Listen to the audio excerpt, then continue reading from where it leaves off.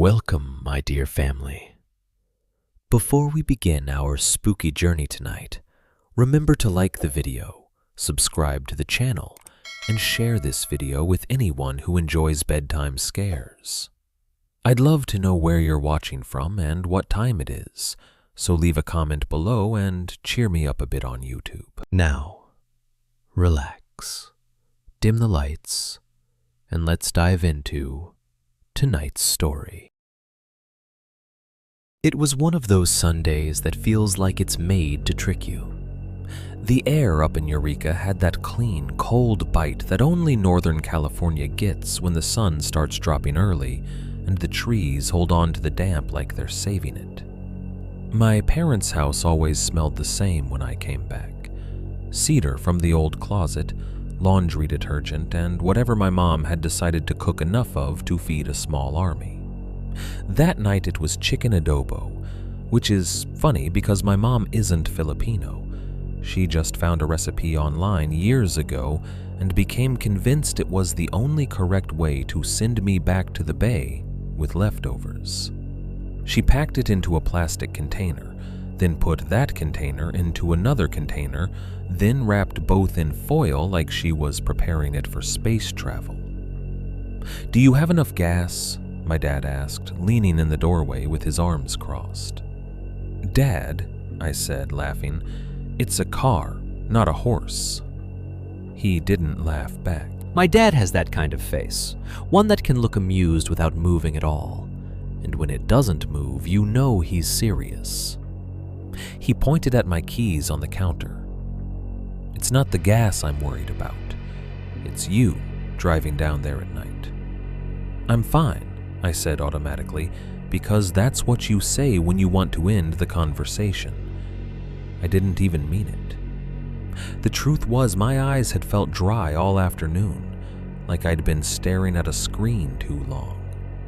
I'd been up since 6, helped my dad haul some boxes from the garage, pretended I wasn't thinking about the early shift waiting for me Monday morning.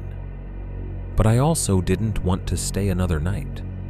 I wanted my own bed, my own apartment, my own silence. My mom came up behind me and pressed the foil-wrapped containers into my arms like she was passing me a fragile thing. She adjusted my collar the way she used to when I was a kid, which made me feel embarrassed and comforted at the same time. "Text us when you get home," she said. "I will." "No, really," my dad added. "When you get home." Like he was worried I wouldn't. I kissed my mom's cheek, pulled my jacket tighter, and stepped outside. The cold hit my lungs like a clean slap. My car sat in the driveway, with a thin layer of dew glinting on the roof under the porch light.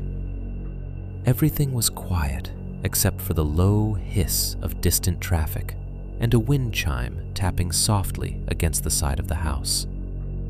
When I opened the driver's door, the interior smell was familiar. Old coffee, fabric seats warmed by years, and underneath it, the faint chemical sweetness of the air freshener clip I kept forgetting to replace. I set the leftovers on the passenger seat, buckled up, and started the engine. The headlights flared against the dark. For a second, I sat there, hands on the wheel, staring at the shape of the road beyond the driveway, like it was already asking something from me. Then I backed out and went. The first part of the drive is always the easiest, because it lets you pretend the rest will be too. You roll down through town, past houses with porch lights on, past the last decent coffee shop, past the gas station where the neon sign buzzes like an insect. The road is familiar in a way that feels almost protective. Then you hit Highway 101 and the world widens and empties. I merged southbound and let the car settle into that steady highway hum. My phone connected to Bluetooth. I tried to put on music, something bright to keep my brain from sinking into the dark, but there was a dead spot and the playlist buffered. I got a few seconds of a song, then nothing but the hiss of radio static leaking through the speakers, thin and restless. I switched to FM, found a station. It was one of those talk shows where two guys argue in circles about something they barely understand. The sound wasn't comforting, but it was human, and that was enough. The coast at night is a different country. During the day, 101 up there is postcard pretty. Blue water, cliffs, redwoods standing like pillars. At night, it's just darkness, and the occasional glimpse of your own reflection in the windshield when a passing sign catches the light. There were stretches where the road cut through stands of redwoods so tall they became walls. Their trunks flashed in and out of my beams like moving bars, and the shadows between them felt deep enough to hold anything. I passed an empty rest stop, just a rectangle of pavement with a few picnic tables, a bathroom building, and no cars. The kind of place that looks harmless in sunlight, but at night feels like a stage set for something that doesn't end well. I checked the clock on the dash. 8:47 p.m. Too late, I thought. Not for the drive itself, for the decision. I should have stayed the night. My parents would have been happy. I could have left at 6 in the morning. Fog or no fog, coffee in my hand, sun on the water. I could have done the whole thing in the daylight and called it a normal weekend. But that was the version of me who made good choices. The version of me driving now had a tight jaw and an early shift and a stupid faith in momentum. The lanes narrowed the farther south I went. Up there, rural 101 stops pretending to be generous. It becomes 2 lanes, one in each direction, with stretches where there's no shoulder, just guardrail and dark space beyond. You don't so much travel through it as you commit to it. At some point, I realized I hadn't seen another car in a while. Not a single set of taillights ahead, not a single headlight coming the other way. Even in the late hours, that's unusual. That road is a vein. There are always trucks, always someone. I told myself they were spaced out, told myself I'd catch up to someone soon. My phone buzzed once, some notification trying to arrive, and then the screen went blank. I tapped it, and the little signal bars in the corner were gone. No service. It shouldn't have bothered me. I knew there were dead zones. But seeing it, in the dark, with my parents' voices still in my head, text us when you get home, made my chest feel tighter than it should have. I set the phone face down in the cup holder and forced myself to focus on the road. A few minutes later, the fog started. At first, it was just a thin smear in the distance, the way fog always looks when it's not yours yet. I'd seen it plenty of times on that coast. Morning marine layer that hangs low over the water, wisps that drift over the roadway, patches that come and go like breath. This wasn't patchy. It moved like something with intent. The fog rolled in all at once, swallowing the road ahead in a way that felt physical.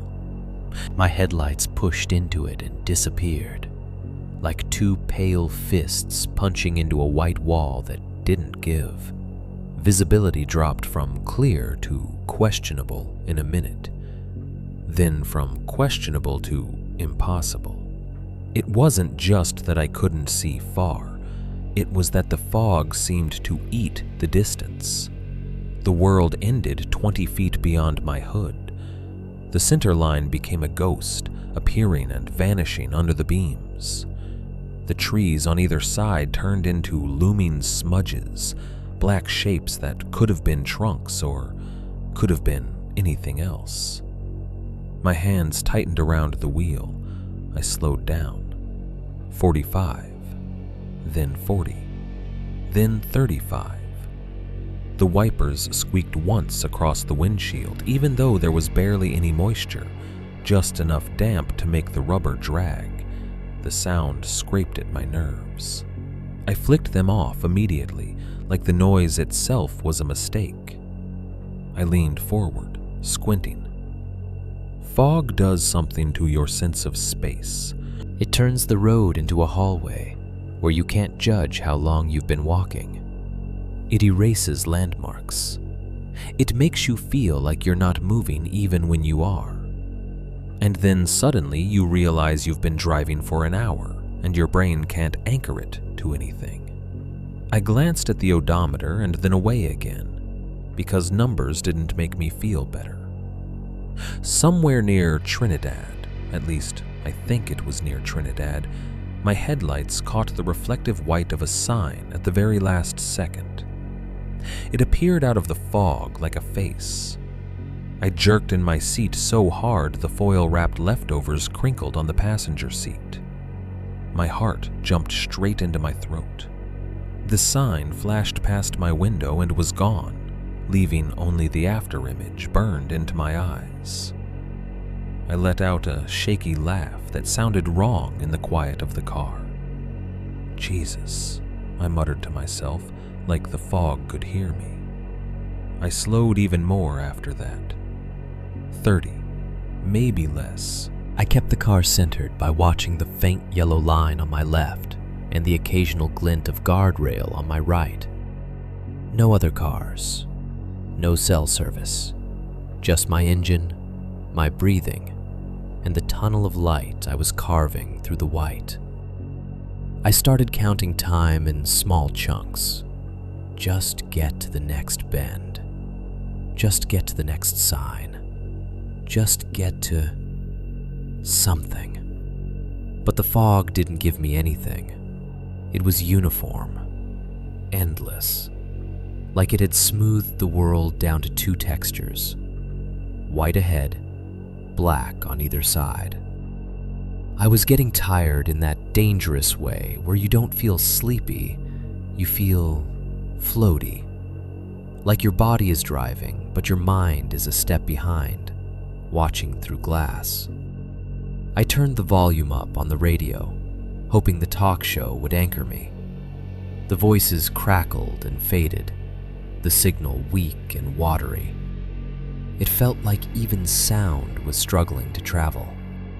The road dipped slightly and then rose. I could feel it more than I could see it. That's when my headlights picked up something on the shoulder. At first, it was just a darker patch in the fog, a vertical smear near the edge of the pavement. It could have been a sign, a post, a tree trunk too close to the road. Then it resolved into a shape that stood out from everything else because it was too straight and too human. A person, standing on the right shoulder, maybe 50 feet ahead, facing the road. My foot came off the gas. The car decelerated smoothly, my body already bracing. I stared, trying to make sense of it through the fog. Dark clothes, tall, still. He wasn't walking. He wasn't waving. He was just there. I remember a thought flickering through my head, quick and instinctive. Don't hit him. Not because I planned to, because in fog like that, things appear too late. Because sometimes people do stupid things on dark roads.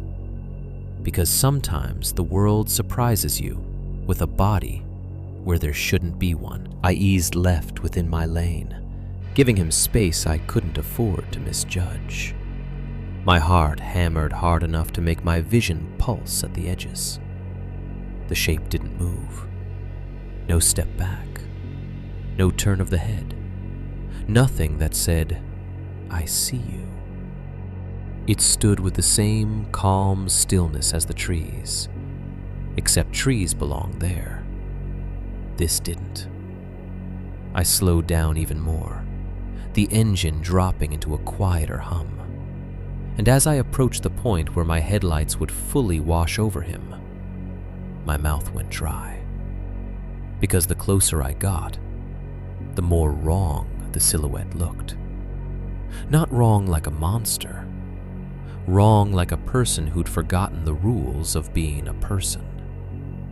Too tall, too still, too perfectly placed at the edge of my road, like someone had set him there and walked away. My fingers tightened until my knuckles ached. I slowed down, because in fog like that, you don't hit what you can't explain. The closer I got, the more my brain tried to fix what I was seeing. Fog plays tricks. That's the first thing people say, and it's true in a harmless way most of the time. Fog can make a mailbox look like a person. It can turn a low bush into a crouching animal. It can steal the edges off things until your imagination supplies them. But this wasn't my imagination building something out of nothing. This was something already there, something the fog was simply allowing me to notice at the last possible second. My headlights washed over him, and the shape snapped into detail. A man, late 20s, maybe 30s, tall enough that his shoulders sat above the guardrail. Dark jacket, dark pants. No reflective gear, no flashlight, no phone glow in his hand. His arms hung straight down like he'd been told to keep them there. He was facing the road, not the direction of traffic like he was waiting for a ride, not turned sideways to step off the asphalt, not hunched with his thumb out. Just facing the lane, square, like he was at the edge of a stage waiting for his cue. I drifted left inside my lane on instinct, as if a few extra feet would protect me from whatever stupid decision he might make. My tires hummed against the wet pavement. My pulse thudded in my ears. The only other sound was my own breath, a quiet, shallow pull through my nose, like I was trying not to be heard. The fog swallowed everything beyond him. Behind him, there was no visible shoulder, no ditch, no road pull-off, just white. As I passed, I turned my head, only slightly, only because my body wouldn't let me do anything else. It felt dangerous to look, like looking was a kind of participation. His face slid into view in the corner of my eye. It wasn't deformed. It wasn't monstrous. There wasn't anything you could point to and say, that's the problem. His skin looked pale under my headlights, but everyone looks pale in that kind of light. His features were ordinary, even forgettable. Straight nose, thin lips, faint stubble shadowing his jaw. If you showed me his picture in a crowd, I don't think I could have picked him out. What made my stomach tighten was his expression. Blank. Not angry, not scared, not dazed. Blank in the way a mannequin is blank. Like his face wasn't reacting because there was nothing inside it reacting. His eyes weren't focused on the car the way most people's eyes would be when a vehicle goes by at 30 miles an hour in thick fog. They were forward, slightly downward, staring at the empty lane like he was watching something approach that wasn't me. And then I was beside him, and then past him, and I realized something that made my skin crawl. He didn't turn his head as I passed, like he didn't need to watch. No flinch at the rush of air, no glance to track my movement, no instinctive recoil when a 2-ton machine slides by in the dark, just stillness. I looked ahead immediately, forcing my eyes back onto the center line, because staying alive suddenly felt like a delicate thing. My hands were slick on the steering wheel. I wiped my palm quickly on my jeans and regretted it because the motion made the car feel less steady. My mind started throwing explanations at me like it was trying to cover something up. Maybe his car broke down. Maybe he ran out of gas and he was waiting for help. Maybe he got turned around and didn't know where he was. Maybe he was drunk. Maybe he was on something. All of those explanations came with a follow-up question my mind didn't want to answer. Then where's the car? If someone's vehicle dies on that stretch, you see it. Even in fog, you'd see the faint shape of it. Hazard lights blinking orange through the white. Tail lights, a dark mass on the shoulder. There was nothing. No hazard lights, no flashers, no reflective triangles, nothing that said normal roadside problem. Also, there wasn't really a shoulder there. Not a real one. Just enough space to make you think you could pull over if you had to, and not enough space to actually do it without risking getting clipped by a truck. My phone sat face down in the cup holder. No service. The radio signal had faded into static again. The talk show voices were gone, replaced by that thin hiss like distant rain. I tried the wipers again for some reason, maybe because I wanted a sound that made me feel in control. They squeaked dry across the windshield. That harsh rubber-on-glass scrape went straight through my teeth. It made my shoulders jump. I flicked them off, and the sudden silence felt worse, like I'd just turned off the only thing making noise in a room that didn't want noise. A few seconds later, I found myself checking the rearview mirror. Fog. The white wall behind me was seamless, unbroken, as if the man had never existed. The only thing visible was the faint glow of my own taillights reflected back at me. 2 red smears in a wet world. I kept looking, though. One glance turned into another, then another. My eyes flicking back as if expecting his silhouette to be running after me. Nothing. That should have calmed me down. It didn't. Because the fear I felt wasn't the fear of being chased. It was the fear of being noticed. Like I'd driven through something I wasn't supposed to see. I focused on the road, repeating little instructions in my head like they were safety rules. Stay centered. Don't speed up.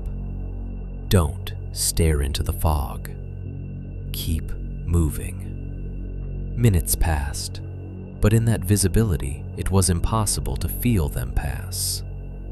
The road became hypnotic. Yellow line, white line, occasional glint of guardrail, then blank again. My thoughts drifted towards sleep in small, dangerous waves.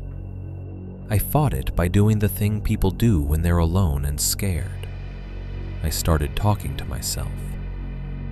"Okay," I said softly, as if I was calming down a nervous passenger. "It's fine. It's just some dude. It's fog. It's late. You're tired. That's all." The sound of my own voice made it feel less like I was the only living thing on the highway. I kept going. Another sign materialized out of the fog at the last second. Reflective white flashing like a knife, and I flinched again, anger rising this time. My body was tired of being startled. "How is there no one else out here?" I muttered. The fog didn't answer. It just kept pressing in, thick and uniform, the headlights shrinking into a narrow tunnel. The world beyond my beams might as well have not existed. And then the thought slid in, quiet and unwelcome. What if he wasn't waiting for help? The man hadn't looked lost. He hadn't looked stranded. He'd looked like a piece of the road, like he belonged there in the same way a guardrail belongs there. You don't ask a guardrail if it needs a ride. You don't ask a mile marker if it's okay. You just pass it and hope it doesn't suddenly move. I tried to laugh at myself again, but nothing came out. My mouth was too dry. I glanced at the clock. 9:20 p.m. Still a long way to Oakland. Still deep in a dead zone. Still no cars. The longer it stayed that way, the more unnatural it felt. Even in rural stretches, you should see something eventually. Tail lights, headlights, the faint glow of a truck's running lights. Anything. Instead, I felt like I was driving in a pocket of the world that had been cut off. My brain came back to the same question, stubborn and sharp. Why was he standing there? I pictured turning around, pulling off where the road widened enough to safely U-turn, rolling my window down and calling out, "Hey, are you okay? Do you need help?" Like some decent person would. I pictured him stepping into my headlights again, standing there in the fog and turning his face toward me. And for no reason I could explain, that image made my stomach flip so hard I felt nauseous. I didn't want to hear his voice. I didn't want him to respond. I didn't even want confirmation that he was real, because once you confirm something like that, you own it. You carry it. So I kept driving. The justification came quick, because cowardice loves logic when it can get it. I told myself it wasn't safe to stop on that road in thick fog. I told myself it wasn't my responsibility. I told myself there were better equipped people to handle whatever that was. I told myself I was being dramatic. My heartbeat slowed a little as the minutes passed and nothing else happened. The fog stayed thick, but my eyes adjusted to the tunnel of visibility. My shoulders loosened enough that they stopped aching. The man began to feel like a weird moment I'd already survived. A story I might tell someone later with a laugh. "You'll never believe this creepy guy I saw on 101. I started to believe my own rationalizations. I started to think maybe the blankness in his face was just my brain, filling in detail it couldn't actually see. Maybe he'd been looking down at a phone and I'd missed it. Maybe the fog made him seem still when he wasn't. It was easy to believe that, because believing it meant the road was normal again. And then, 10 minutes later, maybe less because time in fog is a lie, I saw a shape on the shoulder ahead. Same height, same stillness, same dark clothes. My chest tightened so hard, it felt like my ribs had shifted. At first, I tried to force it into a different shape. A sign, a tree, anything else. My eyes blinked hard, like I could scrub the image away. But the closer I got, the more the fog gave it back to me in pieces. A man, standing square to the road, hands down, facing me. And the moment I recognized the posture, the truth landed with a sick weight. It was him. I told myself I was being dramatic. Then I saw him again. For a second, my brain refused to accept it. It tried to do what it had done the first time: smooth the edges, blame the fog, insist on a harmless explanation. But this time, the shape was too familiar. The stance was too exact. The posture hit my memory like a stamp. The man stood on the shoulder, the way a warning sign stands on the shoulder. Upright, placed, unwavering. Except now, he was on the left. That detail should not have mattered as much as it did, but it did, because it made everything instantly impossible. The first time he'd been on the right, close enough to the guardrail that I'd drifted left to avoid him. Now he was on the other side of the road, on the opposite shoulder, in the lane that belonged to oncoming traffic. Except there was no oncoming traffic. There was nothing. There was only me. My mouth went dry in one breath. I swallowed and it did nothing. My tongue felt thick. The inside of my cheeks felt hot. I could hear my pulse pounding in my ears, louder than the engine, louder than the tires, like my body had turned the volume up on itself. There were no cross streets out there, no driveways, no lit intersections where someone could cut across and appear ahead of you. And even if there had been, he would have had to move. He would have had to walk, jog, run, do something that would make him a person in motion. But I hadn't seen a single moving thing for miles. No taillights, no headlights, no passing cars, no brake lights fading into the fog ahead. Just that. Him. Again. I tightened my grip on the wheel without meaning to. My fingers ached. The leather felt slick. I wasn't sure if it was from condensation in the car or sweat on my palms. Probably both. I kept telling myself the most rational explanation. Two different people, sure, fine. Two guys, same height, same clothes, both standing in the exact same rigid posture on opposite shoulders of the highway in the middle of nowhere at night in thick fog. Both facing the road like statues, neither signaling for help. That explanation didn't soothe me. It made me angrier at my own brain for offering it. I approached slowly, my eyes locked forward, and then, because I'm human, and humans do dumb things when they're scared, I glanced sideways, just for a fraction of a second, just enough to confirm. It was the same face. Not because I could describe it in detail, fog steals detail, but because the blankness was the same. The pale, ordinary features lit by my headlights, the expression that didn't seem connected to thought or emotion. The shape of his mouth was relaxed, not tense. His jaw wasn't clenched. His brow wasn't furrowed. If someone had snapped a photo of him and shown it to me in a police lineup, I might not have been able to pick him out. But in that moment, I knew him the way you know a song you've heard twice in one night.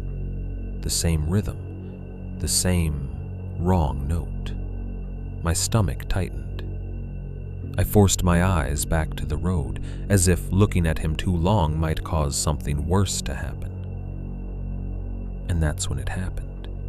Not gradually, not slowly, not with any warning. The moment my car drew parallel with his position, when his face would have been aligned with mine if he turned his head, he snapped his gaze directly at me.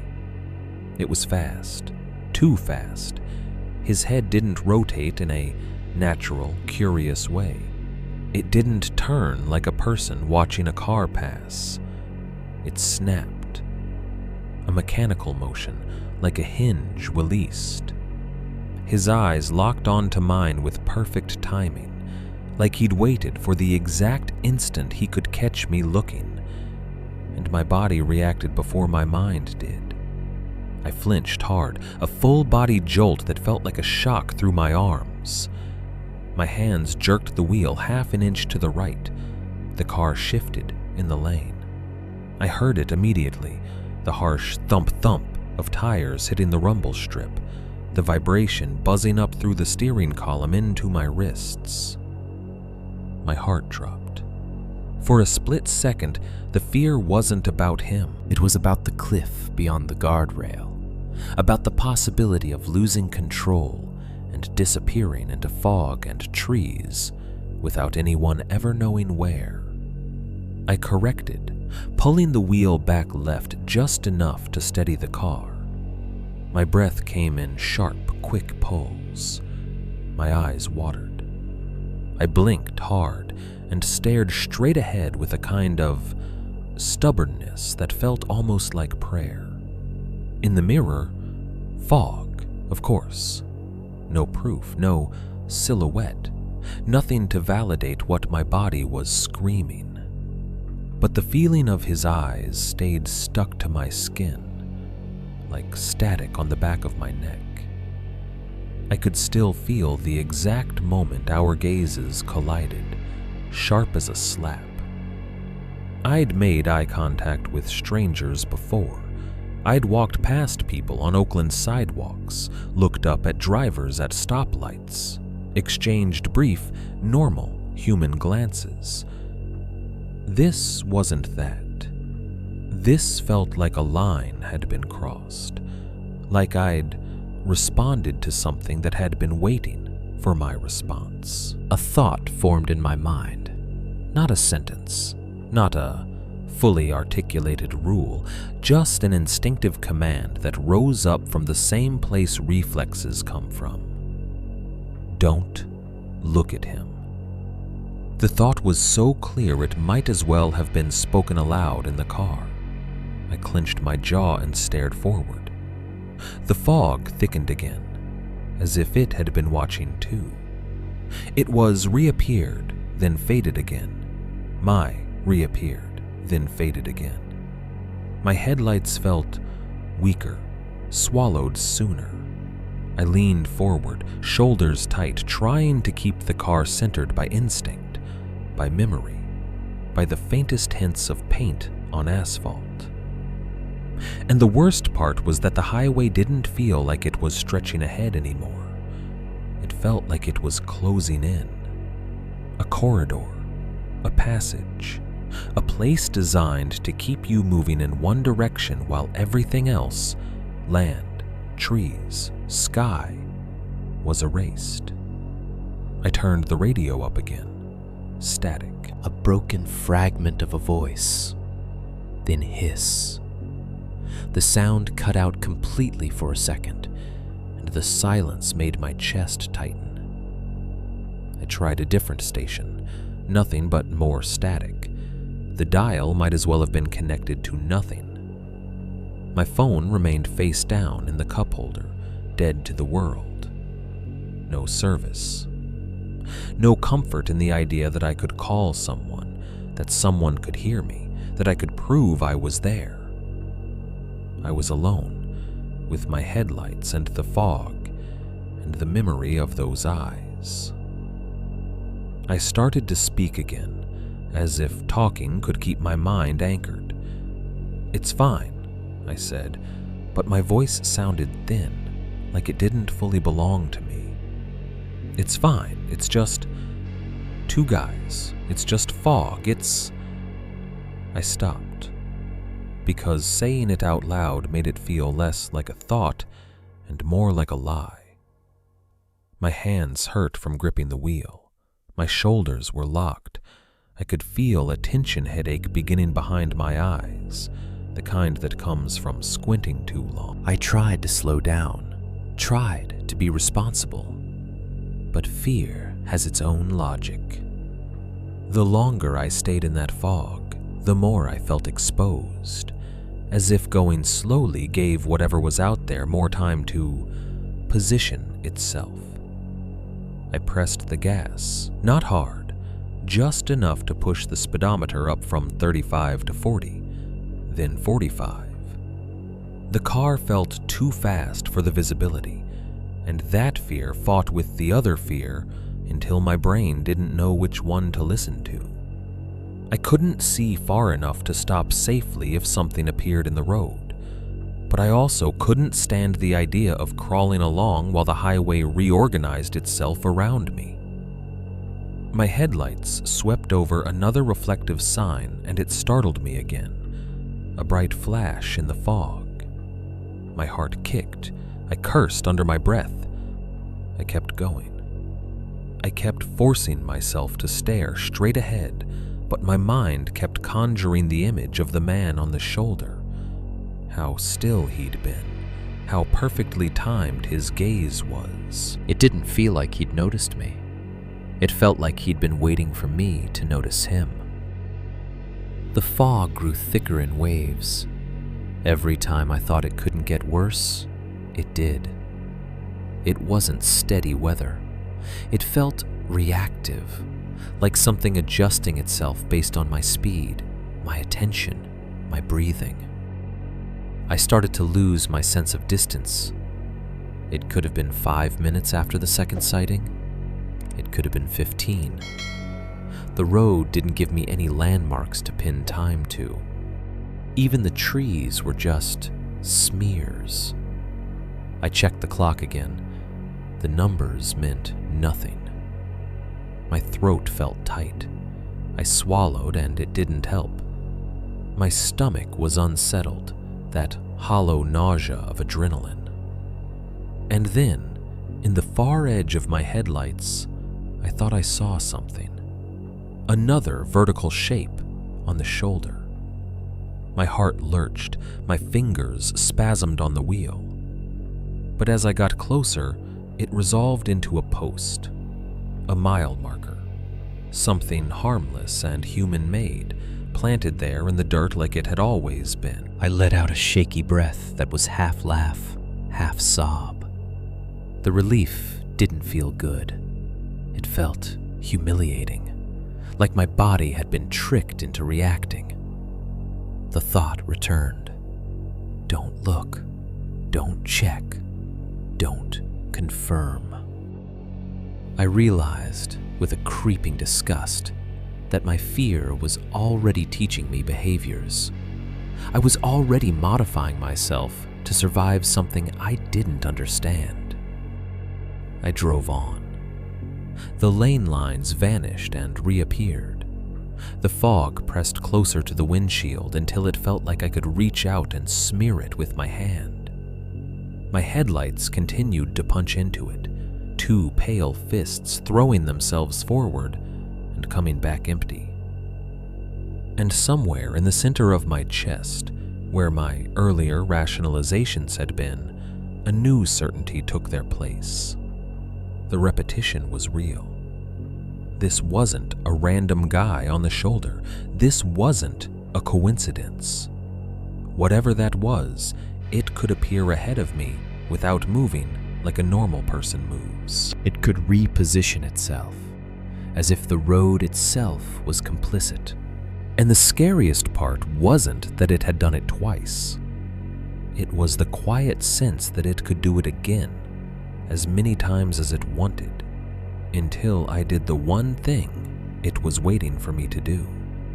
I didn't know what that thing was yet, but my body knew enough to keep staring straight ahead, eyes burning, jaw clenched, hands locked to the wheel, like if I held on tight enough I could keep the world from shifting. The fog thickened until the road became a narrow strip of paint and faith. And as I pushed the speed up again, too fast for what I could see, driven by a panic I couldn't rationalize, I understood something about that night that I wouldn't fully admit to myself until much later. Fog doesn't just hide things. It rearranges them. The fog didn't stay the same. It thickened in a way that felt less like weather and more like pressure. Like something leaning its weight onto the windshield. The tunnel of visibility narrowed until I could barely see the paint beneath my tires. The world beyond my headlights wasn't just hidden, it was gone. I tried to keep my breathing steady, but my chest kept tightening in quick, involuntary squeezes. My hands ached from gripping the wheel. Every few seconds I had to remind myself to blink. My eyes were burning, dry from staring into white glare. And the dryness made everything feel unreal, like I was awake inside a dream. The worst part was how the fog changed the light. My low beams pushed forward, weak and pale, and then dissolved. So I flicked on my high beams without thinking, just a fast, desperate reaction, like turning up a volume knob. Instant mistake. The high beams didn't cut through. They backfired. The fog lit up all at once, a bright, uniform wall that filled my entire windshield with glowing white. It was like driving directly into a floodlight. The road vanished. The edges vanished. The center line vanished. All I could see was my own reflection, faintly hovering in the glass. My face tense, jaw clenched, eyes too wide. I swore and snapped the high beams off again. The world returned in a smaller, darker tunnel, but the afterimage of that white flare stayed burned into my vision. It floated in front of everything like a ghost overlay. "Okay," I muttered, more to keep my voice from disappearing than to comfort myself. Okay. The highway narrowed further. Either it truly narrowed, or the fog made it feel that way. Guardrail glinted close on my right, silver segments flashing in and out of my beams. On the left, the opposing lane was just blackness and faint paint, like a line drawn on the edge of a void. I couldn't pull over. There was no safe shoulder, no wide turnout, just a little strip of pavement that looked like it could fit half a tire before the guardrail or the drop beyond it took over. That's what made this stretch so nasty in daylight and terrifying at night. You either kept moving or you stopped in a place where you might not be seen. I slowed again, but even that felt wrong. It felt like hesitation. Something about the earlier encounters, those two identical appearances, had left a residue in my mind. A primitive part of me had decided the fog wasn't neutral. It wasn't simply obscuring things. It was arranging them. I kept thinking of the head snap, the eye contact, the perfect timing. My body was still braced for the moment something else would appear at the edge of my headlights. And then it did. At first, it wasn't even a shape. It was absence. An area where the fog looked slightly darker, as if a piece of it had been cut out. My brain registered it the way you register a pothole. Not by what it is, but by the way the world changes around it. Then my headlights hit it fully, and the darkness resolved into a person. Not on the shoulder, not at the edge, dead center in my lane, standing in the middle of the road like he owned it. My whole body seized. A cold shock ran from my scalp down my spine to my hands. I slammed the brakes. The seatbelt bit into my collarbone and shoulder hard enough to hurt. The coffee cup in the holder lurched. Hot liquid sloshed over the rim and splattered onto my right hand. I didn't even feel the heat at first, just the wetness, the sudden, messy reality of it. My tires hissed on damp asphalt and the car shuddered to a stop. The engine idled loud in the silence, a steady, mechanical breathing. I sat there, frozen, hands shaking on the wheel, staring at the figure 10, maybe 15 feet ahead. In fog that thick, it might as well have been inches. He wore a hood. Not a hoodie like someone out for a jog. This looked heavier, darker, like a jacket pulled up against cold. The hood covered his head so completely I couldn't see his face, only the vague shadow where it should be. And he didn't move. He didn't raise his arms. He didn't step aside. He didn't react to the car stopping inches from him with its headlights blasting his chest. He just stood there. The fog swirled gently around him, and that was the only indication the world was still alive. My first instinct was the normal, reasonable one. This is a person. People respond to danger. I honked. The horn sounded loud and ugly in the fog, but it didn't echo the way it should have on an open highway. The sound felt swallowed, absorbed by the white around us. No reaction. I honked again, longer this time. My hand was trembling so hard the pressure came out uneven. Still nothing. I lowered my window an inch, just enough that cold, wet air slid inside like a hand. The fog smelled like salt and damp earth. "Hey!" I shouted, my voice cracking. "Move!" The word vanished into the fog. The figure's posture didn't change. No flinch, no tilt of the head, no sign he'd heard me at all. My throat tightened. I swallowed hard and tasted stale coffee on my tongue. The inside of my mouth felt like cotton. I flashed my brights at him. The fog exploded into that glowing wall again, and the figure became a dark cutout inside it. For a second he looked unreal, like a cardboard silhouette pasted on the windshield. I flicked the brights off, then on again, then off again. 3 quick flashes, like a signal, like a test. Nothing. The hooded shape remained fixed. And then I noticed something that made my skin crawl. He wasn't completely still.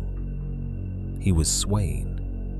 Not the way a person shifts their weight when they're tired, not the way you rock on your heels when you're cold. This was subtle and slow, a gentle forward and back motion, like something hanging from a string in a draft.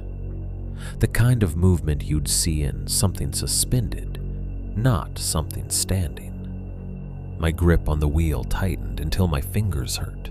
My wrist began to cramp. I forced myself to breathe through my nose, but the air felt too cold and too wet, and it made the inside of my chest ache. My mind raced through options and rejected them as fast as they formed. Drive around him. The lane was narrow, the fog thicker than ever, and the guardrail too close. Swerving without seeing what was beyond him felt like steering into an unseen wall. Get out and confront him. My stomach clenched at the thought. The moment the idea appeared, my body reacted like it already knew that was the wrong answer. Wait. Wait for what? For him to move? For another car to appear and help? There hadn't been another car for miles. Call someone. No service. The hooded figure continued to sway slightly, a calm motion that made my pulse spike higher because it looked like patience, like he could stand there all night. My thoughts slid back to the man on the shoulder, how he hadn't turned his head, how he'd caught my eyes when he wanted to. The repetition, the careful timing. A sick realization formed. This wasn't random. This wasn't a drunk guy wandering into the road. This was a deliberate stop, a roadblock. My breathing turned shallow. I could feel my heartbeat in my fingertips. I glanced down, half expecting to see my hands vibrating. They were, just barely. I honked again, one last desperate blast. The figure did nothing. The fog did nothing. The world held its breath. I shifted in my seat, trying to see around him, trying to find any hint of what was beyond. But there was only white, like the highway ended at his body. My eyes started to water, from strain or panic or both. I blinked hard. The tears made the headlights smear into brighter halos on the glass. A thought crept in, cold and clear. He wants you to get out. It wasn't a belief, not yet. It was an instinctive dread, the way you know a stove is hot without touching it. I stared at the hooded figure and tried to force my brain back into rationality. I tried to imagine an innocent explanation. Maybe his car had crashed ahead in the fog and he was trying to stop traffic. Maybe he was in shock. Maybe he couldn't move. Maybe he was hurt. But none of those explanations matched the stillness. None of them matched the sway. None of them matched the way my body was reacting, as if it recognized danger at a level deeper than thought. My right hand hovered over the gear shift. My left hand stayed locked on the wheel. I looked left and right again. The fog was brighter directly in front of me, where the headlights hit it. At the edges of that cone of light, it dimmed into gray. The guardrail glinted close. The opposite lane was empty. If I tried to squeeze around him, I'd have to cross into the oncoming lane. In normal conditions, that would be reckless. In this fog, it felt like suicide. But sitting here felt worse. Because the longer I sat still, the more convinced I became that stillness was what he wanted. That stopping wasn't a safety measure. It was the trap. My shoulders rose around my ears. I forced them down. My neck hurt. The muscles along my spine felt like rope pulled too tight. I tried one more time, one last attempt to be a normal person in a normal situation. I lowered the window a bit more. Cold fog poured in, dampening my sleeve. "Get out of the road," I said, slower, louder, trying to sound like a human being instead of a frightened animal. "You're going to get hit." The sentence sounded absurd the moment it left my mouth. "You're going to get hit." By who? Me? The only car on the highway? The hooded figure swayed gently, still not reacting, still not acknowledging. My stomach turned. I could taste metal at the back of my throat, that sharp flavor adrenaline brings, like my body had started to poison itself for speed. I made the decision the way people make decisions when they're trapped. Suddenly, violently, without fully understanding why. I put the car in reverse. The backup lights glowed red against the fog behind me. The camera on my dash screen flickered, grainy white with faint lines of the road. I turned my head and looked over my shoulder anyway, because mirrors and screens can lie. And as my eyes found the rearview mirror, my blood went cold. There was someone behind me. Not a car, a person. A dark figure, partially swallowed by fog. Close enough that I could make out the shape of shoulders, the slope of a head, the way the body leaned forward as it approached. Approaching my trunk, approaching me. My breath caught like I'd swallowed ice. I didn't even have time to think of a word to say. The scream that tore out of me was pure reflex, my body rejecting what my eyes had just confirmed. I looked in the rearview mirror, and someone was already there. For one frozen second, my mind tried to reject what my eyes were showing me. A person behind my car, in fog so thick I couldn't see 20 feet, close enough that the shape wasn't just a blur. It had edges, shoulders, arms, a head tilted slightly down, like it was trying not to be seen through the rear window. And then the figure moved, and that broke whatever flimsy denial my brain had been building. It crept closer.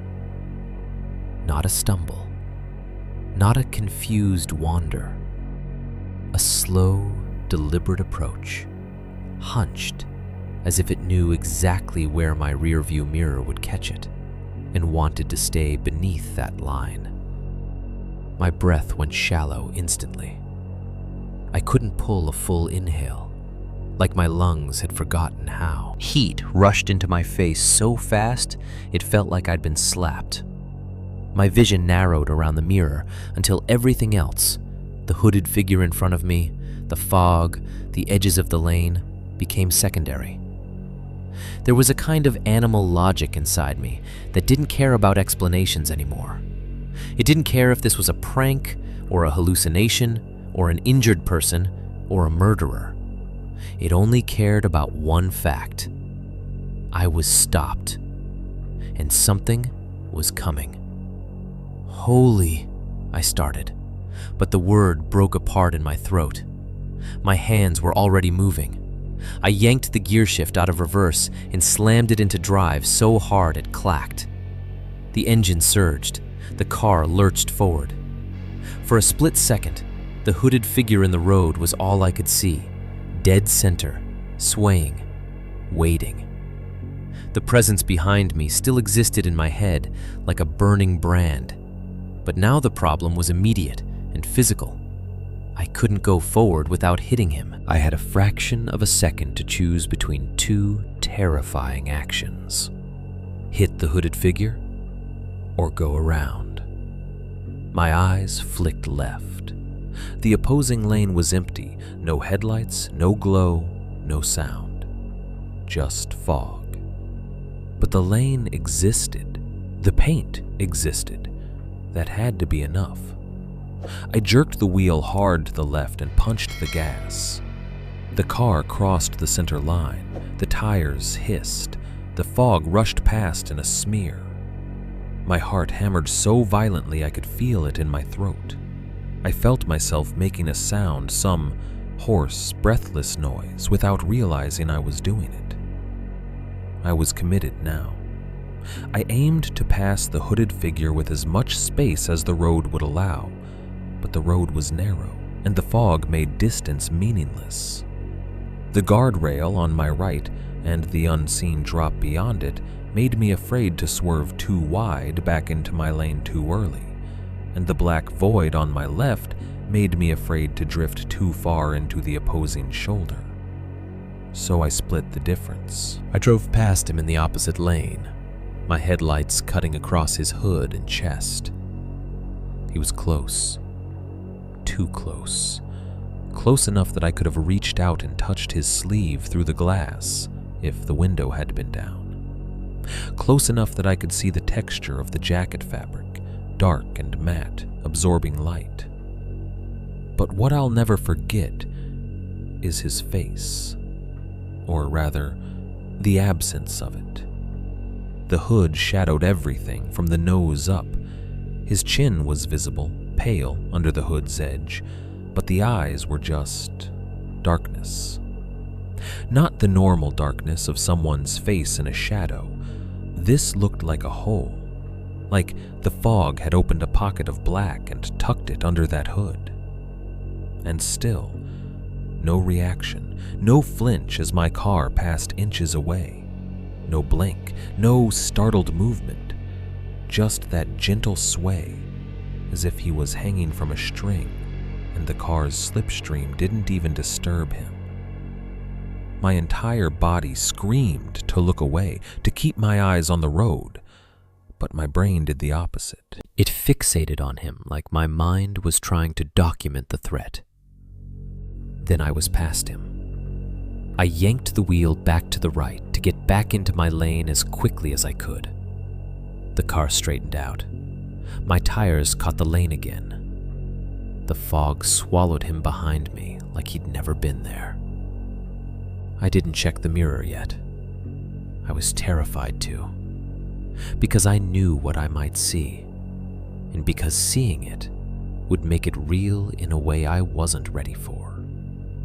But instinct forced me anyway. That same human compulsion to confirm danger, to locate it, to measure it. I glanced. The rear view mirror showed only fog.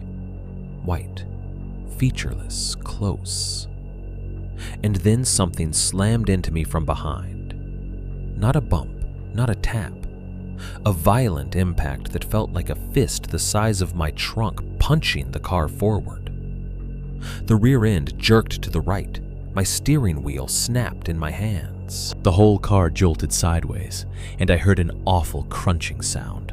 Metal on metal, plastic shattering, something grinding like teeth. My wrist slammed against the wheel, hard enough that pain flashed white in my arm. I bit down without meaning to, and tasted copper instantly. The taste flooded my mouth, sharp and warm. Blood. My own tongue, cut between my teeth.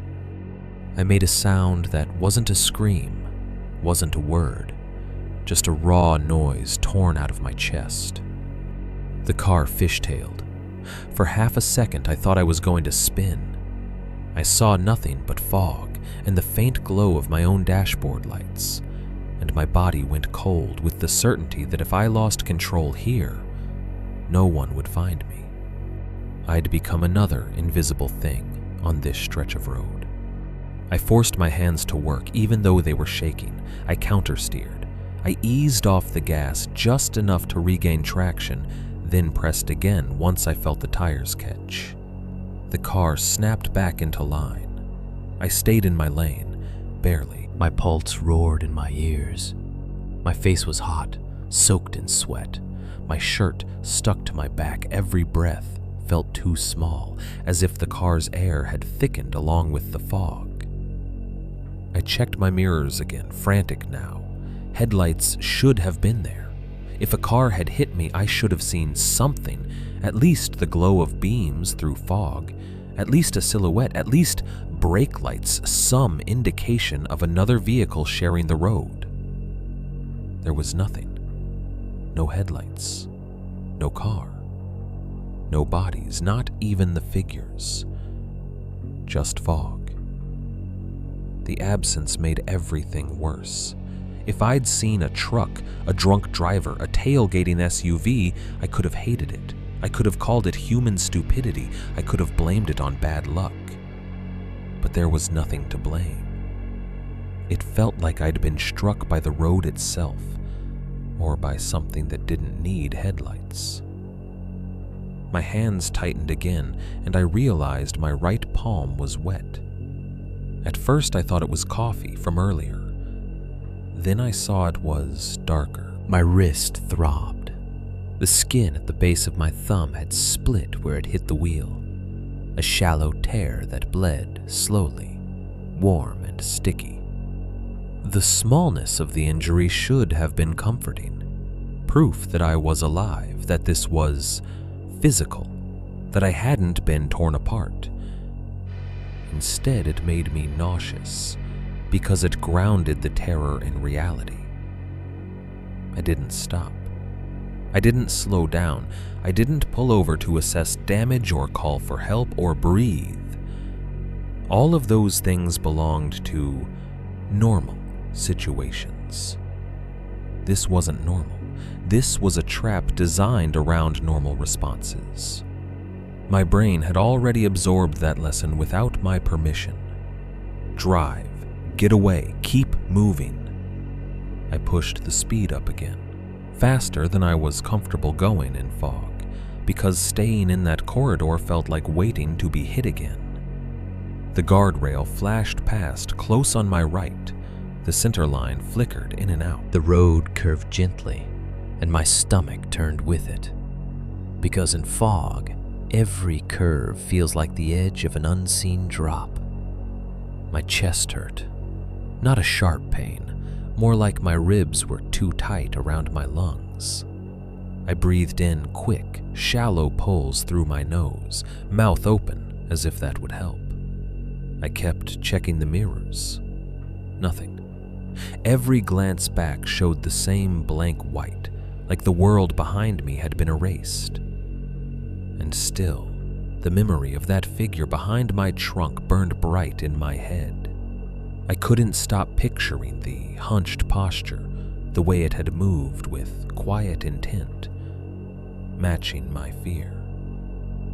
I tried to make myself think of something else. My apartment, my bed, the leftovers on the passenger seat. The idea of texting my parents, of writing "made it," and making this whole night a story instead of a warning. But my mind kept circling back to the same horrifying logic. 2 figures, one in front, stopping me, one behind, approaching. Boxed in. And then the impact. Violent, exact, timed for the moment I escaped the roadblock. Like something punished me for not staying still. My throat tightened again at that thought. The fog began to thin so suddenly that at first I didn't trust it. It didn't lift in a gradual way like weather should. It broke.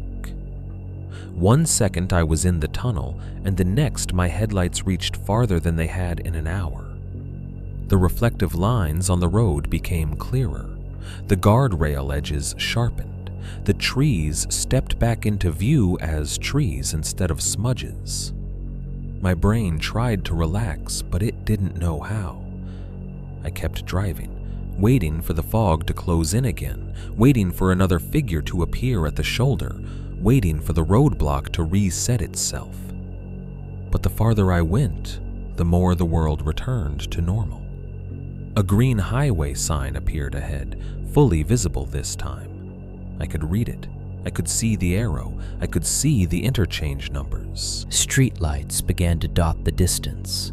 Small golden points, like civilization trying to reassert itself. And then, finally, I saw another car. A pair of taillights, far ahead, steady and ordinary. The sight almost made me cry. Not because I was relieved, though I was, but because it made the last stretch feel like it had happened in a different universe. One that existed only for me and then snapped shut.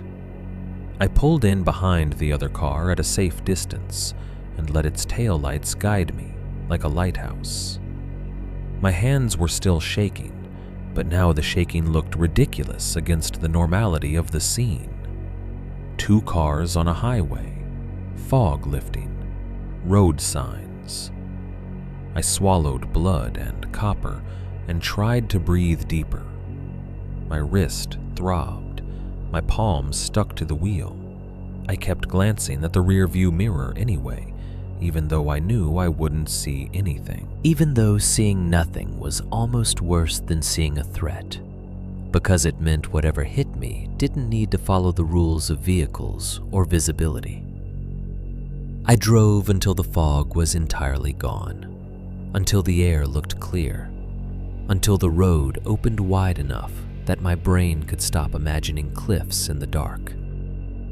And when it finally did, when I finally crossed that invisible boundary, the sudden normality made my stomach twist, because it was too clean, too abrupt, too perfect.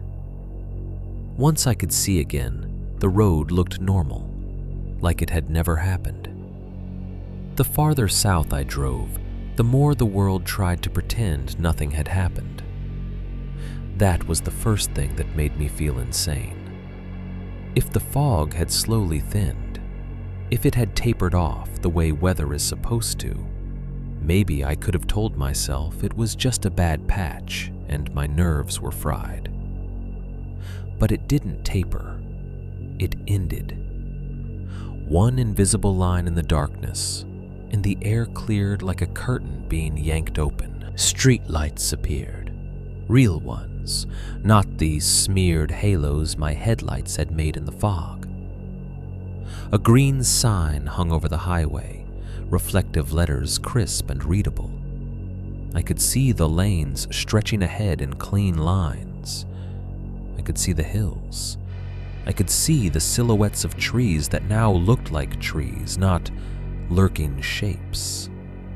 Even the radio came back, the talk show host's voice returning like he'd never been gone, mid-sentence, as casual and annoying as a coworker who didn't notice you'd just survived something. Normal traffic returned in pieces. A pair of taillights ahead, a semi in the right lane, its red running lights steady, unbothered. A car in the opposite direction, headlights cutting by with a polite, ordinary whoosh. I kept expecting the world to glitch again, kept waiting for the fog to flood back in, to swallow the highway and trap me in that corridor. But it didn't. Every mile that passed in clear air made the last stretch feel further away, less real, like a dream losing its grip. My breathing slowed, my shoulders unclenched one muscle at a time. I realized my jaw hurt from being clenched for so long. When I swallowed, the copper taste of blood was still there, metallic and warm at the back of my tongue, and it made me nauseous again. I hadn't even noticed when I bit myself hard enough to bleed. My wrist throbbed, a dull pulse that synced with my heartbeat. I flexed my fingers carefully. My grip had been so tight it felt like my hands belonged to someone else. Okay, I thought, okay, you're out. The problem was, out didn't automatically make it make sense. My mind started doing that thing it does when survival mode ends, when the adrenaline drains and leaves you with a terrible clarity.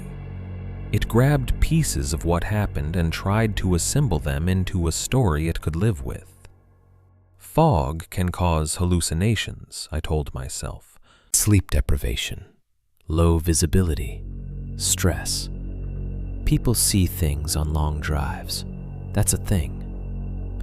I had been up early. I had been working all weekend around my parents' place. I had driven for hours, staring into a white wall.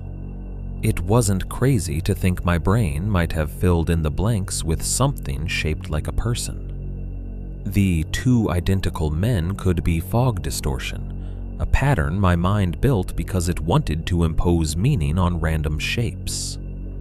The hooded figure in the road, same thing. A shadow, a sign, a post, a trick of angles. The creeping figure behind me, that one I had a harder time with. That one had been so clear, so close, so undeniably human-shaped. But I tried anyway. Rear-view mirrors distort, I thought. Your brain was panicking. You were looking into fog lit by your own backup lights. And the impact? That, I decided, could be explained by something else entirely. Maybe when I swerved, I clipped a guardrail post. Maybe I hit a mile marker at an angle. Maybe the rear end slid and caught something hard. In fog, I might not have realized exactly what I hit. That explanation comforted me, because it meant there hadn't been another thing behind me. It meant the world was still normal. It meant I didn't have to consider the possibility that something had touched my car from behind in the darkness and then disappeared. As I neared Oakland, the city lights spread across the horizon like a warm, familiar bruise. The Bay Area at night is never fully dark. There's always glow, always movement, always sound. Even the air smells different. Less wet, more like concrete and exhaust. I took the familiar exits, merged with normal traffic, obeyed normal signals. The routine was soothing. My body wanted to file the entire night away as a scary moment I'd overreacted to. By the time I pulled into my apartment lot, I almost believed my own story. The lot was half full, a few cars tucked into their usual spaces. A security light on the corner of the building buzzed faintly, attracting moths. Someone upstairs was watching TV. I could hear the muffled laugh track through an open window. The normality was so thick, it made me feel embarrassed for being scared. I parked in my spot and shut the engine off. The sudden quiet rang in my ears. For a second, I sat there with my hands still on the wheel, staring at my own reflection in the windshield. I looked pale in the overhead light. My eyes were red from strain. My hair was slightly damp from sweat and fog condensation that had seeped into the car. I reached for my phone. Still no service icon, now replaced with full bars, as if it wanted to remind me that the dead zone had been real. I had a few missed notifications. Nothing urgent. The world had continued without me. I grabbed my keys. The metal was cold. I held them too tightly, the teeth pressing into my palm, and I didn't relax my grip even when it hurt. I gathered the leftovers from the passenger seat, the foil crinkling loudly in the quiet. When I opened the door and stepped out, the air in the lot felt dry compared to the coast. It smelled like asphalt, old garbage near the dumpster, and the faint sweetness of someone's laundry venting from a dryer. I walked around the front of the car, half out of habit, half because I needed to move. And then, as I came around the rear, the lie I'd built collapsed in a single breath. My rear bumper was destroyed. Not scratched, not scraped, destroyed. A massive dent ran almost the entire width of it, an ugly concave bow that looked like the car had been punched by something broad and heavy. The plastic casing had split near one corner, spiderweb cracks radiating out like shattered ice. Beneath it, the metal reinforcement was crumpled in on itself, warped like a cheap can crushed by a boot. I stood there, leftovers clutched to my chest, keys biting into my palm, and stared. My stomach dropped so hard it felt like my insides shifted. Because damage like that doesn't happen from brushing a post. Damage like that happens when something hits you hard from behind.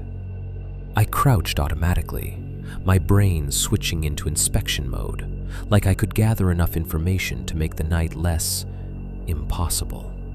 I ran my eyes along the dent. I expected to see streaks of paint transfer from another car. White, black, red, anything that would tell me what had hit me. There was none. The bumper was scuffed, yes, but not in a way that made sense. There were no long scrape lines, no matching color, no pattern of impact that looked like metal on metal with another vehicle. It was as if something had slammed into me and then lifted away without leaving its signature. I leaned closer, squinting at the split seam where the plastic had cracked. And that's where I saw something that made my throat tighten. Inside the seam, tucked along the torn edge like grime that had been pressed in, was a thin smear of dark, wet grit, almost black like coastal mud. Not dry dust, not road dirt. Wet grit, clumped and heavy, the kind you get when you step in a tide pool and it sticks to your shoe. I touched it without thinking. It was damp. My fingertip came back with a smear that looked almost oily in the security light. I rubbed it between my thumb and forefinger. It had a fine, sandy texture, and it smelled faintly of something mineral and cold. The coast. But I was in Oakland. The ground around me was dry. The lot hadn't been washed. It hadn't rained. My pulse began to climb again, the calm I'd forced into place cracking like ice. I stood up too fast and the world tilted slightly. I steadied myself with one hand on the trunk. My wrist pain flared. When I looked down, I saw the shallow split in my skin where my wrist had slammed the wheel. The blood had dried into a dark, sticky line. I stared at it, stupidly, as if the injury might explain everything. It didn't. My brain tried to retreat again, tried to shove the fear back into a manageable box. Okay, You hit something, it insisted. You clipped a marker. You reversed into a post.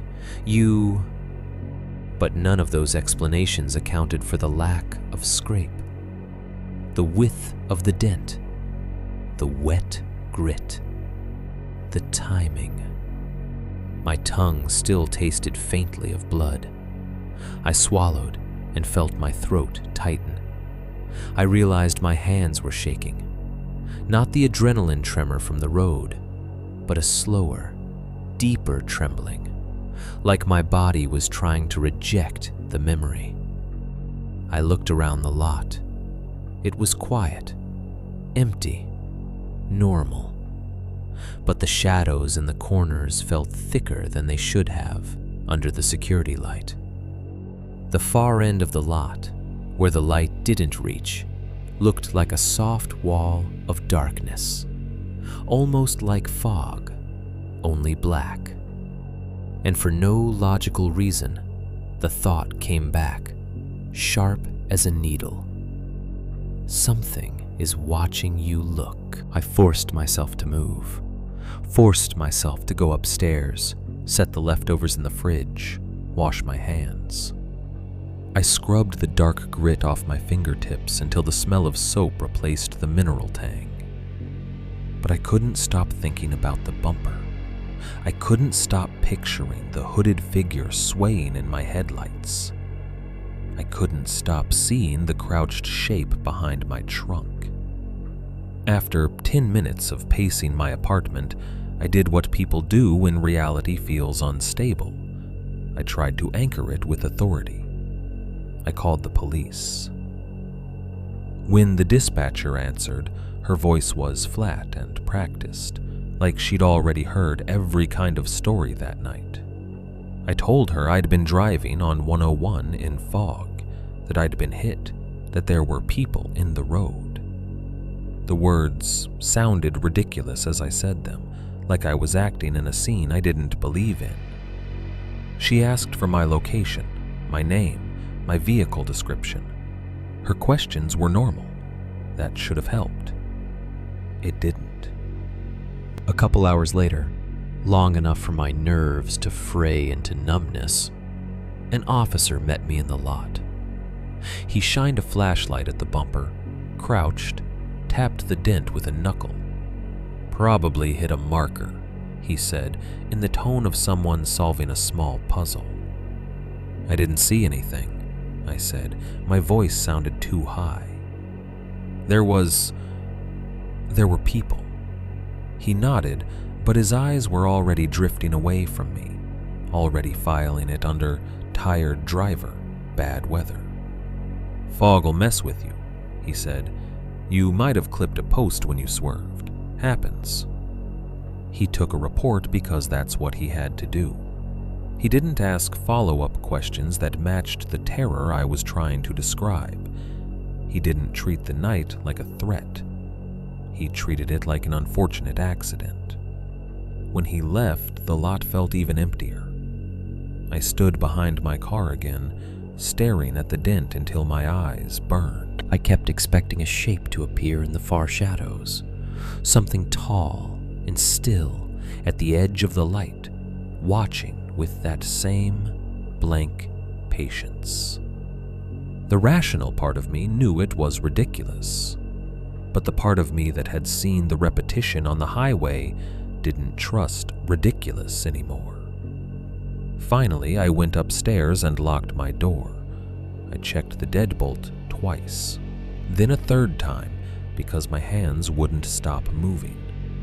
I placed my keys on the nightstand and stared at them for a long moment, as if they were the only solid thing in a world that could rearrange itself in fog.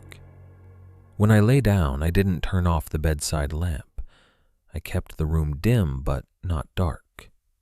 My heart was still beating too fast, my skin still prickling like I'd stepped out of cold water.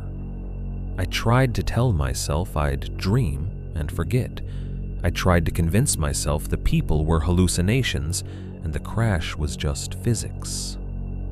But the dent in my bumper was real, and it sat downstairs like a silent witness. I slept with my keys in my fist, like metal could keep a promise. The next morning, the world looked insultingly normal.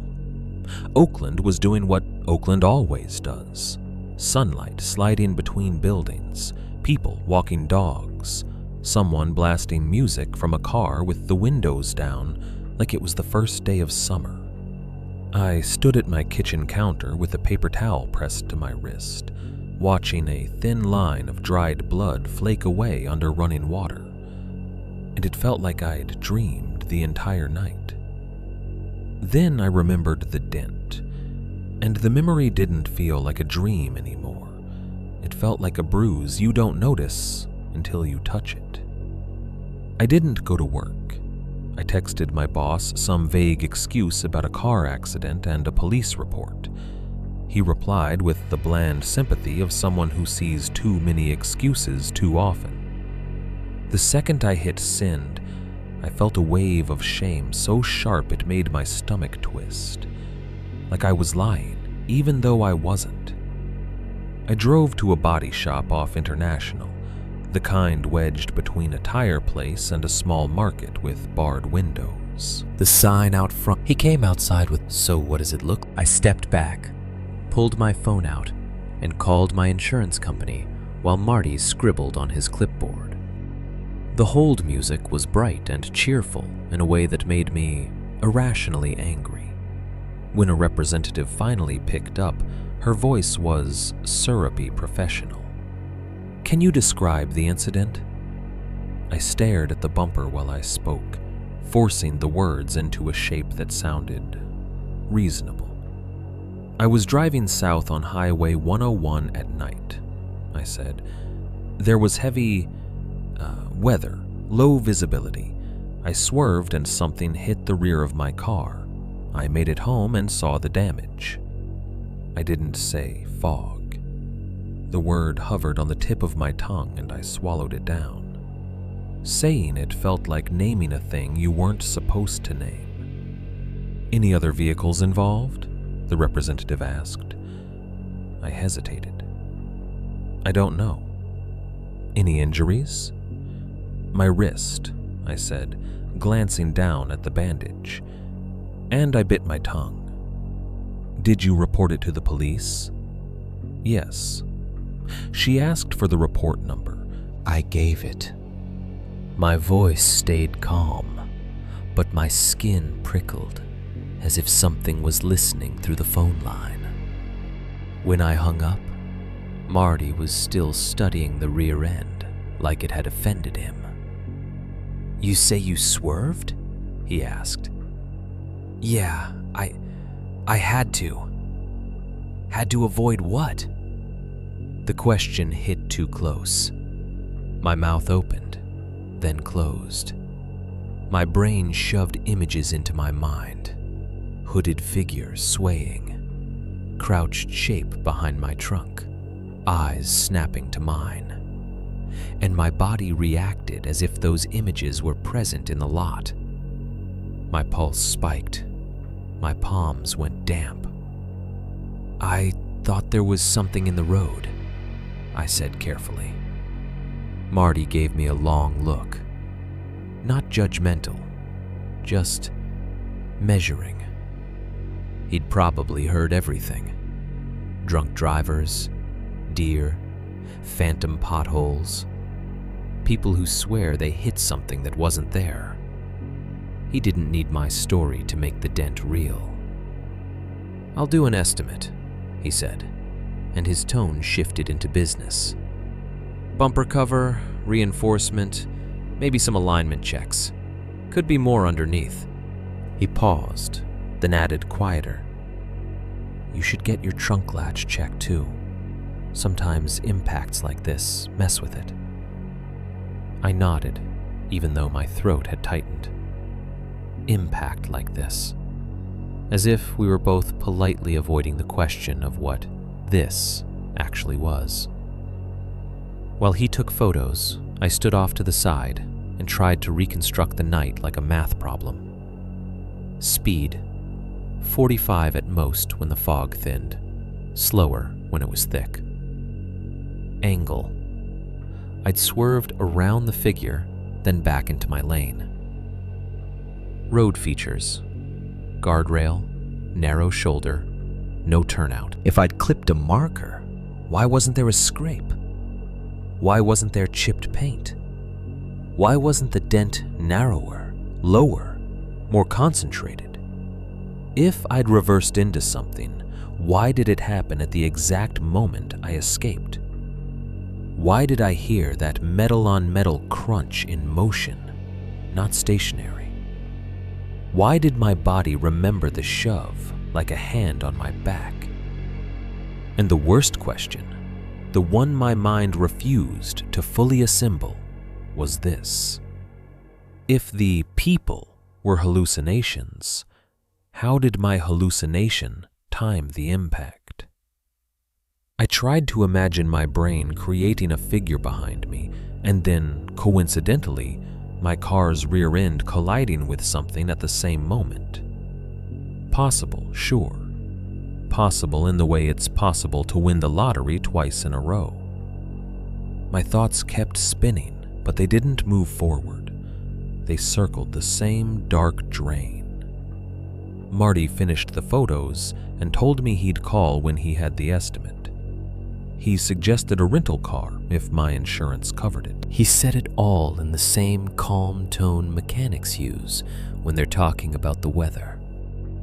I drove home slower than I needed to, hyper-aware of every sound the car made. Every small rattle sounded like the beginning of another crunch. Every shadow at the edge of my vision made my shoulders tighten.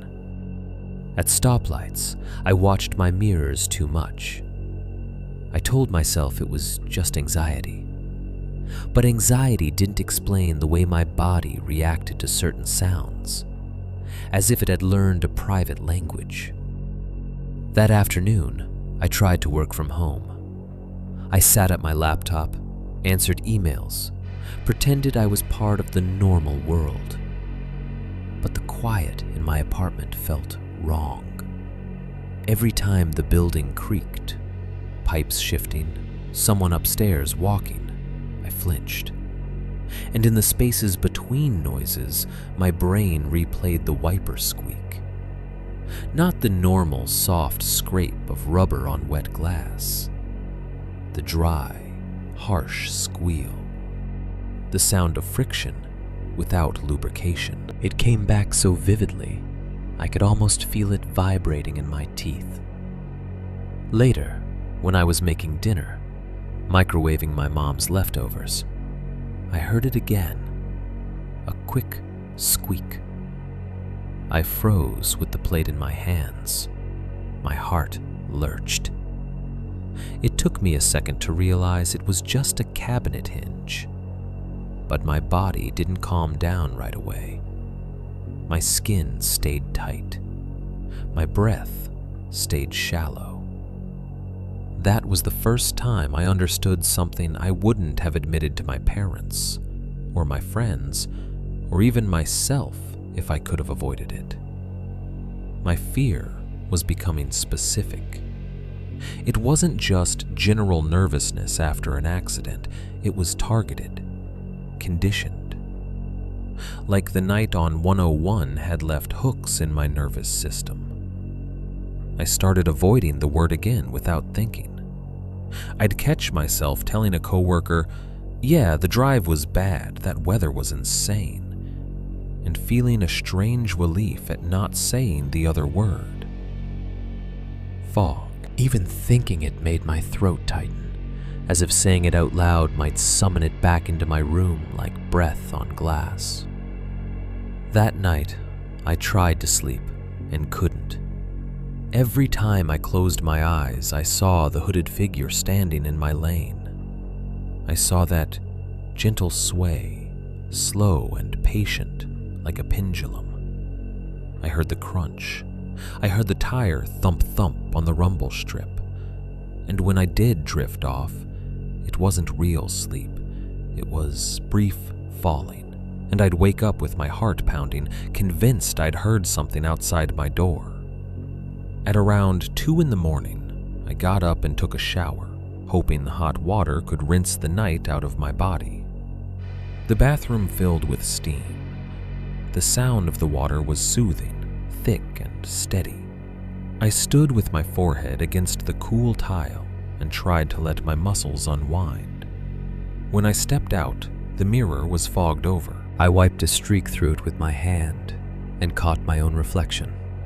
Eyes tired, face drawn, a thin line of dried blood at the corner of my mouth from where I'd bitten my tongue. I looked like someone who'd been through something, and that made me angry. I didn't want to look like that, because looking like that meant it was real. I pulled the drain catcher out of the tub to empty it, and that's when I saw the grit. Tiny black grains clustered in the metal strainer like pepper. Not hair, not soap residue, not the usual gray apartment dust that collects in places you don't scrub enough. This looked like sand. Fine, dark sand. Coastal sand. For a second, I just stared at it, my wet fingers hovering above it, afraid to touch it like it might move. I bit closer. The grains were irregular, sharp-edged, and darker than dirt. They clung together in a faint, damp clump, like they'd come off something wet and cold. My stomach dropped. Because I knew the last time I'd seen grit like that, truly like that, was when my fingertip came away from the split seam of my bumper. I hadn't been near the coast in weeks. I tried to fix myself the way Americans fix most things, by going back to work and acting normal until the feeling went away.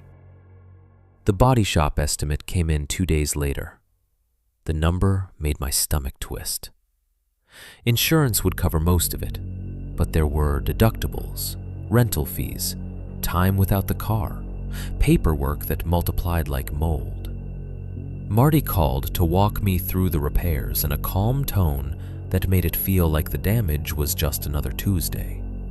He didn't mention the weirdness again. He didn't need to. The metal spoke for itself.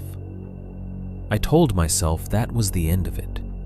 I told myself the grit in the shower drain was a coincidence, some old residue from my shoes tracked in weeks ago.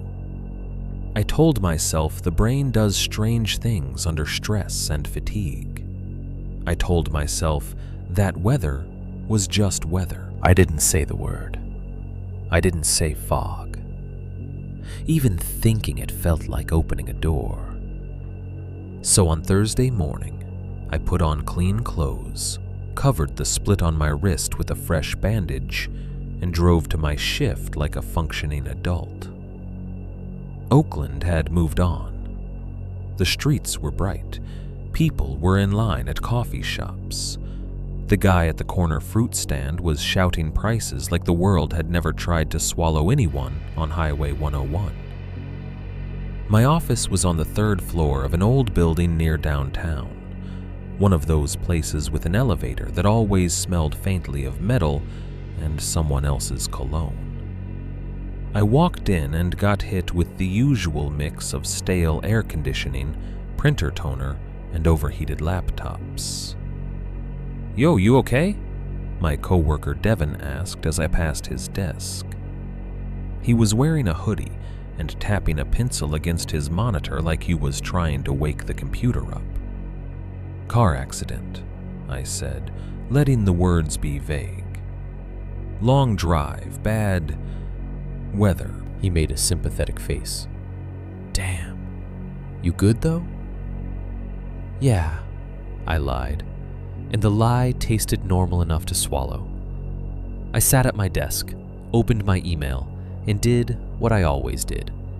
I let routine overwrite panic. I answered messages. I scheduled calls. I laughed at something someone said in the break room, like it didn't cost me anything. For most of the day, it worked.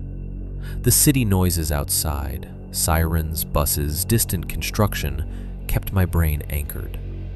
Every time my mind drifted back to that corridor of white, something would interrupt it. A Slack notification, a coworker asking a question, the clink of someone's spoon against a mug. Normal life is loud. Loud life doesn't leave room for certain thoughts to bloom. By the time I clocked out, it almost felt like the night on 101 belonged to a different version of me. The kind of self-distancing you do after something bad happens. That wasn't me. That was a story. I drove home in daylight traffic, surrounded by cars, boxed in by normality.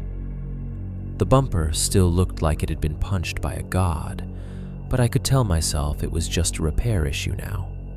Something to solve with money and time. My apartment building had a small lot behind it, half-cracked asphalt, half-faded paint lines. There was a stairwell that smelled like damp concrete and old cigarette smoke. The hallway inside always felt dim, even during the day, like the light bulbs were tired. I parked and grabbed my bag. My phone buzzed with a notification. Someone had tagged me in a group chat. I smiled without feeling it. I climbed the stairs, unlocked my door, tossed my bag on the couch, and stood there in the quiet for a moment, listening. It was too quiet. That sounds dramatic, but you know the difference between normal quiet and quiet that feels like a held breath. Usually, I could hear my neighbor's TV through the wall, muffled sports commentary, or a sitcom laugh track. Usually, there were footsteps in the hallway, someone's keys, someone's door closing.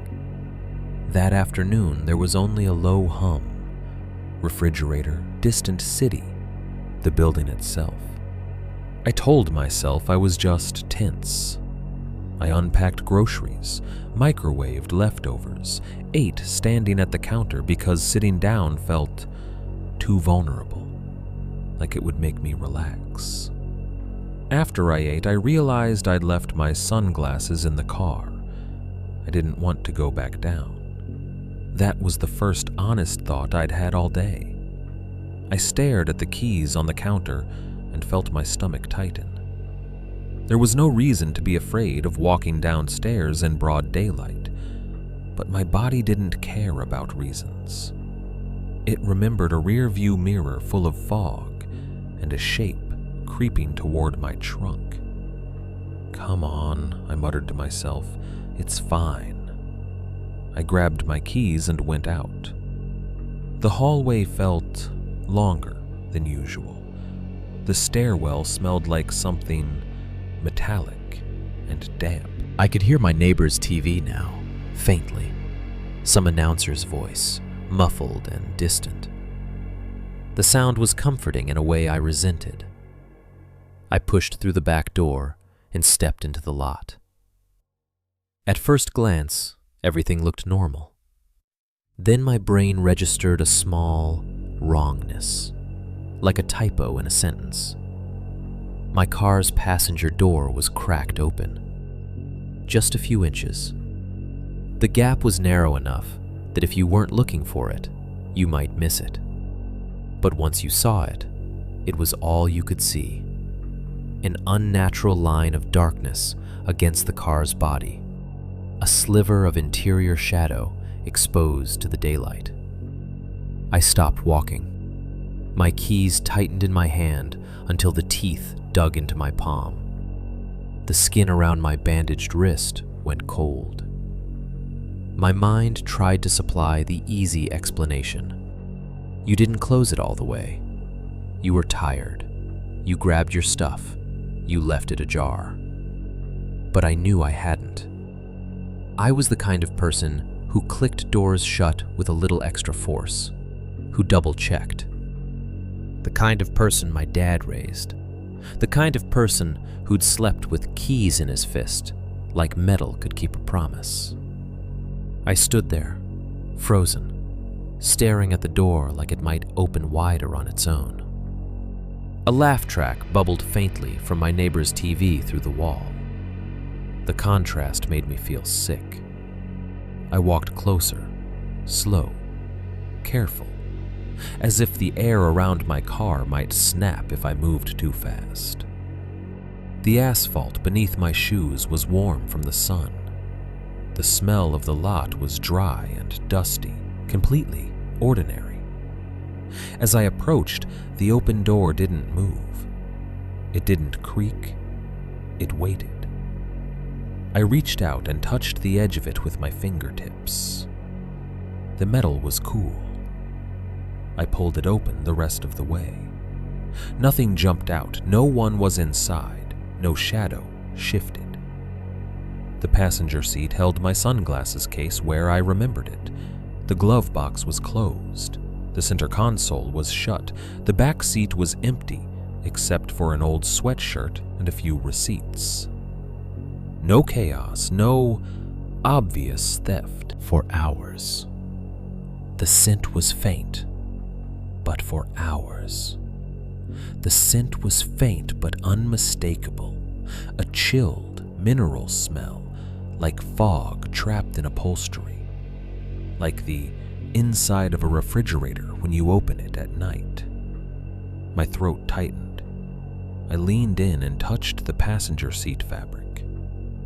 It felt normal, dry, but the smell stayed. I glanced down at the floor mat. There was a faint, damp pattern on the rubber, partial and smeared. Not a full footprint with a clear tread, more like the suggestion of one. An irregular shape, darker than the rest of the mat, as if something wet had pressed down and slid slightly. It was too big to be a child's foot, too long and too diffuse to read as a shoe tread. It looked like someone had stepped in with something damp on their sole and then shifted their weight before lifting. My stomach rolled. I straightened up and looked around the lot. Nothing. No one watching from a corner. No neighbor in the window. No person lingering behind a car. Just sun, parked vehicles, the ordinary hum of Oakland in the distance. And yet, my skin prickled, as if I'd walked into a spider web. I could have called the cops. That's what a normal person would do. The door was open. There was a damp imprint. The car smelled like something that didn't belong in it. But I didn't. That was the part that scared me most. I stood there with the open door and realized I didn't want police lights in the lot. I didn't want to explain. I didn't want to give the story shape by speaking it into the air. I wanted to close the door and make it go away. So I did the thing my fear suggested. Quietly, instinctively, without even noticing I was obeying it. I looked around one more time, quick and shallow, like a prey animal scanning. Then I closed the passenger door, slowly, quietly. No slam, no hard click, just a careful push until it latched with a soft thunk. I stood there a second longer, staring at the seam where the door met the frame, half expecting it to drift open again. It didn't. I backed away and went upstairs, keys still clenched in my fist, sweat cold on my spine. Inside my apartment, the quiet didn't feel as held anymore. My neighbor's TV was louder now, some sports replay, crowd noise muffled. I shut my door and locked it, then stood with my hand on the deadbolt for a moment, listening. Nothing. I tried to make myself laugh, tried to call myself paranoid, tried to blame my own forgetfulness, but my body didn't accept it. My body stayed tight, as if it knew the open door wasn't an accident, as if it knew open was a message. I washed my hands at the sink even though they weren't dirty. The water ran cold at first, then warmed. I watched it splash against my skin and tried to anchor myself to something real. My phone buzzed again. Group chat, someone sending memes. I opened my phone to reply, thumb hovering over the keyboard, and froze. The Notes app was open. Not the home screen, not my messages. Notes. A blank note with a single line typed at the top, in all caps. Don't look. My scalp tightened. My stomach dropped. For a second, I couldn't breathe. The line wasn't handwritten. It wasn't scrawled in some creepy font. It was the default Notes typeface, clean and casual, like a grocery list item. As if someone had typed it quickly and left it there. As if it was something you'd remind yourself the way you remind yourself to buy milk. I stared at the words until my eyes blurred. My thumbs hovered over the screen. I scrolled up, down, nothing else. No timestamp that made sense, no context, just that single command. And the worst part was that I didn't even know which possibility terrified me more. That someone had been in my phone, or that I had typed it myself and didn't remember. I didn't remember writing it, yet my thumbs felt guilty. After the note appeared on my phone, I stopped trusting the parts of my life that were supposed to be private. I didn't sleep much that night. I tried, lamp on, door locked, keys on the nightstand like a talisman. But every time I started to drift, my brain would replay the same images. The hooded figure in the lane, swaying like it was suspended. The rearview mirror catching movement that shouldn't have been there. The passenger door cracked open like a mouth. And then the note. Don't look. It was such a simple sentence. That was what made it terrifying. It wasn't theatrical. It wasn't a threat. It was a rule. Rules are worse than threats because rules imply continuity. They imply someone expects you to keep living with them. At 3:11 a.m., I sat up in bed and opened my laptop because I needed something external, something outside my own head to tell me I wasn't losing it. I told myself I wasn't going to research. I told myself I was just going to check one thing, confirm one small detail, and then stop. That lasted about 10 minutes. I started with the obvious. Highway 101, fog, night incidents, weird encounters.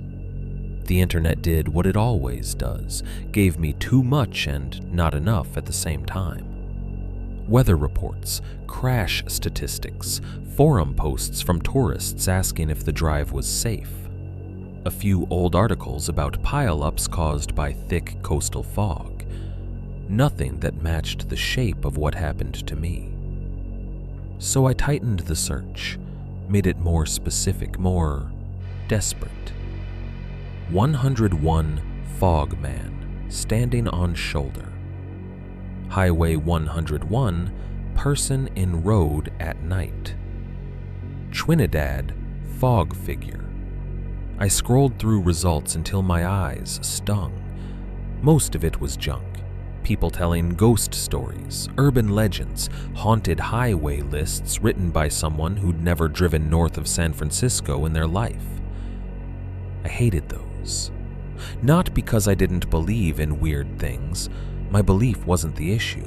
I hated them because they were too neat, too packaged. They turned what I'd experienced into entertainment, and entertainment felt like permission. Eventually, I found myself on smaller spaces, local forums, old threads, comment sections under news articles, places where people argued, rambled, typed like they were talking to themselves at 2 a.m. I made an anonymous account on a forum that looked like it hadn't been redesigned since 2009. The username I picked was random. My hands were sweating as I typed, even though no one could see me. I didn't tell the whole story. I didn't want to. Something in me recoiled at the idea of writing certain details out in full, like doing so would anchor them in the world. Instead, I stripped it down and posted a version that sounded almost boring. Late night drive on 101. Heavy fog. Saw a man standing on the shoulder. Saw him again miles later. Then someone stood in the road. Then got hit from behind. No other cars seen. Damage to bumper. I didn't mention the door. I didn't mention the note. I didn't mention the way the hooded figure swayed. Even in anonymous text, I could feel myself avoiding specifics like they were hot. I hit post and sat back, staring at the screen. For a long time, nothing happened. I refreshed the page again and again, waiting for someone to comment, to laugh, to call me stupid, to offer a rational explanation I could accept. Anything. The first reply came from someone with a username like Coastal Ranger. It was a single line. Fog plays tricks. You hit a marker. Stop driving tired. I felt a brief, bitter relief. That was what the normal world sounded like. That was the voice of someone who hadn't been in the corridor with me. It was dismissive, but dismissiveness is safe. Dismissiveness means the universe still has rules. Then another reply. What mile marker? I didn't answer. I didn't know. That was part of the problem. My memory of that stretch wasn't a timeline. It was a sequence of sensations. White. Stillness. Sway. Impact. White again. An hour passed, 2. I dozed off at my desk with the laptop still open. When I woke up, it was morning, pale light bleeding through the blinds. My neck ached from the angle I'd fallen asleep at. My mouth tasted stale. For a second, I forgot why I'd been online at all. Then I saw the thread. There was a new message in my inbox. Not a comment, a direct message. The subject line was blank. The sender's username was just a string of numbers. I stared at it for a full minute before clicking because my body had already decided it was dangerous. The message was short, almost polite. I saw him too. Not a hood the first time. Same stillness, same eyes. Don't make eye contact. Don't stop. Don't go back. My throat tightened. The room felt colder, even though the heater had clicked on. I read it again, slower, like the letters might change if I looked away. Same stillness. Same eyes. Don't stop. Don't go back. The specificness was what punched through me. Anyone could tell me fog plays tricks. Anyone could tell me you were tired. But same stillness was something you only said if you'd noticed the same wrong detail. My fingers hovered above the keyboard. I typed a reply, deleted it, typed again. When? Where? I hit send. The reply came faster than I expected, like the person was waiting. 2 years ago, north of the bay, same stretch. He didn't move. He didn't even look at my car until I looked at him. Then his head snapped, like it was timed. My skin prickled. The phrase "head snapped" made my stomach turn. That was exactly how it had felt. Not a turn, not a glance, a snap. The person added another line. You think it's chasing you. It's not. It's teaching you. I sat there with my hands resting on the keyboard, unable to type. My heart was beating too fast for a morning apartment. My eyes kept flicking toward the hallway, toward my locked door, as if the message had opened something. The next part of the conversation unfolded in the quiet, clinical way a wound opens when you press on it. I asked for proof. He, assuming he, though I had no way of knowing, didn't offer photos, didn't offer dashcam footage, didn't offer anything I could screenshot and hold. He offered rules. Rules, he said, were what survived. Don't make eye contact. Don't stop when it stands in the road. Don't go back to confirm. Don't tell the story in full detail. The more you name it, the more it settles. I read the last line twice. The more you name it, the more it settles. It shouldn't have made sense. It did anyway, the way superstitions make sense when you're afraid. I asked him to meet. The request surprised me. It surprised him too. There was a pause, then a reply. Daytime, public place, no windows. If you see fog, leave. That last line made my stomach twist again. Still, I needed it. I needed to see a person who had experienced the same wrongness and still existed afterward. I needed proof that you could walk away and keep living, even if the living changed shape. We chose a coffee shop near Lake Merritt, not one of the trendy ones with glass walls, but an older place wedged between a laundromat and a tax office.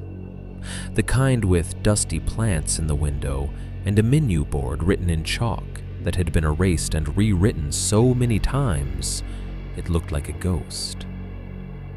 I arrived early. The air outside was crisp, not coastal damp. The sky was bright. People walked past carrying yoga mats and grocery bags. A bus groaned at the corner. Everything was normal, in the loud, sunlit way that makes you feel foolish for being scared. Inside, the coffee shop smelled like burnt espresso and sugar. The lights were warm. The tables were scratched wood. The windows were small, high up, and half covered by posters for local events. I picked a table with my back to the wall. I hated myself for doing it, and did it anyway. It felt like the first honest decision I'd made in days. When the stranger walked in, I knew him immediately. Not because I recognized his face, but because his body moved like mine had been moving. Too careful, too aware of sightlines. He was in his 30s maybe, with a tired face and a short beard that looked like it had grown out of neglect rather than style. His jacket was plain. His eyes were bloodshot at the edges, like he hadn't slept properly in a long time. He didn't look at the windows, not once. His gaze swept the room, caught my eye for a fraction of a second, then dropped. He approached like someone walking toward a dog he wasn't sure would bite. "You're the guy from the forum," he said quietly. I nodded. He sat, hands wrapped around his cup, like he was stealing warmth from it. For a moment, we didn't speak. The silence between us felt dense, like the fog had followed us into daylight and condensed into something you could taste. Finally, I said, "I thought I was hallucinating." He gave a short laugh that wasn't amusement. It was recognition. "That's part of it," he said. "It makes you do that. Makes you argue with yourself." "What is it?" I asked. He lifted his cup, took a sip, then set it down carefully. "I don't know," he said, "and I don't think knowing helps." That's not comforting. It's not supposed to be. His bluntness was weirdly grounding. He wasn't trying to scare me. He wasn't telling a story. He was describing a condition. He asked me to tell him what happened, but every time I got close to certain details, my throat tightened. I found myself smoothing things out, shortening sentences, avoiding the word fog again, like it might turn the air colder. He noticed. "You're doing it," he said. "Doing what?" He leaned forward slightly. "Softening it, skipping parts. That's the first change. You don't even notice." I frowned. "I'm just trying not to sound crazy." He shook his head. "That's not why. You're trying not to feed it." The phrase hit me like a cold hand. "Feed it?" I whispered. He nodded once. "You think it's chasing you, like a predator, but it doesn't run. It doesn't need to. It just needs you to start living by its rules." My pulse thudded hard. "That night," he continued, "the worst part wasn't the guy on the shoulder. It was what I did afterward. I stopped driving at night. I stopped taking certain roads. I stopped looking at the shoulder when I drove. I stopped saying certain things out loud." He glanced down at his cup, then back up at me, his eyes sharp with something like anger at himself. "It trained me," he said, "and every time I obeyed, it got easier to obey the next time." The coffee shop noise blurred around his words, the hiss of the espresso machine, the clink of cups, someone laughing near the counter. It all sounded far away.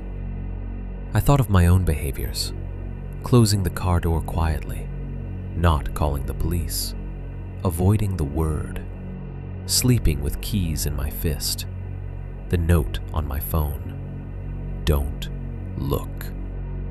My voice came out thin. "So, what do I do?" He stared at me for a long moment, like he was weighing the honesty of his answer. "You live," he said finally, "but you stop bargaining with it. You stop trying to solve it. You stop doing things just to prove it's real.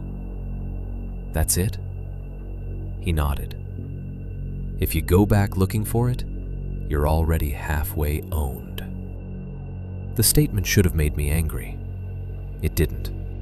It made me feel exposed, like he'd described a part of me I hadn't admitted existed. I paid for my coffee without tasting it. We didn't exchange numbers.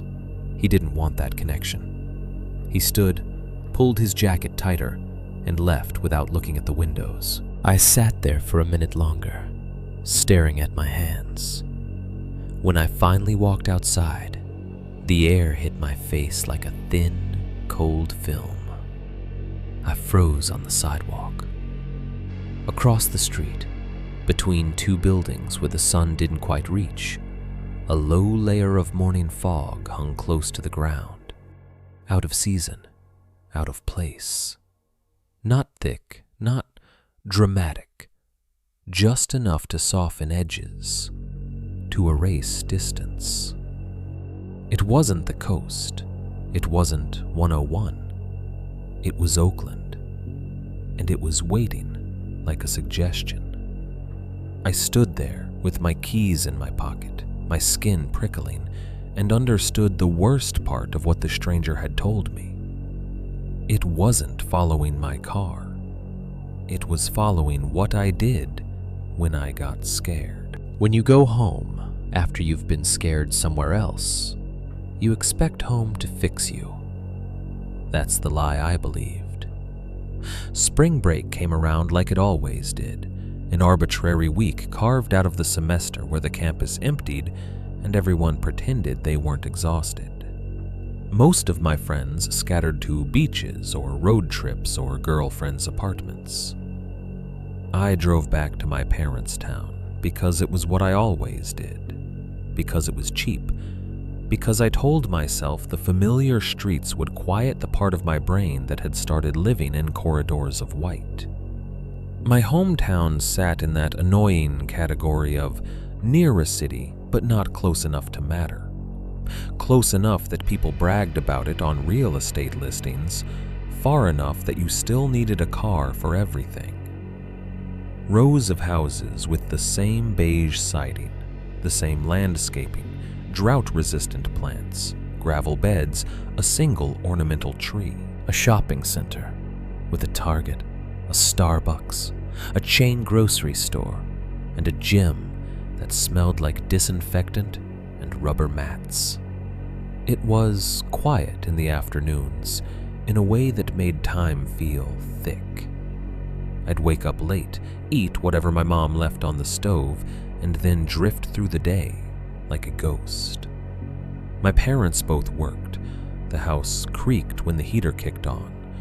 The neighborhood kids were in school, so even outside felt paused. It should have been restful. Instead, it made my thoughts louder. When you're busy, fear becomes background noise. When you're idle, it fills the room. I'd catch myself staring at nothing, mind replaying that night on 101 like a compulsive tick. The hooded figure, the sway, the impact, the way my own behavior had started changing afterward. Quiet rules I'd never agreed to. I hated that about myself. I hated that a few minutes of fog could rewrite the way I lived. So I decided I needed structure. Something clean, something physical, something that would prove I still owned my own body. I'd been trying to cut back on nicotine and alcohol for months, the way a lot of people in their 20s do when they start noticing how easily a little turns into every day. At school, it was manageable because my schedule was packed. At home, with nothing to do and no one around, the temptation came back sharp and bored. So I made a plan. Every day that week, I'd work out. Lift in the morning, run in the afternoon. Simple, clean, no excuses. If my brain wanted to spiral, it could do it while my legs were moving. The first 2 days went fine. I ran neighborhood loops in bright late afternoon sun. I listened to podcasts. I waved at old neighbors. I pretended the world was still normal, and my fear was just a weird story that didn't belong here. By the third day, I felt confident enough to do the old trail. It was a route I'd practically grown up on. Back in high school, when I ran cross-country, we used it for easy days. It started in my neighborhood, cut behind a row of houses, dipped into a small patch of woods, then spit you back out onto pavement about a block from home. 3 miles total if you did it right. One neat loop. The woods section was my favorite part, even back then. The dirt was softer than asphalt. The air was cooler. It was quiet in there. The kind of quiet that doesn't feel lonely, just insulated. I told myself it was perfect. I told myself I was being dramatic for hesitating. That Tuesday afternoon, I laced up my shoes around 4:30. The sun was still high enough to throw clean light across the street. The sky was pale blue, the kind of California spring day that makes people post photos like life is easy. I stepped outside, and my body knew something was wrong before my brain did. Fog. Not the coastal fog I'd grown up seeing in the mornings, the kind that burns off by 10. This was late afternoon, 5 p.m., creeping up, and the fog sat low and thick, like it had been poured into the neighborhood. It didn't roll in softly. It was just there, Everything past 30 or 40 feet dissolved into haze. The houses at the end of the block looked like unfinished shapes. The streetlights were still off, but the world had already dimmed around the edges. It looked fake. That was my first thought, fake. Like someone had dropped a graphics setting in a video game. Like the distance slider had been turned down. The air had that dull, matte quality where colors lose their sharpness. My chest tightened in a way I didn't want to acknowledge. I stood on the porch, keys still in my pocket from earlier, and listened. No wind, no rain, no obvious reason for it, just that silent haze eating the street. "Okay," I said out loud, mostly to test if my voice would sound normal in it. It did. That helped a little. I considered skipping the run, going back inside, saying I'd do it later, but later would still be later. Later would still be my brain alone with itself. And the trail, I reminded myself, was safe. One path, no forks, no diverging routes, straight shot through the woods. I'd run it so many times I could picture every curve. I had my Garmin watch on my wrist. I could track distance, pace, route, proof. I told myself, this is not Highway 101. This is not the coast. This is home. So I started. The first quarter mile through the neighborhood felt normal enough. My shoes slapped pavement in a steady rhythm. My breath warmed inside my throat. The fog made the world quiet, but it wasn't threatening yet. It was just muffled, like the neighborhood had been wrapped in cotton. I passed the same mailbox I'd passed 1,000 times. The same cracked sidewalk where I used to trip as a kid. I ran past a parked SUV I could barely make out, its shape softened by haze. The familiarity was comforting in a way I clung to. Then I reached the entrance to the trail, a narrow opening between two fences, a little gap that led into trees. The dirt path beyond it was darker, shaded even on a normal day. I slowed slightly, more from reflex than fear, and stepped off the pavement. The moment I entered the woods, the fog thickened. Instantly, not gradually, not in a smooth transition, but like I'd crossed a boundary. One step on dirt and the air turned denser, colder, heavier. The trees swallowed what little daylight was left, and the haze gathered between trunks like breath trapped in a room. Visibility dropped to maybe 15 feet. The world narrowed again, not into a highway corridor this time, but into a tunnel of trees and pale air. My skin prickled. The back of my neck tightened. I kept running anyway because stopping felt worse. The dirt under my shoes was soft, springy. The scent of damp earth rose with each footfall. Normally, I loved that smell. Normally, it meant quiet, shade, relief from concrete. Now it felt like the smell of something sealed. My watch beeped softly at the 1 mile mark. The sound was tiny in the fog, oddly loud because there were no other noises to compete with it. No birds, no distant traffic, no wind in the leaves. Just my breath and the soft scrape of shoes on dirt.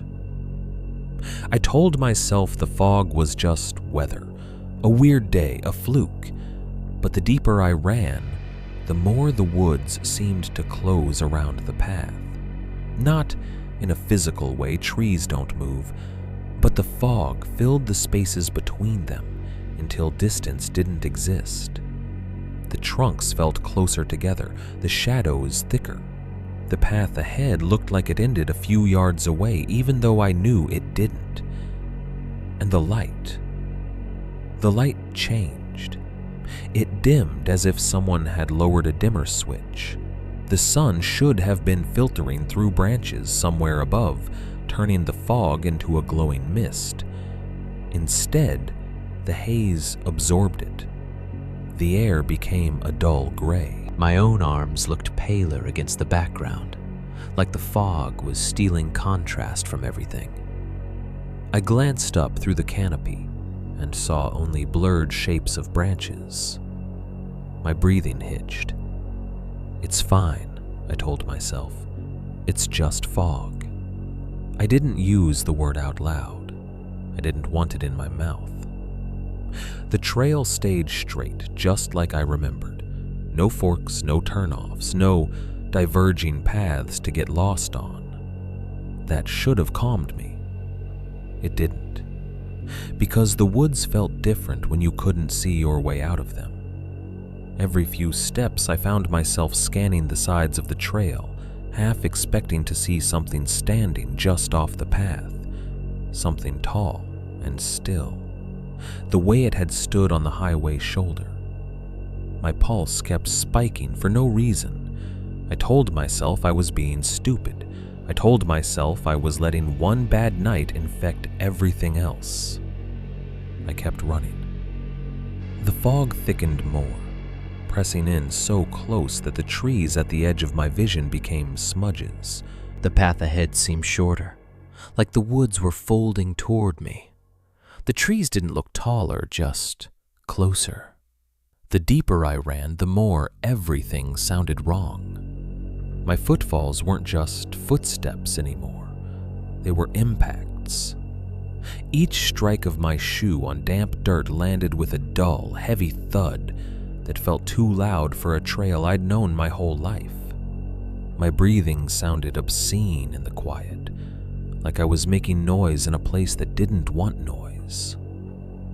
Even my jacket zipper clicked faintly with each bounce, and every click felt amplified, like the woods were holding it up to listen. There were no birds, no wind in the branches, no distant traffic hum bleeding in from the neighborhood. The silence wasn't peaceful, it was complete. A vacuum that made every human sound feel like a mistake. I tried to focus on the routine. Left foot, right foot, arms swinging, cadence, the small comfort of repetition. But the trail didn't feel like it was carrying me forward. It felt like I was running in place inside a shrinking room. After about 20 minutes, maybe less, maybe more, because time in that haze didn't behave, I checked my watch. 2.5 miles. My stomach tightened instantly. At 2.5 miles on that loop, I should have been nearing the end of the woods. I should have been approaching the left curve, then the small hill, then the sudden brightness of pavement and houses. I knew that section by heart. My body knew it. My legs expected the change in grade. My lungs expected the relief of open air. But when I looked up, I was still deep in trees. Not a little bit longer than normal, deep. Same dense trunks on both sides, same dull gray haze, same short tunnel of visibility. No hint of the trail widening near the exit, no glimmer of street beyond, just more woods, swallowing distance. I slowed without meaning to. My stride shortened. My breath came sharper, less controlled. Okay, I told myself. GPS drift. Tree cover. You're running slower because of visibility. Your watch is wrong. It was a comforting explanation because it was technical. Technology fails. Satellites drop signals. Software glitches. The world stays rational. I raised my wrist again and stared at the screen. The distance ticked from 2.50 to 2.51, and the tiny pace number flickered like it couldn't decide what I was doing. I kept running. The trail remained straight. No forks, no side paths, no obvious way to get lost. That was the thing that should have made it easy. If there's only one path, you keep going, and eventually you come out. Except, eventually started to feel like a word that belonged to a normal world. At 3.0 miles, my watch buzzed again, a cheerful little vibration that felt like mockery. It was the end of the loop. It was the finish line. It was the moment my run was supposed to become ordinary. But I was still surrounded by trees. I stopped dead. My chest heaved. My lungs burned from the sudden halt. Sweat cooled on my forehead and made the air feel colder than it should have. I stood there in the middle of the trail, staring down the fog-softened path like I could force it to show me something familiar if I stared hard enough. Nothing. Just the same repeating shapes. Trunk, trunk, branch smear, trunk, pale air, dirt ribbon. My heart thudded. I glanced down at my watch again. 3.07 miles. The number kept climbing, slowly, steadily, even though I was standing still. My mouth went dry. I held my wrist closer to my face as if proximity would make the screen more honest. The digits changed again. 308. 309. The watch was tracking movement that wasn't happening. For a second, the sensation was so bizarre that I felt detached from my body, like I was watching myself from a few feet above. A person standing alone in a foggy patch of woods, looking at a machine that insisted he was still running. I tapped the screen, paused the workout, unpaused. The numbers stuttered. The pace jumped to something ridiculous, then settled back. The GPS icon blinked. I tried to open the map view. A thin line appeared, showing my route. And it didn't look like the trail I knew. It looked like a scribble, a jittery, nonsensical sketch that looped back on itself, veered off into nothing, then snapped back to the main line, like someone had drawn it while their hand was shaking. My stomach dropped. I turned slowly in a full circle, scanning through the fog for landmarks. A unique tree, a fallen log, a stump, anything I remembered. But the fog erased depth. It flattened everything into a near-field world with no context. The trees that were visible looked identical in the gray. The farther ones were just shadows. I tried to recall the exact feel of the trail under my feet, where it was slightly rockier, where roots crossed the dirt, where the ground dipped. But every step felt like every other step. Even the soil felt uniform, damp and soft and muffling, like it was designed to leave no clear impression. A cold pressure built behind my eyes. Not quite a headache, more like my brain straining against something slippery. I told myself I'd done something stupid. Maybe I'd missed a turn. Maybe I'd taken a side path without noticing. Maybe I'd spaced out. But the trail didn't have side paths. That was the whole reason I'd chosen it. One path, one way in, one way out. My breathing slowed as I tried to think logically. Option 1. Keep going forward and trust that I'd hit the exit eventually. Option 2. Turn around and retrace my steps, because I knew I'd entered from the neighborhood side. If I ran back, I should hit the trailhead where I started. Option 2 felt safer, because it felt like control. Reversing a mistake, undoing. I turned around. The fog behind me looked thicker than it had a minute ago, but I told myself that was perception. Panic makes everything feel closer. I started running back the way I came. The first 100 yards felt normal enough. My legs remembered the motion. My lungs fell into rhythm. The familiar strain of exertion steadied me. I told myself the watch was broken. I told myself I'd laugh about this later. Then the fog got worse. Not slowly, not in the way a cloud drifts. It thickened in a single breath, like someone had stepped closer to me with a white sheet and thrown it over the woods. The tunnel of visibility shrank to 10 feet, then 8, then 6. My pace slowed automatically. I didn't want to run off the trail into brush I couldn't see. My arms lifted slightly, instinctively, as if balance could be found in the air. And then I heard it. At first it was so low I wasn't sure it was real. A vibration more than a sound, something felt in the chest rather than heard in the ear. A drone. It rose, dipped, rose again, an undulating, wavering tone that didn't form words, didn't form a cry, didn't even sound like it needed to breathe. The closest description my mind offered was a moan, but it wasn't emotional like a moan. It wasn't pain, not really. It wasn't help. It had no urgency. It sounded purposeful, like something making noise because it wanted the noise to exist.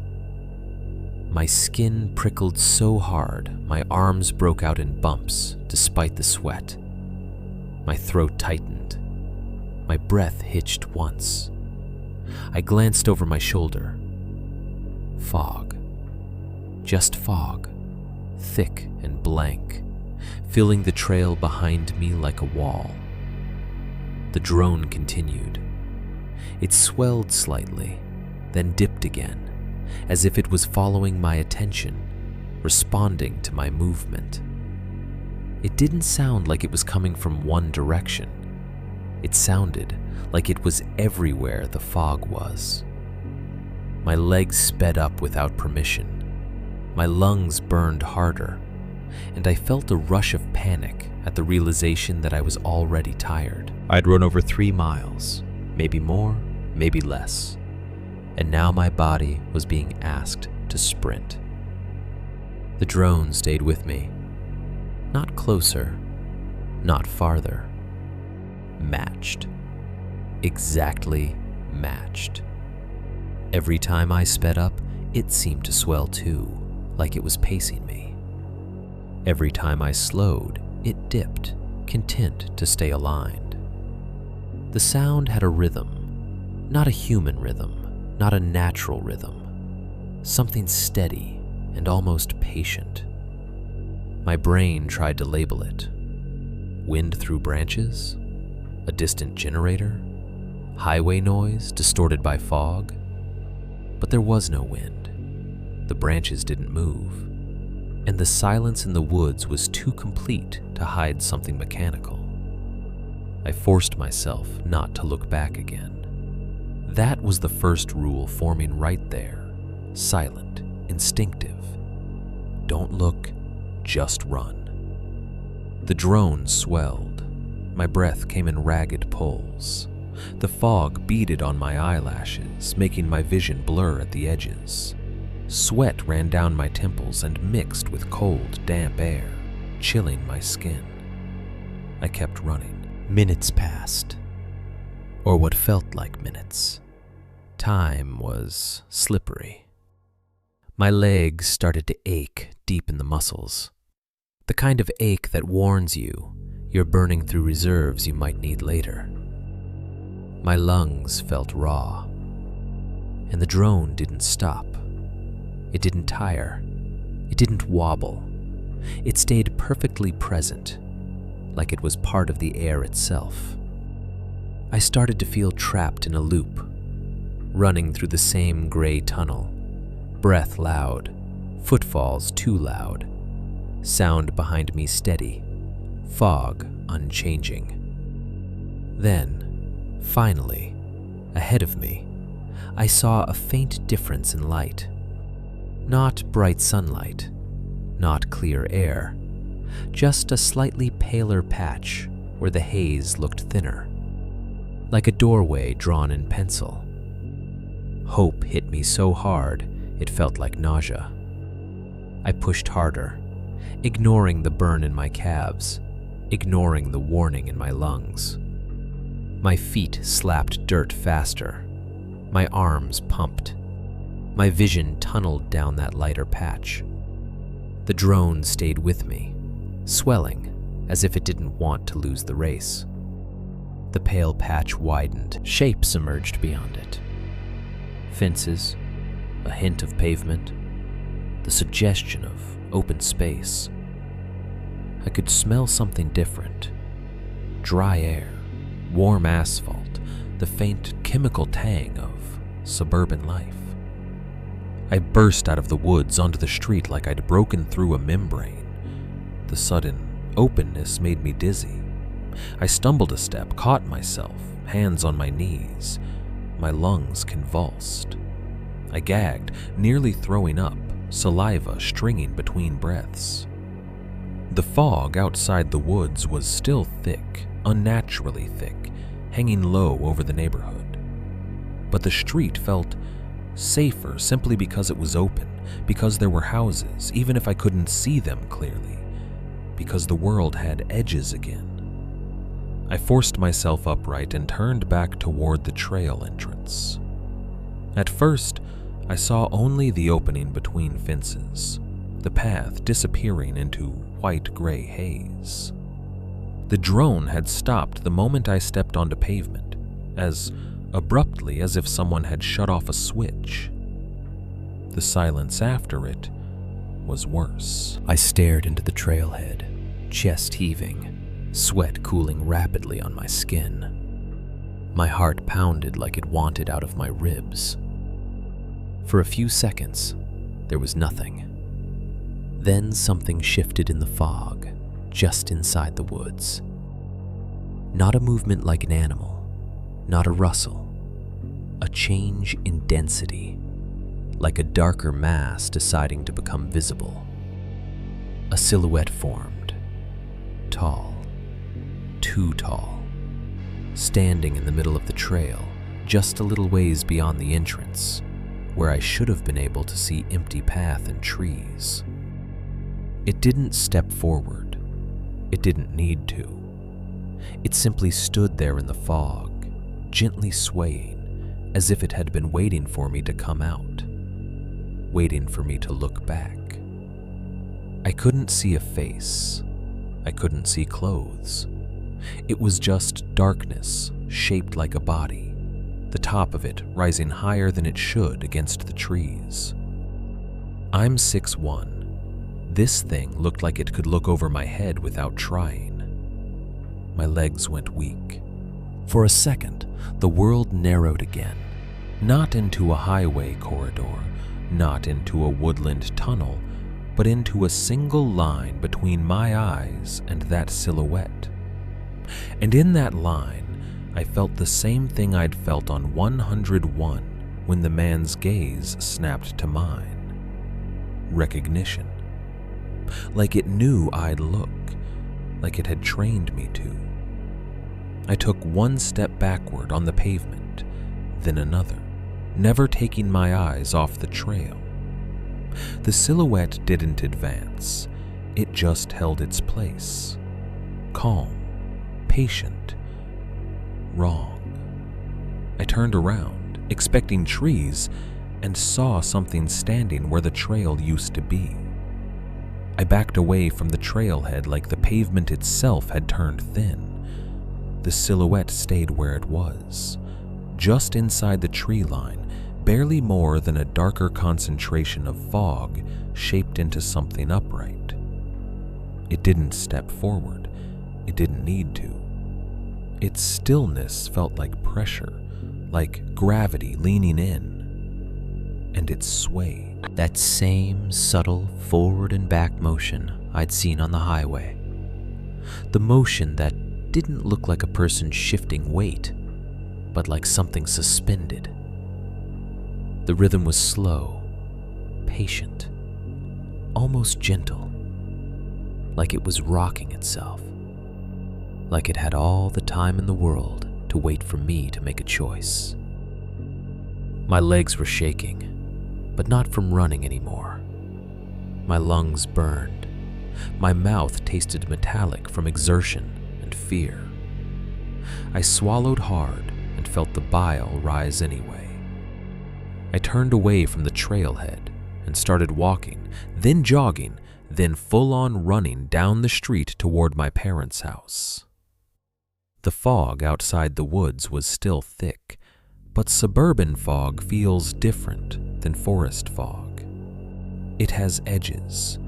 It has fences, driveways, the geometry of human life. Even half hidden, those shapes made me feel less alone.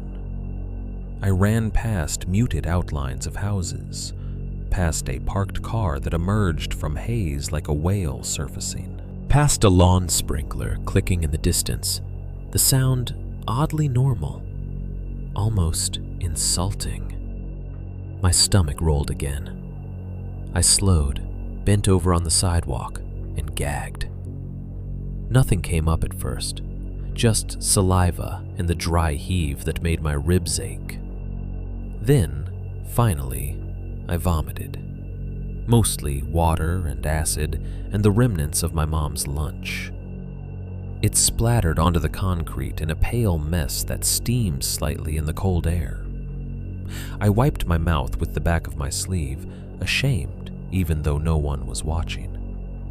Then I ran again. By the time I got home, my legs were wobbling with fatigue. My throat was raw. My shirt was damp and cold against my back.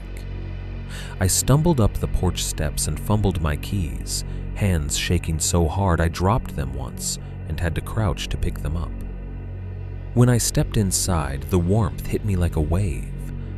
Furnace heat, the familiar smell of my parents' house, laundry detergent and cooking oil and old wood. My mom looked up from the kitchen table. She was scrolling on her phone, glasses perched low on her nose. "Back already," she said. "That was fast." I forced a laugh that came out wrong. "Yeah, my watch was acting weird. Didn't feel like a good run." My dad was in the living room, half watching the news, half dozing. He opened one eye. "You okay?" he asked. "Yeah," I said too quickly. "Just got a little lightheaded." It was a lie, but it was a small lie, a manageable lie, the kind that didn't require me to say the words that made my throat tighten. I didn't mention the fog. I didn't mention distance. I didn't mention the sound. I didn't mention the silhouette standing in the trail like a placeholder. Instead, I went into the bathroom and turned the sink on, splashing water on my face. The mirror showed me pale and sweaty, eyes too wide for a normal afternoon. I stared at myself for a long moment, as if I could find the point where fear ended and imagination began. My stomach churned again. I rinsed my mouth, brushed my teeth, tried to scrub away the taste of acid and metal. When I came back out, my mom handed me a glass of water like I was still 12. "Drink," she said. "You probably overdid it." "Yeah," I agreed, because it was easier. I spent the rest of the evening trying to be normal. I ate dinner. I watched TV with my dad. I laughed at something my mom said. I nodded when my dad complained about traffic, like that was still the biggest thing worth complaining about. But my mind kept drifting back to the trailhead. The silhouette hadn't chased me. That was the part that didn't fit the scripts my brain understood. Predators chase. People chase. Threats escalate in obvious ways. This had stood still and waited. Like the point wasn't to catch me in the woods. The point was to get me to run, to get me to turn around, to get me to look, to get me to choose the behavior it wanted. Around midnight, I went to bed. I lay in my old childhood room, staring at the ceiling, listening to the house settle and creak. The quiet was different here than in Oakland. Softer, familiar, the kind that should have comforted me. I held my phone in my hand and hovered over the Notes app. I thought about the message from the stranger, the rules, the warning to leave if you saw fog. I thought about the line that had appeared on my own phone. Don't look. My thumb hesitated above the screen. I didn't open it. I set the phone down, face down on the nightstand, like hiding the screen could hide the thought. Eventually, exhaustion dragged me under. I slept, but it wasn't deep. It was the kind of sleep where your body rests, but your brain keeps one eye open. At 2:04 a.m., I woke up. Not with a dream, not with a noise, just awake, suddenly, as if someone had flipped a switch in my skull. The room was dark. The faint glow of the digital clock painted the ceiling in dim blue numbers. My throat felt dry. My heart was beating too fast for a sleeping body. I lay still, listening. Nothing. No footsteps. No voices. No door creak. The house was quiet, but something felt wrong in that way fear recognizes before logic can translate it. I got out of bed and moved to the window, careful not to make the floorboards squeak. The glass was cold against my fingertips. The porch light outside cast a harsh cone of yellow onto the driveway, making everything beyond it look even darker. My parents' car sat in its usual spot. Mine sat beside it. And my passenger door was cracked open, just a few inches. The sight hit me so hard my breath left my lungs in a silent exhale. My skin went cold. For a second, my body locked up, as if moving would make the picture change. The door gap was a thin black line, a mouth slightly parted. I stared at it, waiting for it to swing wider. It didn't, but the porch light caught something on the driveway concrete beneath it. Dark shapes that shouldn't have been there. Wet footprints. 2 sets. One set looked normal. Sneaker-sized impressions. The kind you'd see if someone stepped in a puddle and walked across dry concrete. The prints were fresh enough that water still pooled faintly in the depressions. The other set was wrong in a way that made my stomach drop. The impressions were longer, heavier. The heel seemed deeper, as if whatever made them had pressed down with slow, deliberate weight. They weren't neatly treaded like a shoe. The edges were smeared, not crisp, as if the surface had been wet enough to blur the shape. They didn't cross the driveway randomly, they moved with purpose. They went from the open passenger door toward the porch, toward my house. And they stopped at the bottom step, not scattered, not fading away. Stopped. Like someone had walked up and stood there. Like someone had paused to listen. My hand tightened around the window frame until my fingers hurt. I could feel my pulse in my fingertips. My mouth went dry. Every normal instinct screamed at me to do something. Go downstairs, close the door, turn on all the lights, wake my parents, call the police. But my body didn't move. Because layered beneath those normal instincts was a new, colder one. A rule I hadn't been taught, but somehow already understood. If I went outside, I'd be completing the motion. If I closed the door, I'd be doing what it wanted. If I made noise, if I involved other people, if I gave the event a shape in the world, I'd be feeding it. So I stood in the dark and watched the open door like it was a test. I didn't wake my parents. I didn't call anyone. I didn't even turn on my bedroom light, afraid the sudden brightness might feel like an invitation. I backed away from the window, slow and careful, and sat on the edge of my bed with my keys clutched in my fist because I didn't know what else to hold on to. In the dim light from the clock, my hand looked pale and tense. I opened my fingers and saw tiny half-moon cuts in my palm where the teeth of the key had bitten through skin. The shallow marks glistened with a thin smear of blood. The sight should have disgusted me. Instead, it felt like proof. Proof that I had been holding on too hard.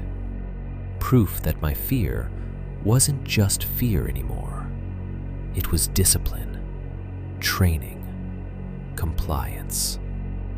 The fog event wasn't tied to Highway 101. It wasn't tied to the coast.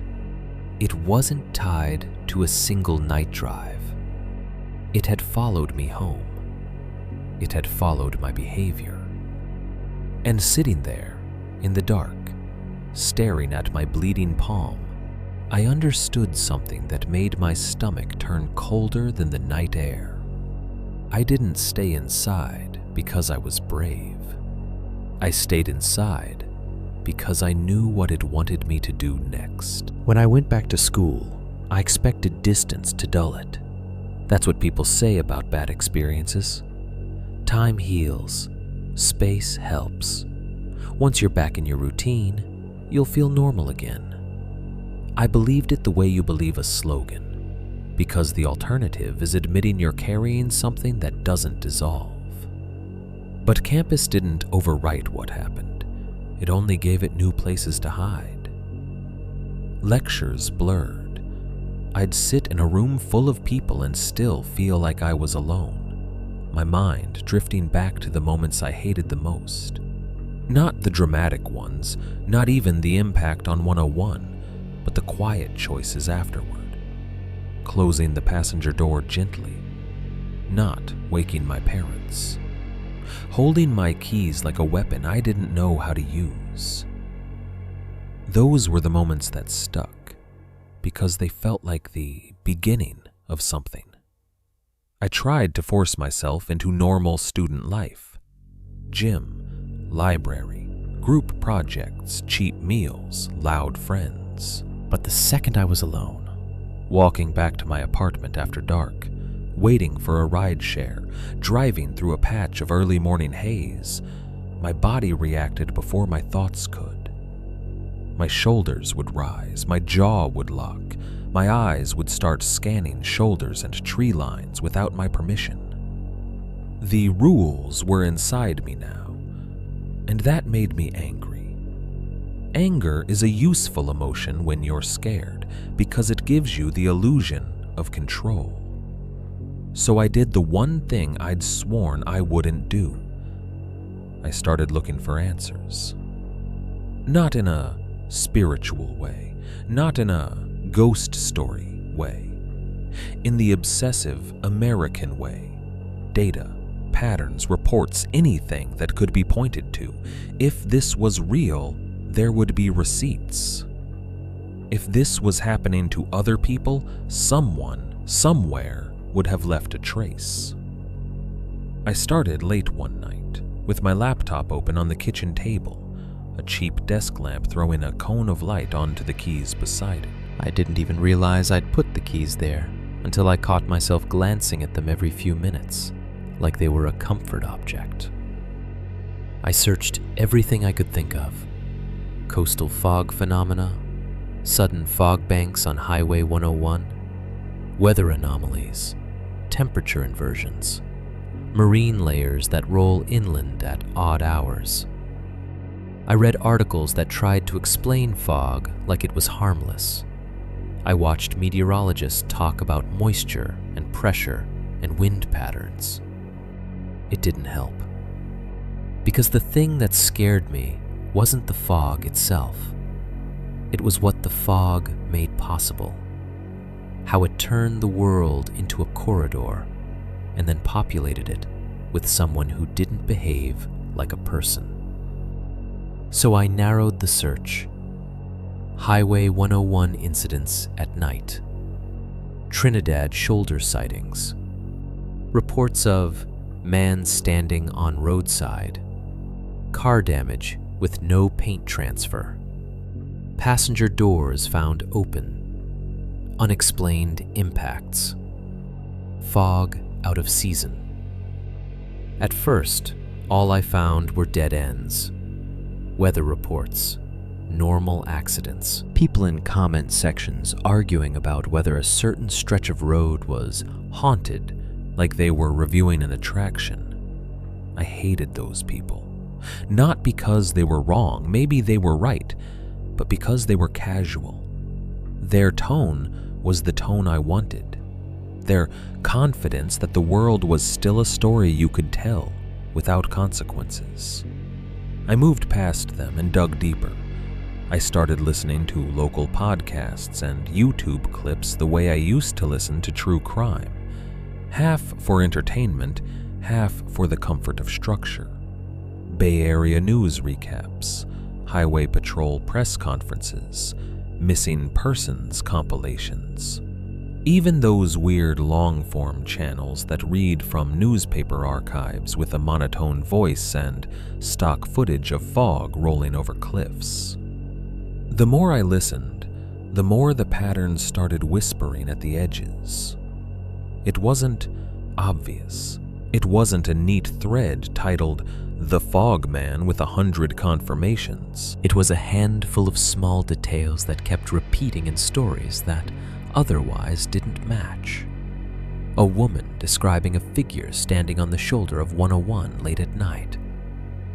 Not moving, not waving, just there. A trucker calling into a radio show years ago, laughing nervously as he said, "Man, I know it sounds crazy, but I saw the same guy twice." A Reddit post from someone who swore they'd felt their car get hit in thick fog, then pulled over and found damage but no other vehicle. And the comments beneath it full of people saying, "You clipped something, you were tired, fog plays tricks." Doors found open.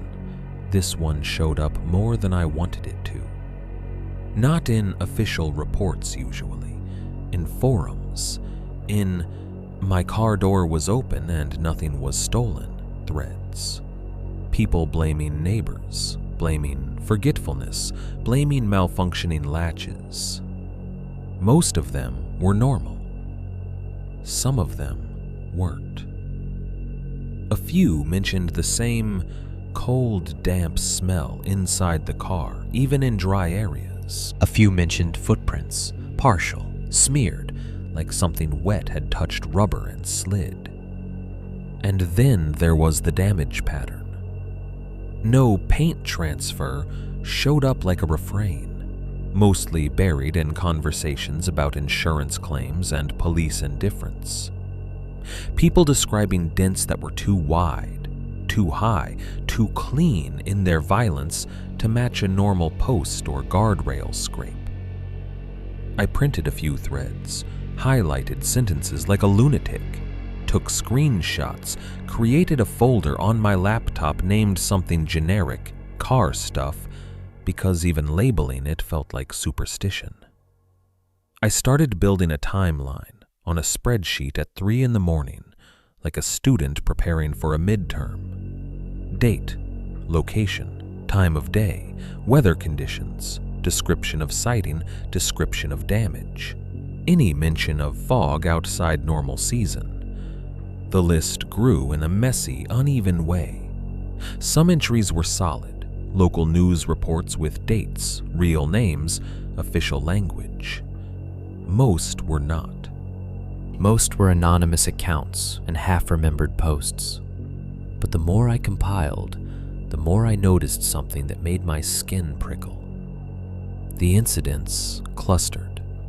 Not geographically in a neat way, not like this is a haunted mile marker or this is a cursed turnout. They clustered along a type of route. Rural stretches that became corridors at night. Highways, long roads, waterfront access lanes. Even certain wooded trails people used for running. Places where you couldn't easily pull over. Places where visibility could collapse. Places where you were forced to keep moving or forced to stop in a vulnerable way. Corridors. I kept seeing that word in my head. Late one night, after an exam week that had turned my brain to sludge, I was scrolling through a forum thread from a long-haul driver. The thread itself wasn't even about fog. It was about weird things drivers see at night when they're tired.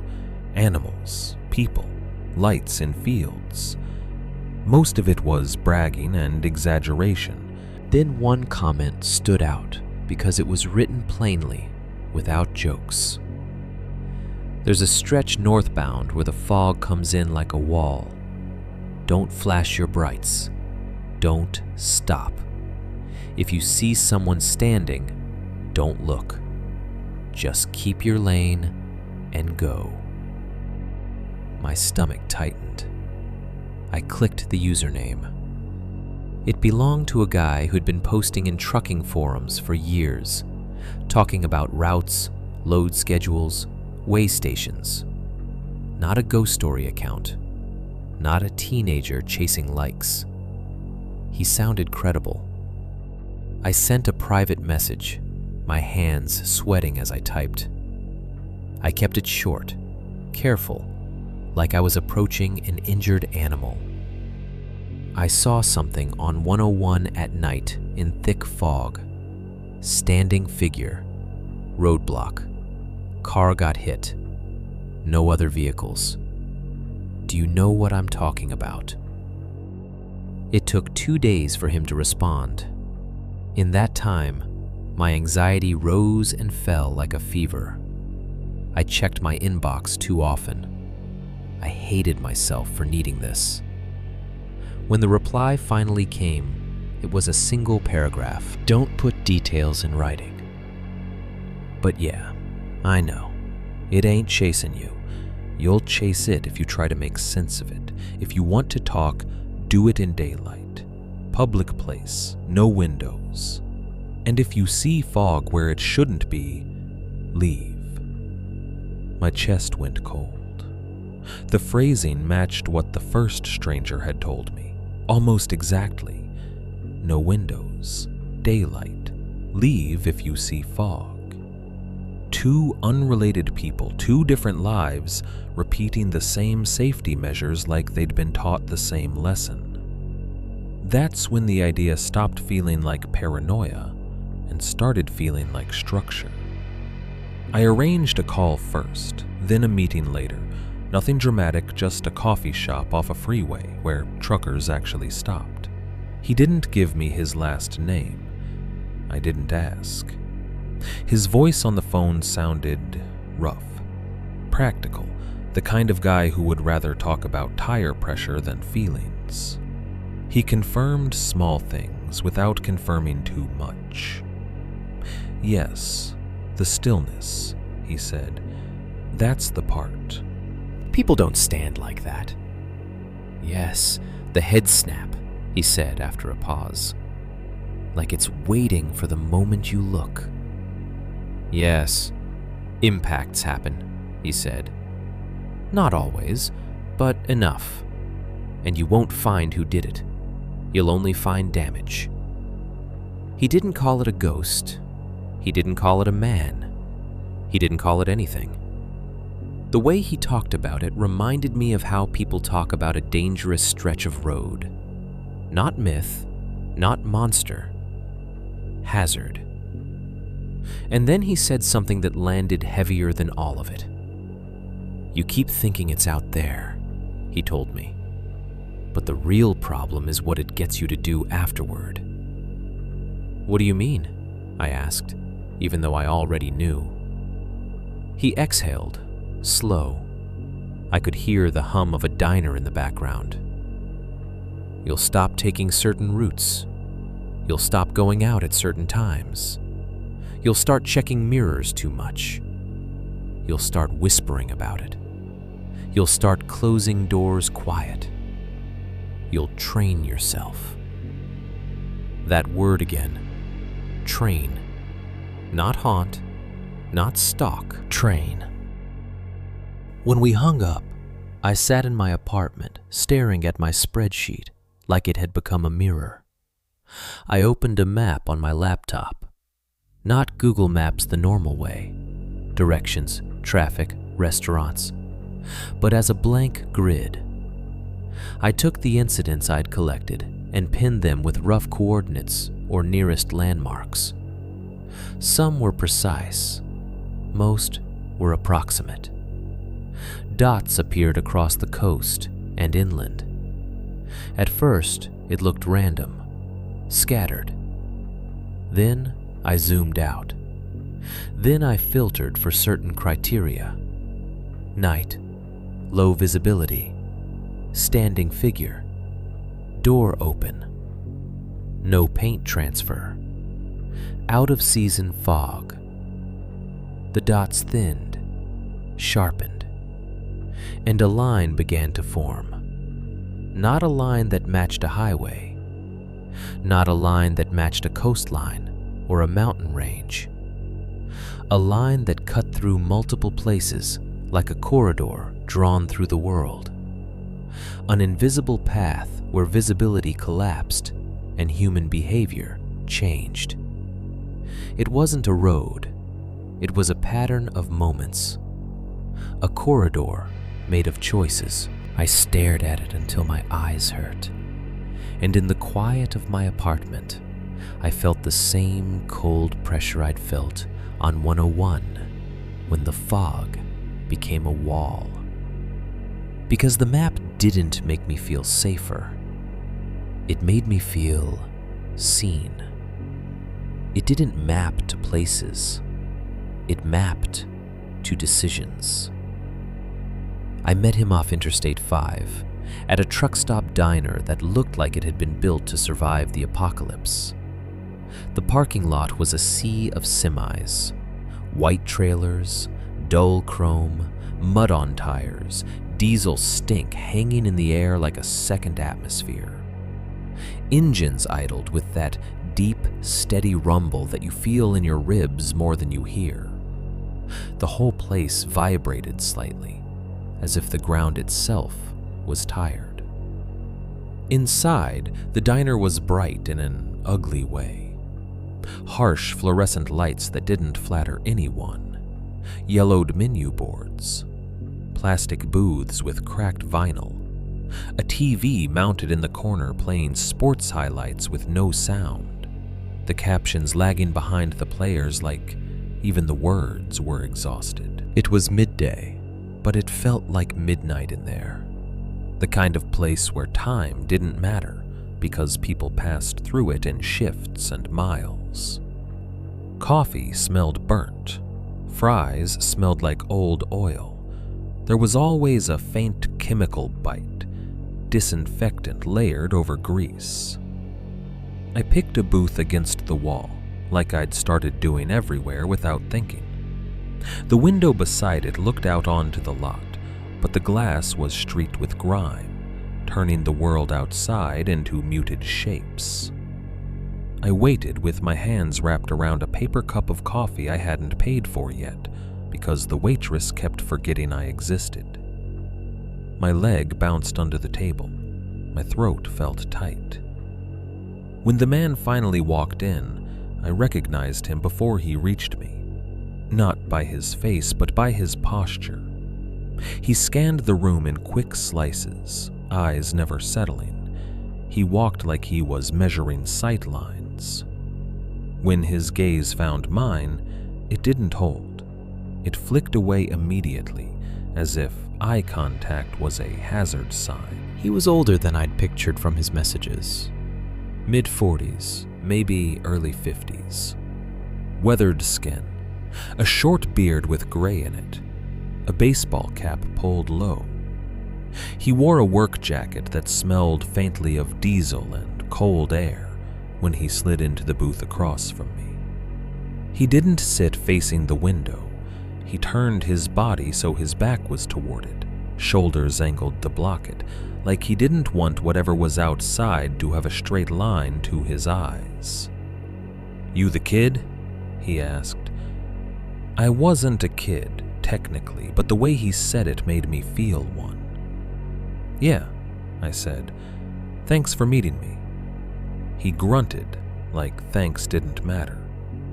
He glanced toward the waitress, then back at me, eyes sharp. "Call me Ron," he said. "You drive up 101? "Yeah." "Night?" "Yeah." He let out a slow breath through his nose, like he was smelling something sour. Then he leaned forward a little, forearms on the table, hands folded. "You shouldn't be digging," he said immediately. I needed to know I wasn't crazy, I replied, too fast. Ron's eyes flicked toward the window again, and then away, like his body did it without his permission. "Ain't crazy," he said, "but you're making it worse." The bluntness hit me like a slap. How? He stared at me for a long moment, like he was deciding whether I was the kind of person who could hear the answer without turning it into a hobby. Then he said, "Because you're treating it like a mystery." "A mystery?" I repeated. "Like if you just find the right clue, it'll stop. Like it's a thing you can solve." He shook his head once. "That's not how it works." I opened my mouth to argue, but he raised a hand. "Listen," he said. "You want rules? I got rules. You don't want rules, you should have stayed off the forums." My stomach tightened. "Okay, rules."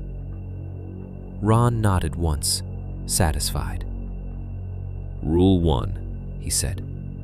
Don't make eye contact." I felt my throat constrict. It was the same rule the first stranger had given me, the same one my own body had tried to teach me on that highway. Ron continued. "People think it's just creepy, like, oh, don't look at the spooky guy. No, it's not superstition. It's a trigger. You look at it, it looks back, and then it knows you're participating." Participating, I echoed, hating how much the word made sense. "Rule 2, he said, and he lowered his voice even though no one in the diner was paying attention. "Don't stop when it stands in the road." I swallowed. "But what do you do, just hit it?" Ron's eyes hardened. "No, you don't hit it. That's the other half." He lifted a finger like he was teaching a safety class. "You keep moving," he said. "You swerve wide. You keep your lane as best you can. You don't slam on the brakes and sit there like a dumbass. Stopping is what it wants. Stopping is what makes you small." My palms went damp on the cup. "What if there's traffic?" I asked. "What if it's unsafe?" Ron's jaw tightened. "Then you're already in the wrong place at the wrong time." The answer wasn't comforting. It wasn't meant to be. It was the logic of someone who'd accepted that the world had a hazard you couldn't negotiate with. He went on. Rule 3. Don't go back to confirm. I felt that one land in my chest. It was exactly the urge I'd had. Turn around, check, make sure I wasn't hallucinating. The urge that had almost dragged me into something worse. You go back, Ron said, and you're telling it you want the interaction. That's insane, I muttered before I could stop myself. Ron didn't flinch. You think this whole thing is sane? He tapped the table once with his knuckle, a sharp sound. Rule 4, he said. Don't tell the story in full detail. I frowned. Why? So it doesn't become a legend? Ron's eyes narrowed. So it doesn't settle. I stared. Settle? He licked his lips, as if the word tasted wrong. You name it. You describe it too clean. You repeat the patterns. You hand it to other people, like a map. And you make it real, in a way it likes. The diner's fluorescent lights buzzed overhead. A fork clinked against a plate in a booth behind me.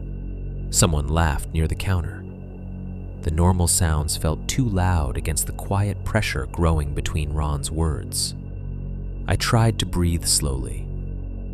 So you think it's... what? I said carefully. A person? A gang? Some prank?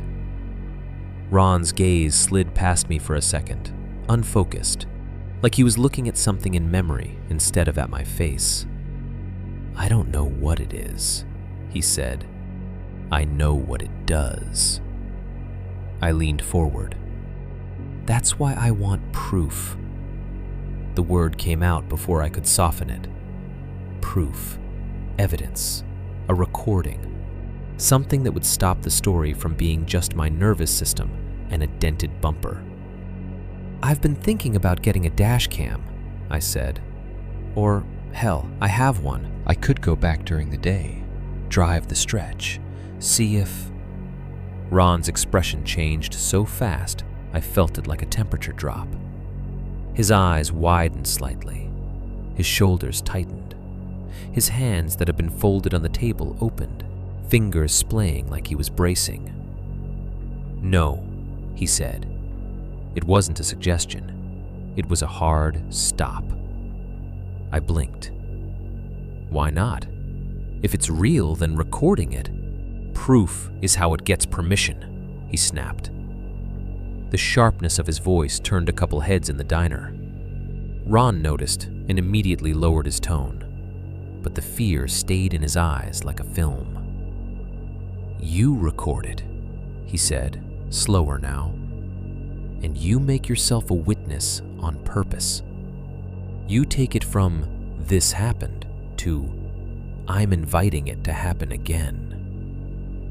That doesn't make any sense, I said, but my voice was thin, because a part of me knew it did.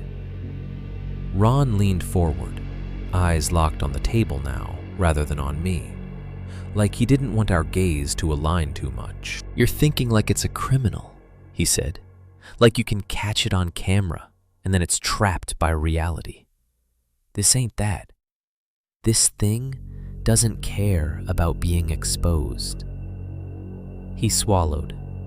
I saw his throat move. His fingers tightened around the edge of the table. It likes exposure, he said quietly. Exposure is contact. Contact is feeding. The phrase crawled over my skin. I thought of my phone note, "Don't look," typed like a rule, a behavior correction. I thought of closing my car door slowly. I thought of not waking my parents, of sitting in the dark, watching the open door like it was a test. My stomach turned. Ron took a long breath and forced his face back into something flatter, more controlled. He glanced toward the window again and then away, as if the bright daylight outside was dangerous. You ever hear of people who get bit by a dog and then start changing how they walk past dogs? He asked. Yeah. They cross the street. They keep their hands tucked. They don't look. They move different. His eyes flicked up to mine for a second, then away. The bite ain't the worst part. The worst part is what happens after. He sat back slightly, and the vinyl seat squeaked under his weight. The sound made me flinch, and I hated myself for it. Ron saw it. His mouth tightened. "See?" he said. "Already." I wanted to argue. I wanted to insist I was still in control, that I was just gathering information. But I couldn't. Not with my keys still habitually in my pocket like a comfort object. Not with my body reacting to squeaks and quiet. "Did it happen to you on 101? I asked instead. Ron hesitated. Then he reached into his jacket pocket and pulled out his phone. It was an older model with a cracked screen protector. His hands shook slightly as he unlocked it. He didn't hand it to me right away. He looked at the screen for a second too long, like he was bracing himself before opening a file he didn't like remember. Then he turned the phone toward me. A photo filled the screen. It was a truck bumper, big, glossy black, dented hard. The shape of the dent was broad and ugly, like something had rammed into it with deliberate force. The paint reflected sunlight in a warped sheen. "Got hit in fog north of Leggett," Ron said.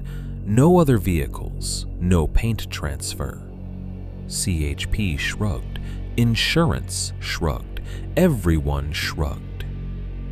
I stared at the dent. It looked too familiar, too similar to mine in its width, its clean violence. Then my eyes caught something else.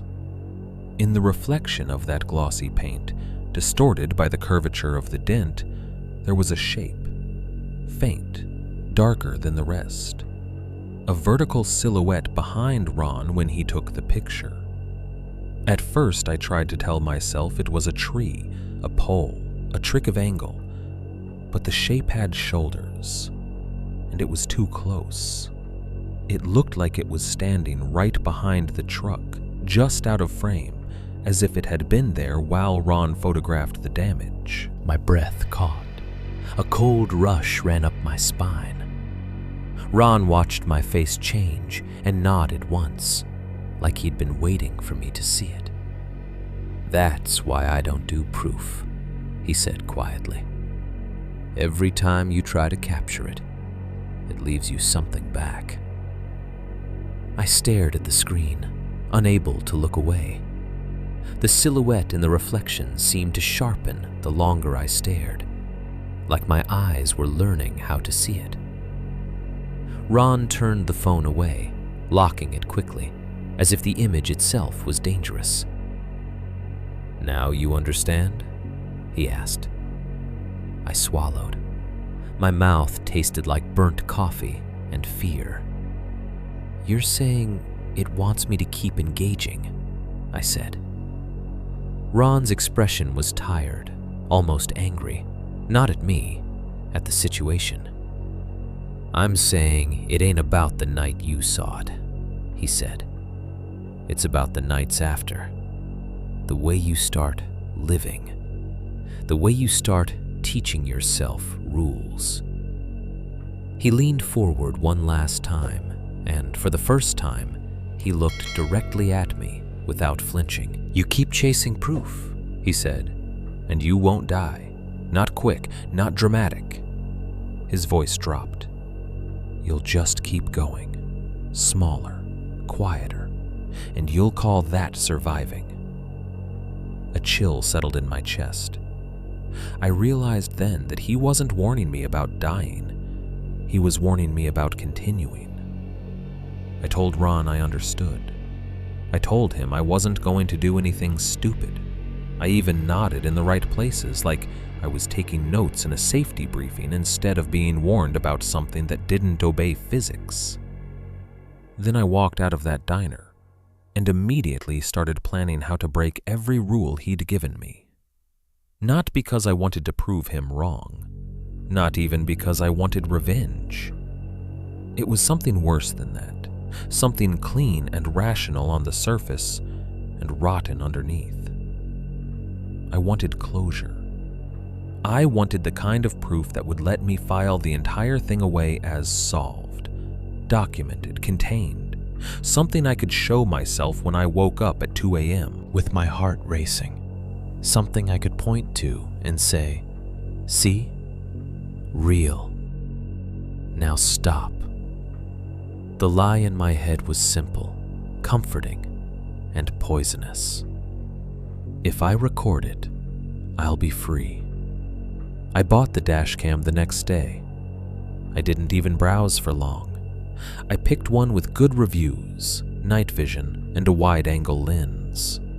I ordered a high-end memory card because the comments said cheap ones corrupt. I added an extra battery pack for my phone because dead zones were part of the story now. I tossed a flashlight into the cart, the kind with a strobe mode that made me feel like I had an option besides screaming. The whole shopping process felt disgusting in its normality, like I was planning a weekend trip, like I was buying gear for a hobby. 2-day shipping. The packages arrived in brown cardboard, quiet on my doorstep. I carried them inside like contraband. I set them on the kitchen table and stared at them for a long time without opening them, because there was a small, sane part of me that still hoped I wouldn't. But I did. I cut the tape, pulled out bubble wrap, peeled off plastic. The dash cam was smaller than I expected, glossy black with a little lens that looked like an eye. I held it in my palm and felt a shiver of something that wasn't fear exactly, more like recognition. I installed it in my car that night. The inside of the car was warm from the day's heat, but it still smelled faintly wrong to me now. Fabric and old coffee layered with the memory of cold, damp air. I told myself that was imagination. I told myself my brain had attached a smell to a trauma and now it was reapplying it everywhere. I pressed the dash cam mount to the windshield. The adhesive clicked. The device sat behind the rearview mirror like a quiet witness. I routed the cable along the headliner, tucked it into seams, plugged it into the power port. The small red light came on. Recording. A tiny, steady blink that felt like a heartbeat. My hands shook while I did it, but I told myself it was excitement, anticipation, taking control. I tested it in the lot. Took a short drive around the block. The camera recorded the streetlights, the painted lines, the ordinary parked cars. When I played it back, I felt a brief surge of satisfaction. There, evidence, reality, captured. It didn't fix anything, so I escalated. I bought a second flashlight, spare batteries, a cheap first aid kit, a reflective vest, because I told myself I was being safe, even as I was preparing to do the opposite of safe. I threw a blanket in the trunk, a bottle of water, an old hoodie. I packed like I was going camping. That was the sick part. How easily my brain slipped into logistics. How planning made the fear feel manageable. I told myself I was going to do a controlled drive. Daylight, traffic, no late night corridor, no isolation. I would drive up to the stretch north of the bay, the general area where it had started for me, and I would record whatever happened. Or record nothing, which would also be proof. Proof that it didn't exist outside a single freak night. Proof that Ron's rules were superstition. Proof that I could move on. I texted a friend because part of me wanted someone to know what I was doing in case I didn't come back, and part of me wanted plausible deniability. Yo, I might drive up the coast this weekend. Need to clear my head. You down for coffee when I'm back? He replied with a thumbs up and a meme. I stared at the screen, feeling the emptiness of it. No one understood what clear my head meant. I didn't text my parents. I didn't tell anyone else. I kept the plan small, quiet, tucked inside me. That should have been another warning. The night before I planned to leave, I laid everything out on my kitchen counter. Dash cam spare, memory card, battery pack, flashlight, keys. I checked each item twice, like repetition could substitute for certainty. Then I caught myself doing something I hadn't consciously decided to do. I was moving quietly. Not just late night quiet, but careful quiet. Like sound mattered. Like the walls could hear me. I set the flashlight down softly instead of letting it clack. I closed drawers with my palm against them to avoid noise. I avoided saying certain words out loud, even though I was alone in my apartment. I didn't say fog. I kept calling it that weather in my head, the same way I had on the insurance call. I stared at myself in the dark kitchen window, my reflection floating over the city lights outside, and realized, with a slow disgust, that I was already practicing, already obeying. Even in preparation, the rules had begun shaping my behavior. I went to bed early, but sleep didn't come. My mind kept replaying Ron's voice. Proof is how it gets permission. I tried to convince myself he was wrong, tried to believe that recording was power, not invitation. At around midnight, I got up and checked the dash cam again, as if it might have stopped working while I slept. The red light blinked. Recording. Witness. I sat on the edge of my couch with my keys in my hand and felt the familiar bite of metal against skin. My palm still had faint, half-moon scars from last time. The skin had healed, but the memory stayed. I didn't turn the lamp on. I sat in the dim light from the street outside, and in that half-darkness it felt like the apartment was holding its breath with me. I finally drifted off around 2, only to wake before dawn with my heart racing for no reason. The morning I planned to leave, Oakland was bright and ordinary. The kind of morning that made my plan feel ridiculous. I showered, I drank coffee, I ate a piece of toast like a normal person. I carried my gear down to the lot in a backpack, feeling stupid and tense at the same time. The asphalt was dry. The air smelled like exhaust and blooming trees. A neighbor walked past with a dog, headphones in, completely uninterested in my private apocalypse. I reached my car and stopped. My passenger door was cracked open, just a few inches. The same thin mouth of darkness, the same quiet wrongness. My stomach dropped so hard it felt like I'd missed a step. I stood there, keys in my fist, staring at the gap. The sunlight made it look even more absurd. How could something so small feel like a threat? I approached slowly. The door didn't move. It waited. I pulled it open. The interior looked normal. The seat, the glove box, the floor mat. Nothing tossed, nothing stolen. Then my eyes caught the keys. My spare keys. The ones I kept on a separate ring, the ones I never left in the car, were sitting in the cup holder.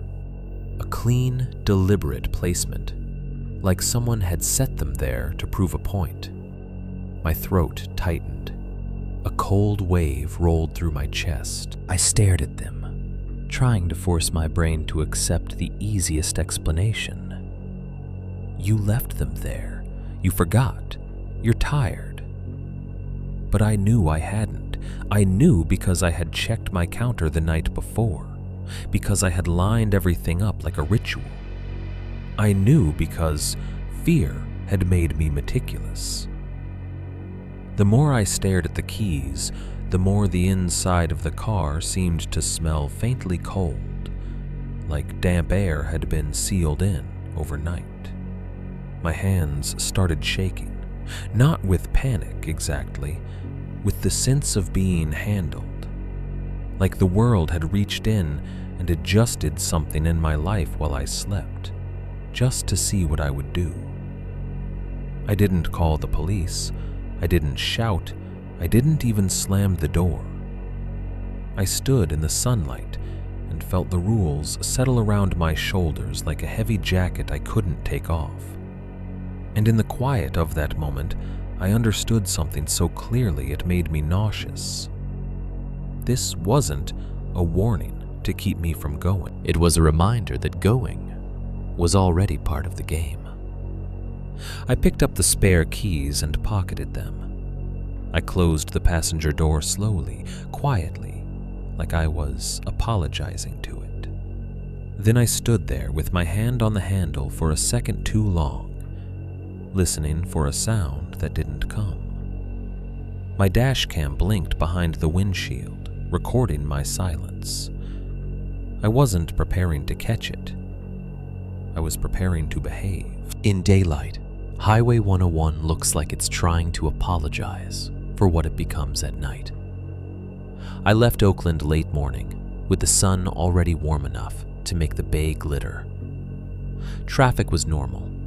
Families in SUVs, contractor trucks with ladders rattling, people with kayaks strapped to roofs, like the world was safe enough for leisure. The dash cam blinked steadily behind my rearview mirror, recording it all with a tiny red light that felt like a dare. I told myself this was the plan. Daytime, controlled, rational. I even narrated it to the camera at the start because part of me wanted the footage to feel like an experiment and not like a confession. Okay, I said, trying to keep my voice casual. It's Saturday. I'm driving north on 101. I'm recording because I had a weird experience on this road before.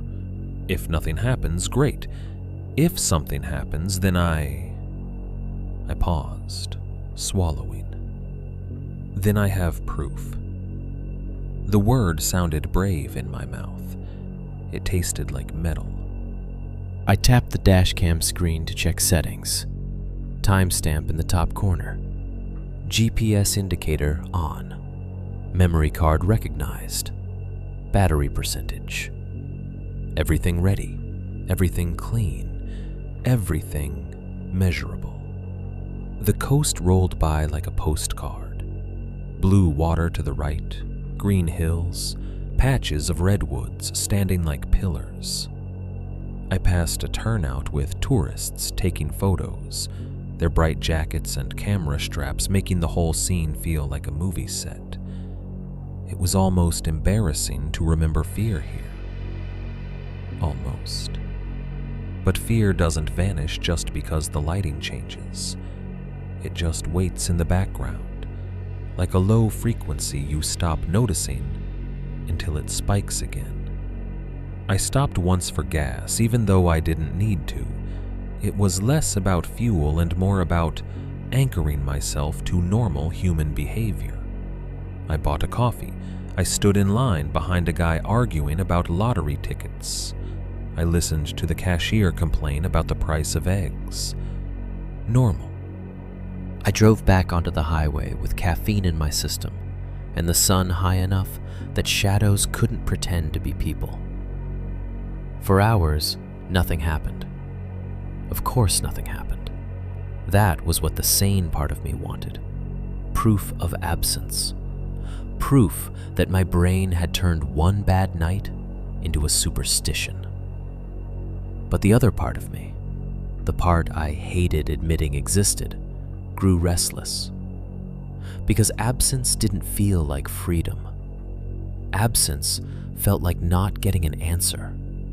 It felt like the experiment didn't count because it wasn't replicating the conditions. It felt like I was cheating. By late afternoon, as the sun began to soften and the coast started throwing longer shadows, I realized I was still driving north. I'd told myself I'd turn around before dark. I'd told myself I was only going up far enough to test and then come back. But the farther I went, the more the landscape shifted from familiar Bay Area edges into the rural stretch I remembered. The places where the highway narrowed, where cell service dropped, where the world felt unfinished. My hands tightened on the wheel. My throat went dry. I had options. I could turn around now. I could be responsible. I could go home with a clean recording of a normal drive and tell myself I'd proven something. Instead, I kept going. The obsession won, quietly, the way it always does, not with a dramatic decision, but with a series of small justifications. I'll just wait until sunset. I'll just see what the visibility is like. I'll just drive a little farther because turning around now would be pointless. The same mental gymnastics I'd used the night I left my parents' house instead of staying over. Famous last words, again. I reached a stretch where the highway narrowed to 2 lanes, one in each direction, and the guardrail began appearing more often. The trees thickened on either side, and the ocean disappeared behind hills. The road felt older here, less maintained. The paint lines looked slightly worn, as if they'd been driven over by too many heavy trucks. The sky dimmed.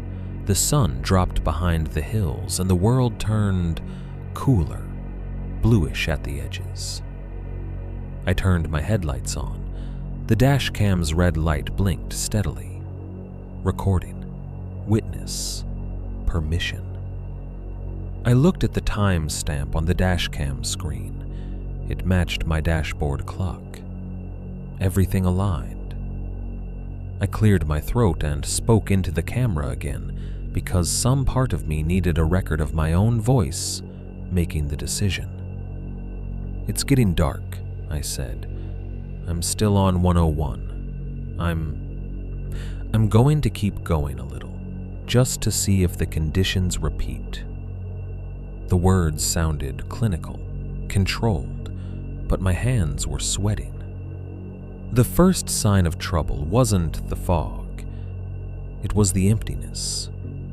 As night settled in, traffic thinned faster than it should have. Cars that had been around me drifted away. Some took exits, some slowed and fell behind, some sped up and vanished ahead. Within 20 minutes, I realized I hadn't seen taillights in front of me for a while. The oncoming lane stayed empty too.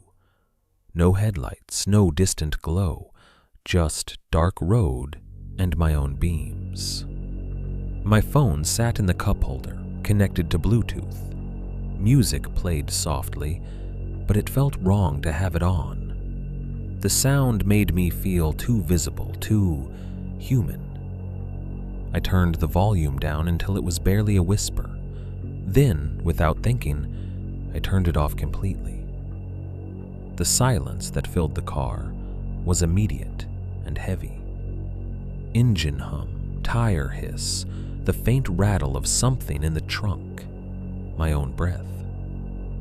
I realized I was doing it again, making myself quiet, like quiet was a defense. I hated it, and I did it anyway. "Okay," I murmured, even though no one was listening. "Just drive." I glanced at my phone. 1 bar of service, flickering. Then none. No service. My stomach tightened. The dead zone wasn't just a memory. It was a boundary, a familiar marker that told my body what kind of road this was. The kind of road where you couldn't call for help. The kind of road where you were alone, with your headlights and whatever else decided to share the lane.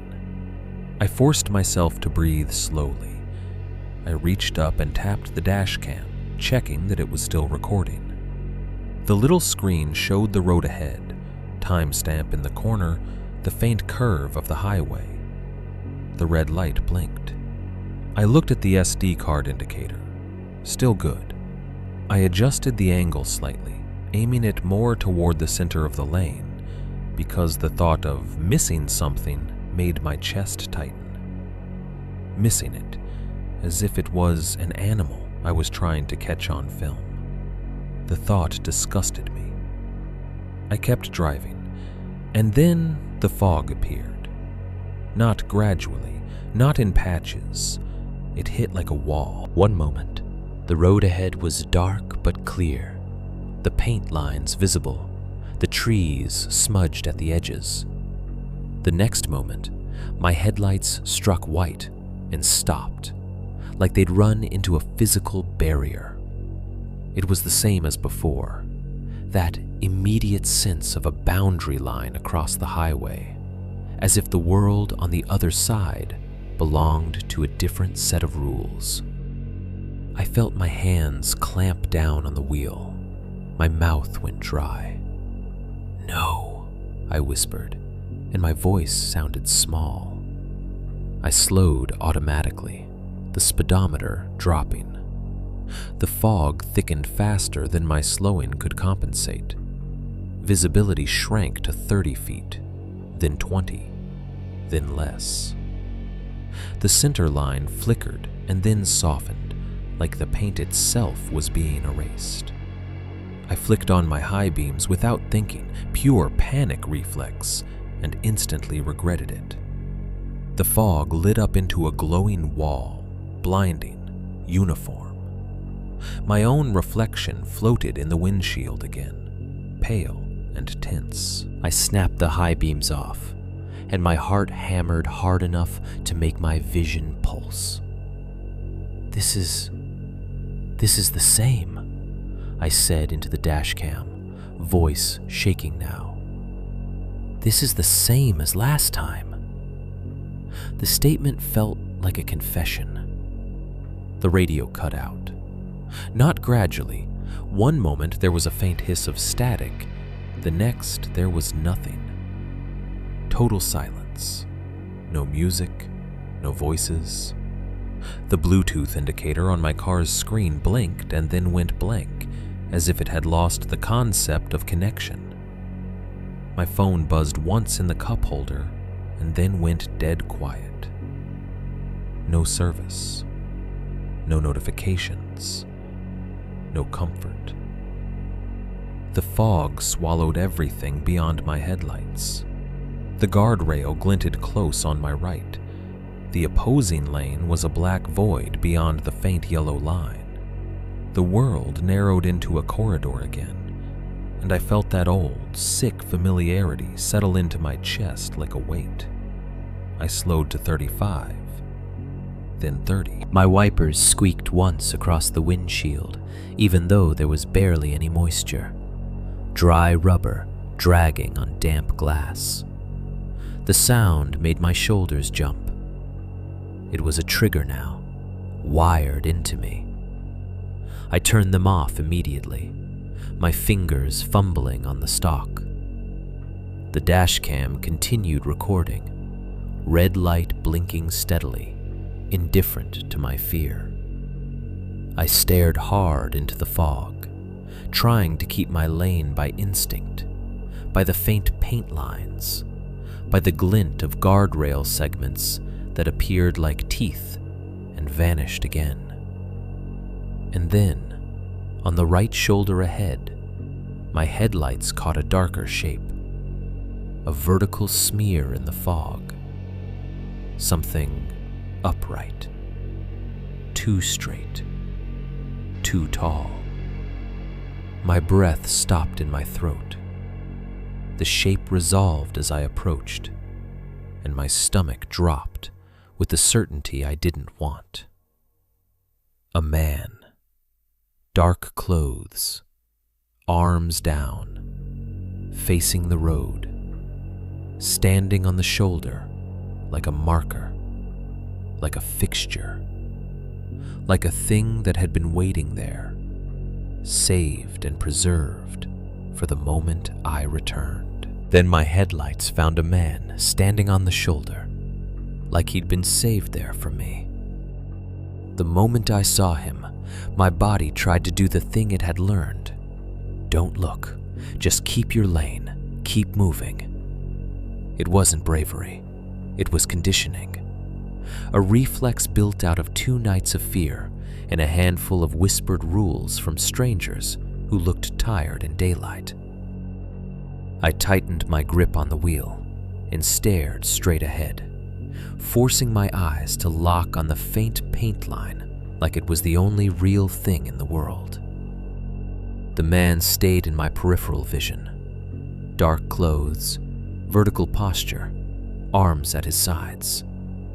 An object placed where my headlights would find it.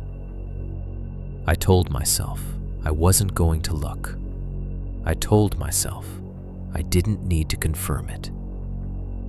And then my eyes betrayed me. Because humans don't like uncertainty, and fear makes you greedy for confirmation. I glanced. Just a flick, a fraction of a second. It was enough. His face caught my headlights and appeared in that brief flash of clarity, pale, ordinary, and wrong in the exact same way as before. Not grotesque, not distorted, just blank, like the expression had been erased. His eyes looked unfocused, not tracking the car, not responding to the rush of air. My stomach tightened hard. I forced my gaze forward again, jaw clenched so tight my teeth hurt. "Don't look," I whispered, and then realized I'd said it out loud. The dash cam recorded my voice. The fog pressed closer to the windshield. The world narrowed. The guardrail glinted in short, sharp flashes. I passed him. And the thing that chilled me wasn't his stillness. It was the fact that my car felt like it had passed a checkpoint.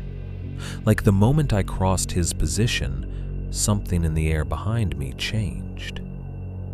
I glanced at the dashcam screen just for a second to make sure it was still recording. The tiny timestamp glowed in the corner. The red light blinked. The image showed the same tunnel of road I was seeing through my eyes. Good. Proof. Then, 10 minutes later, maybe less because time inside that fog became a sloppy, unmeasurable thing, I saw him again. This time on the left shoulder. Same height, same dark clothes, same rigid stance like a signpost that had grown arms. My mouth went dry instantly. There weren't any crossroads, no on-ramps, no driveways, no other cars. Nothing that could explain the relocation. A cold, sour panic rose in my chest because now the controlled experiment was gone. This wasn't a replication. It was a response. It had recognized the situation. It had recognized me.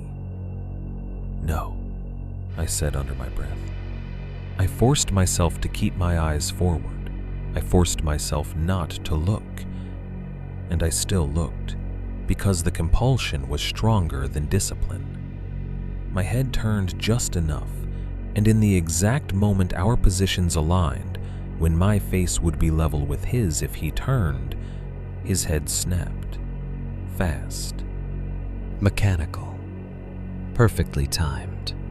His gaze locked onto mine, as if he'd been waiting for the second I couldn't resist.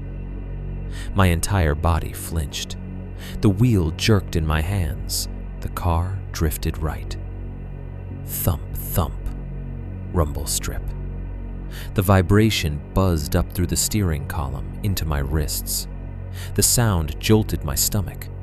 I corrected quickly, yanking the wheel left, heart hammering so hard it felt like my chest might crack. Jesus, I started, then stopped, because words felt dangerous. The rule formed again, sharp and bright in my head. Don't look at him. Not because it was creepy, because it felt like a mechanism, like a switch I had just flipped. The fog thickened. The center line softened until it looked like a suggestion rather than a boundary. My headlights felt weaker, swallowed by white. I breathed in shallow pulls. Sweat broke out under my arms despite the cold. My hands were slick on the wheel. I kept driving. Then my headlights exposed a figure, standing dead center in my lane. The roadblock. Hood up, face hidden. The same posture of refusal, the same gentle sway like something hanging. My entire body went cold, but this time I didn't brake the way I had before. Ron's rules shoved themselves forward. Don't stop. Don't sit there. Don't hit it. Swerve wide. Keep moving. I didn't have time to negotiate with myself. I leaned left, aiming for the oncoming lane again, trying to slip past without fully stopping. My foot came off the gas, but not all the way. The speed dropped, but the car kept rolling. The hooded figure didn't react. I turned the wheel. The lane lines vanished and reappeared beneath my headlights like they were blinking. The car crossed the center line. The guardrail on my right flashed close enough to feel like a threat. The darkness on my left felt like an open mouth. I passed the hooded figure with inches to spare. No flinch, no blink, no breath. Just that slow sway. For a split second, as my headlights cut across the hood's shadow, I saw what I'd seen last time. Not a face, so much as an absence. A pocket of darkness where eyes should have been. Not just shadow, something deeper, like the fog had been folded and stitched into a void. I felt my stomach lurch. Then I was past him. I yanked the wheel right to get back into my lane. My tires caught the paint again. The car straightened. I didn't look in the mirror. I didn't want to. And then, the dash cam emitted a tiny beep. So soft, it almost got lost under my engine hum. I glanced at the screen. The timestamp flickered. For a heartbeat, it showed 1 time. Then, it jumped. Not by a second, by minutes. The number in the corner blinked as if it had glitched, then settled into a time that didn't match my dashboard clock. My breath caught. No, no, no. I reached up and tapped the dashcam screen, like touching it could force it to behave. The image stuttered. The audio crackled faintly, then smoothed out. I looked back to the road, and my rearview mirror caught movement. A figure behind my car, closer than last time, close enough that I could make out the hunched posture, the way it moved low, like it knew the mirror's line of sight and was trying to stay beneath it. It wasn't running. It wasn't sprinting. It was just keeping pace, creeping through fog as if distance didn't apply to it. My throat tightened so hard I couldn't breathe for a second. "Holy," I gasped. I slammed the gas down, fear overriding caution. The car surged forward, tires hissing. The figure in the mirror didn't fall back, it stayed. Like it was attached, like it didn't need speed to remain behind me. Panic tunneled my vision, heat rushed into my face. My hands shook so hard the wheel vibrated beneath my palms. I thought, irrationally, of Ron's words. Proof is permission. I thought of my dash cam blinking, recording, feeding. Then something hit my car from behind. Violent, crushing. The rear end jolted sideways, metal screamed. But this time, there was a new sensation, something that made my stomach flip with pure disgust. A scrape along the trunk. Not the blunt shove of impact alone. A dragging, raking sound, like fingernails on metal. Like something sharp pulled itself across the back of my car as it struck. The sound went straight through my teeth. My wrist slammed against the wheel. Pain flashed. I bit my tongue again. Copper flooded my mouth. I tasted blood and panic and burnt coffee. The car fishtailed. For a heartbeat, I was sure I was going to spin out and disappear into fog, into trees, into whatever waited beyond the guardrail. My headlights swung wildly, white wall turning into spinning white. I fought the wheel, hands cramping, muscles locked. The tires caught. The car straightened. I stayed on the road, barely. I gasped, breath ragged, throat raw. My eyes watered. The fog blurred even more. I checked my mirrors, desperate for something. Headlights, a vehicle, any normal explanation. Nothing. No car. No lights. No figure. Just fog. The absence felt like a punch, like the world had swallowed the evidence again. The dashcam audio warped, a harsh crackle filled the cabin, like the microphone had been dunked in water. Then the sound dipped low, distorted, as if the recording was being stretched. And in that warped audio, beneath the engine hum, I heard something that made my skin crawl off my body. A wet footstep. Inside the car, not outside, not on gravel, inside. A soft, damp pat, like a wet shoe pressing onto carpet. My eyes flew to the passenger seat. Empty. Back seat. Empty. The cabin was sealed, the windows were up, the doors were locked. The footsteps sound came again, faint, almost shy. Pat. My breath stopped. I didn't look away from the road for more than a second, but in that second, the interior of the car felt wrong. Like the air had changed density, like cold damp had seeped in through the vents. The smell hit me then, unmistakable. That same cold, mineral dampness, fog trapped in upholstery. I felt my stomach roll. "No," I whispered, voice shaking. "No, no, no." I didn't know who I was speaking to. The fog, the dash cam, myself. I drove like hunted prey, faster than I should have, slower than fear demanded, trapped between the need to escape and the need to stay on the asphalt. My eyes burned from staring. My shoulders ached. My hands cramped around the wheel. Then, Ahead, a small oasis of light appeared.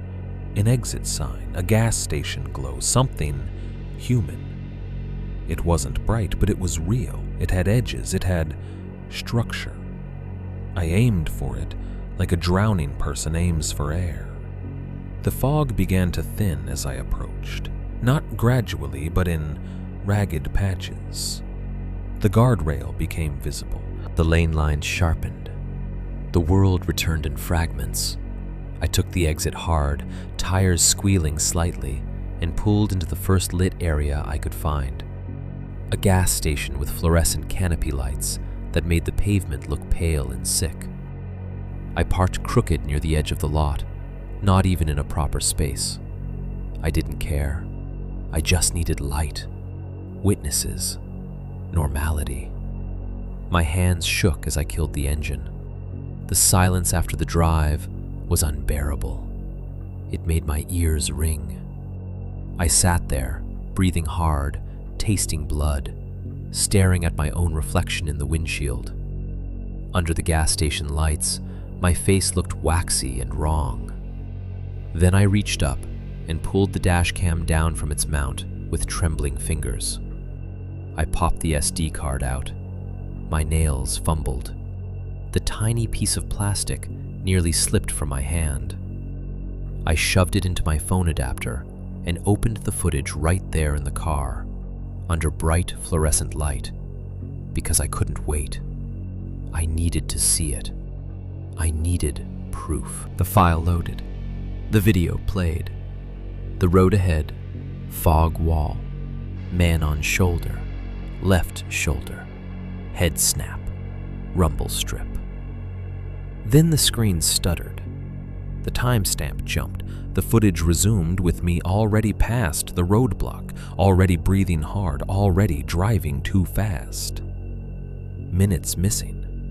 An entire chunk of the drive gone like it had been cut out with scissors. I scrolled back, replayed, watched again. The gap was real. In the missing section, the audio didn't just cut. It dipped into a low, muffled hiss, like someone had placed a hand over the microphone. And beneath that hiss, barely audible, I heard my own voice. Not panicked, not loud. A whisper, calm and close to the mic, as if I had leaned in and spoken directly into it. A sentence I didn't remember saying. In the gap where the footage should have been, my own voice whispered something I didn't remember saying. I sat in that gas station parking lot for a long time, with the dash cam footage paused on my phone, my thumb hovering over the timeline like it was a wound I couldn't stop touching. The fluorescent canopy lights buzzed overhead. A couple of cars came and went. A tired-looking guy in a hoodie filled his tank without glancing at me once. The cashier inside watched something on a small TV, the blue light flickering against the convenience store windows. Normal life moved around me like I was behind glass. My hands wouldn't stop shaking.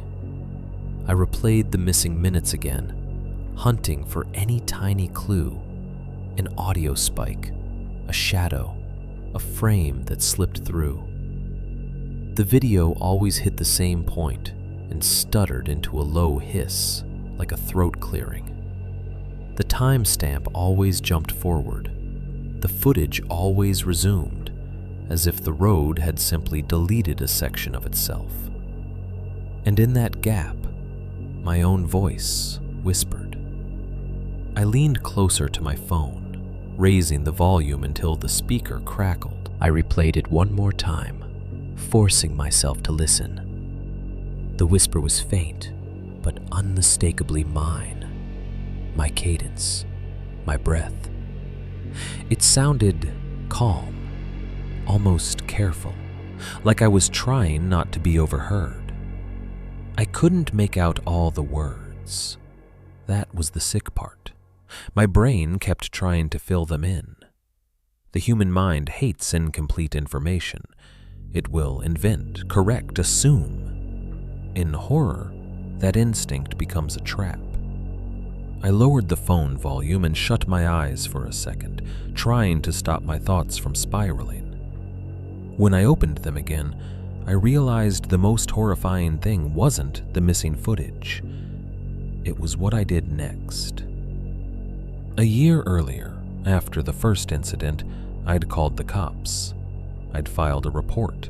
I'd demanded the adult world acknowledge what I'd experienced. Now, sitting under bright fluorescent lights with fresh damage on my car and missing minutes on my camera, I didn't call anyone. I didn't call the police. I didn't call Ron. I didn't call the stranger from the coffee shop. I didn't even call a friend to say, "Hey, I'm alive, but something messed up just happened." I just sat there, silent, tasting blood, feeling my own shame settle over me like dust. Because calling someone would mean explaining what I'd done. It would mean admitting I came back.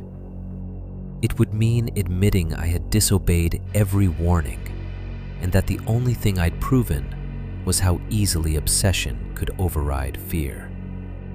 Shame is a powerful muzzle. It makes you quiet. It makes you compliant.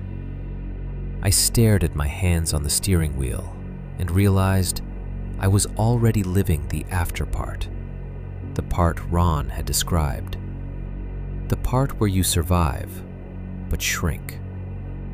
A couple minutes later, I forced myself to move. I got out of the car. Cold air hit my face.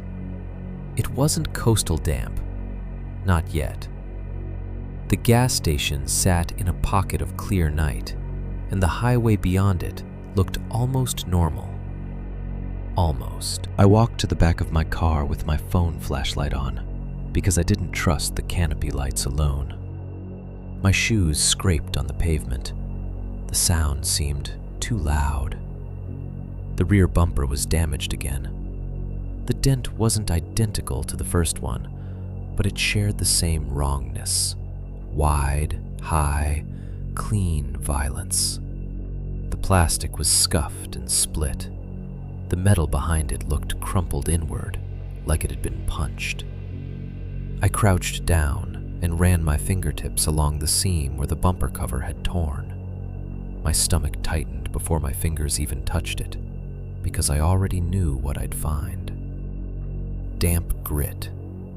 Fine, dark sand clumped inside the seam, cold and wet against my skin. It left a smear on my fingertip that looked almost black under my phone light. I rubbed it between thumb and forefinger and felt that same mineral texture, like coastal mud that didn't belong here. I hadn't been near a beach tonight. I'd been on asphalt. I swallowed hard. My throat felt tight, raw. I leaned closer to inspect the trunk lid and rear glass. My phone light swept across the window. There, on the lower edge of the rear glass, was a faint smear. Not a full handprint, not a clear footprint, just an irregular, damp streak, like something wet had pressed against the glass and slid slightly, enough to leave a ghost mark in the grime.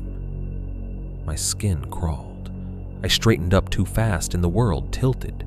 For a second, in the glossy curve of the dented bumper paint, I saw a reflection. A figure standing behind me. Tall, still, close enough that it should have been in my peripheral vision. My heart slammed once, hard enough to make me dizzy. I spun around so fast my neck hurt. Nothing. Just empty parking lot, bright canopy lights, a couple pumps, the convenience store windows reflecting my own pale face. I turned back to the bumper, and the reflection had shifted into something abstract again. Just light, warped by damage. I laughed once, a sharp little sound that came out of my throat like it didn't belong there. That's nothing, I whispered, even though I didn't believe it.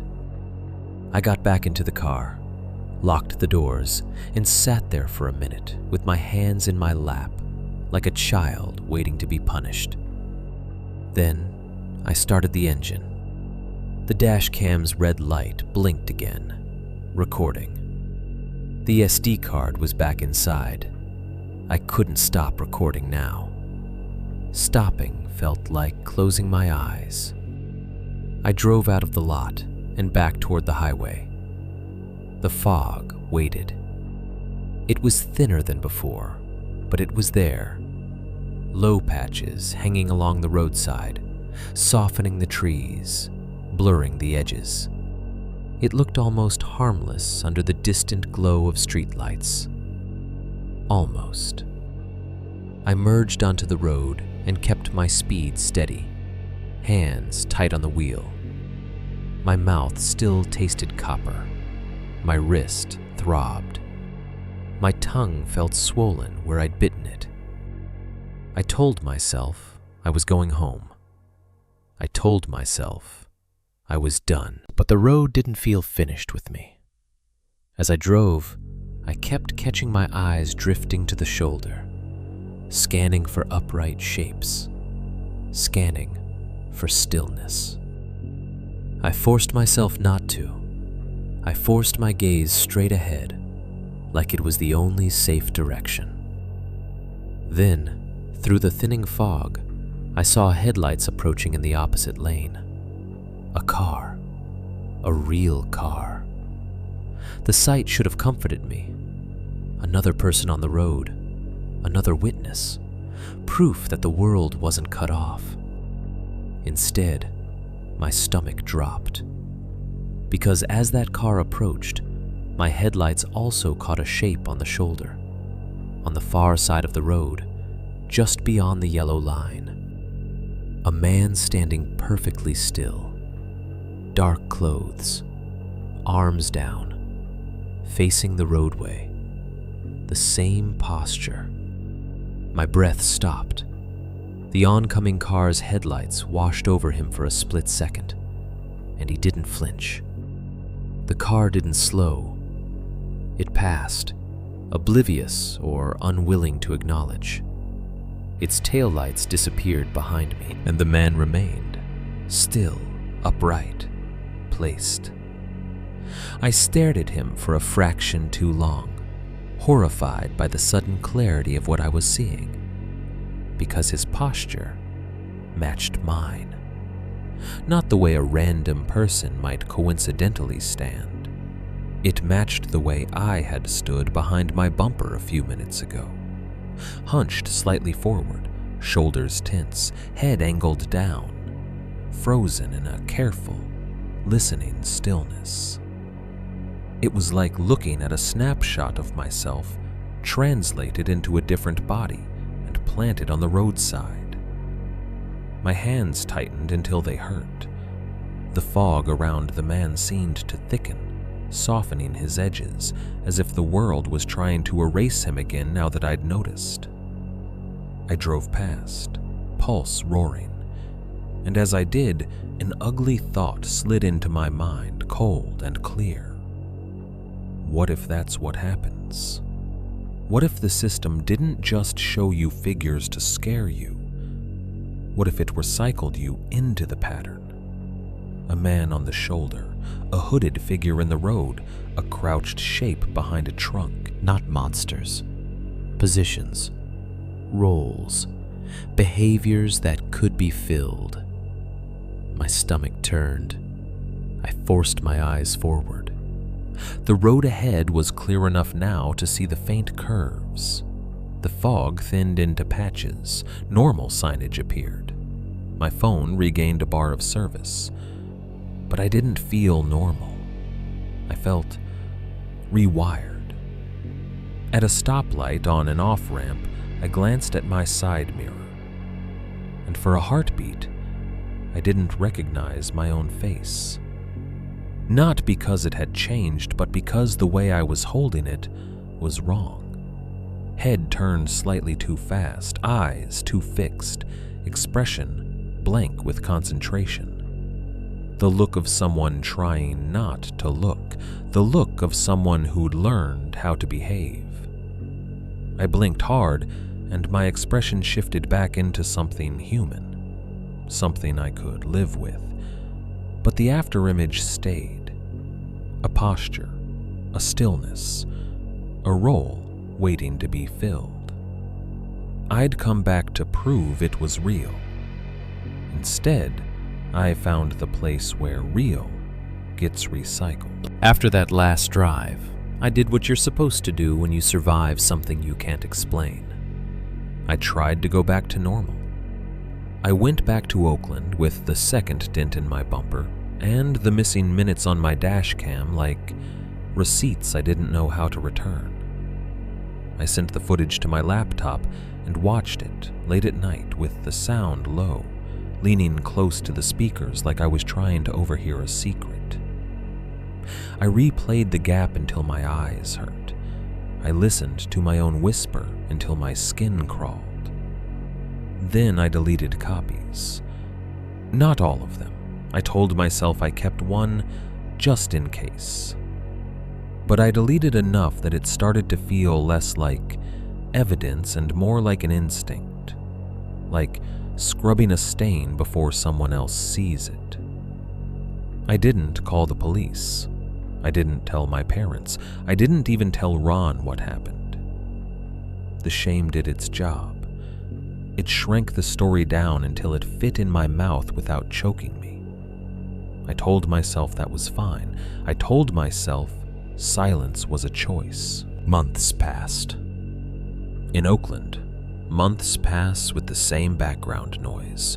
Sirens, buses, people yelling into phones, the hum of the freeway like a constant, low ocean.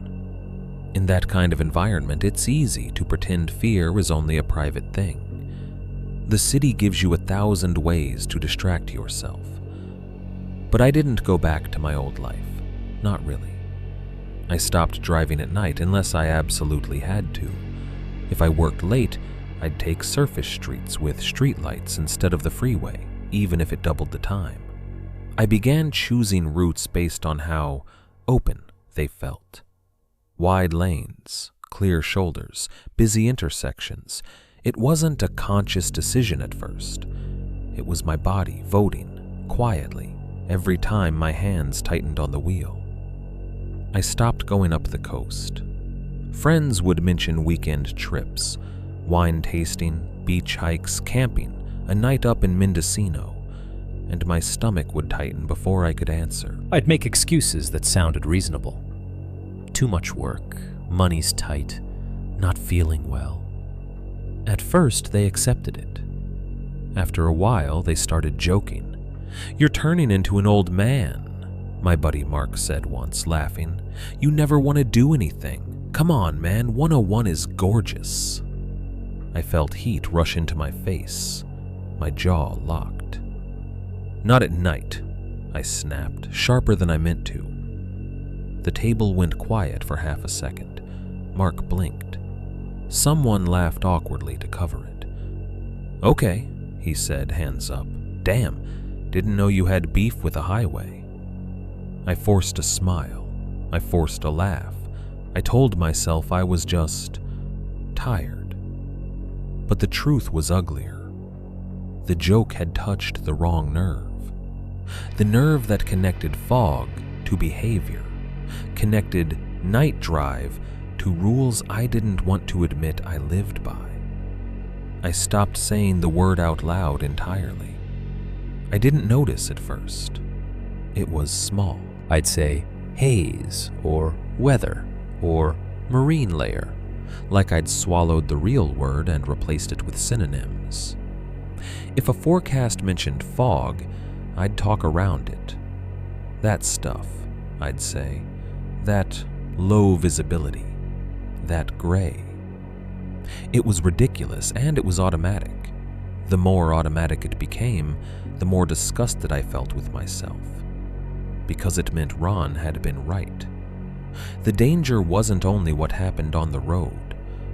The danger was what it made you become after. My apartment changed too. I used to be the kind of person who could sleep in total darkness. I liked it. The absence of light made the world feel clean, blank, done for the day. After, I couldn't do it. I started leaving the kitchen light on, then the hallway light, then a lamp in my bedroom. Not bright, not obvious, just enough glow that I could see the outline of the door without moving. I told myself it was temporary. It wasn't. I started checking my locks twice, then 3 times. Sometimes I'd stand there with my hand on the deadbolt, listening for something I couldn't name. I didn't even know what I was listening for until one night I heard it in my head. The dry squeak of wipers, rubber dragging on glass. I'd be brushing my teeth and the sound would replay, so vivid my shoulders would jump. I'd be sitting at my desk and hear the phantom crunch of metal and my stomach would drop like the floor had shifted. I became jumpy in ways that made me feel weak. I hated it. And then the small events started again. Not dramatic, not cinematic, the kind of things you could dismiss if you wanted to. One morning I went downstairs and found my car's passenger door cracked open in the lot. Nothing stolen, glove box untouched, same as before. I stared at it for a long time, keys biting into my palm, and then I closed it. Slowly, quietly, without slamming, without drawing attention. I didn't call the police. I didn't even tell myself I was scared. I just did what my body had learned to do. A week later, I found damp grit by the baseboard in my apartment. A thin line of dark sand tucked into the corner where the wall met the floor, like someone had dragged something wet across it and left the residue behind. Not a lot, enough to be a question mark. I swept it up with a paper towel and threw it away. I didn't take a picture. Taking a picture felt like permission. A month after that, I opened my notes app to write a grocery list and found a draft note already there. Just one line. Don't look. Same as before. Same clean default font. Same casual brutality. Like a reminder left for myself. I stared at it until my eyes burned. Then I deleted it. Not because I wanted to forget, because deleting had become reflex. Because the part of me that had learned rules understood that leaving it there, acknowledging it, was a form of attention. Attention was contact.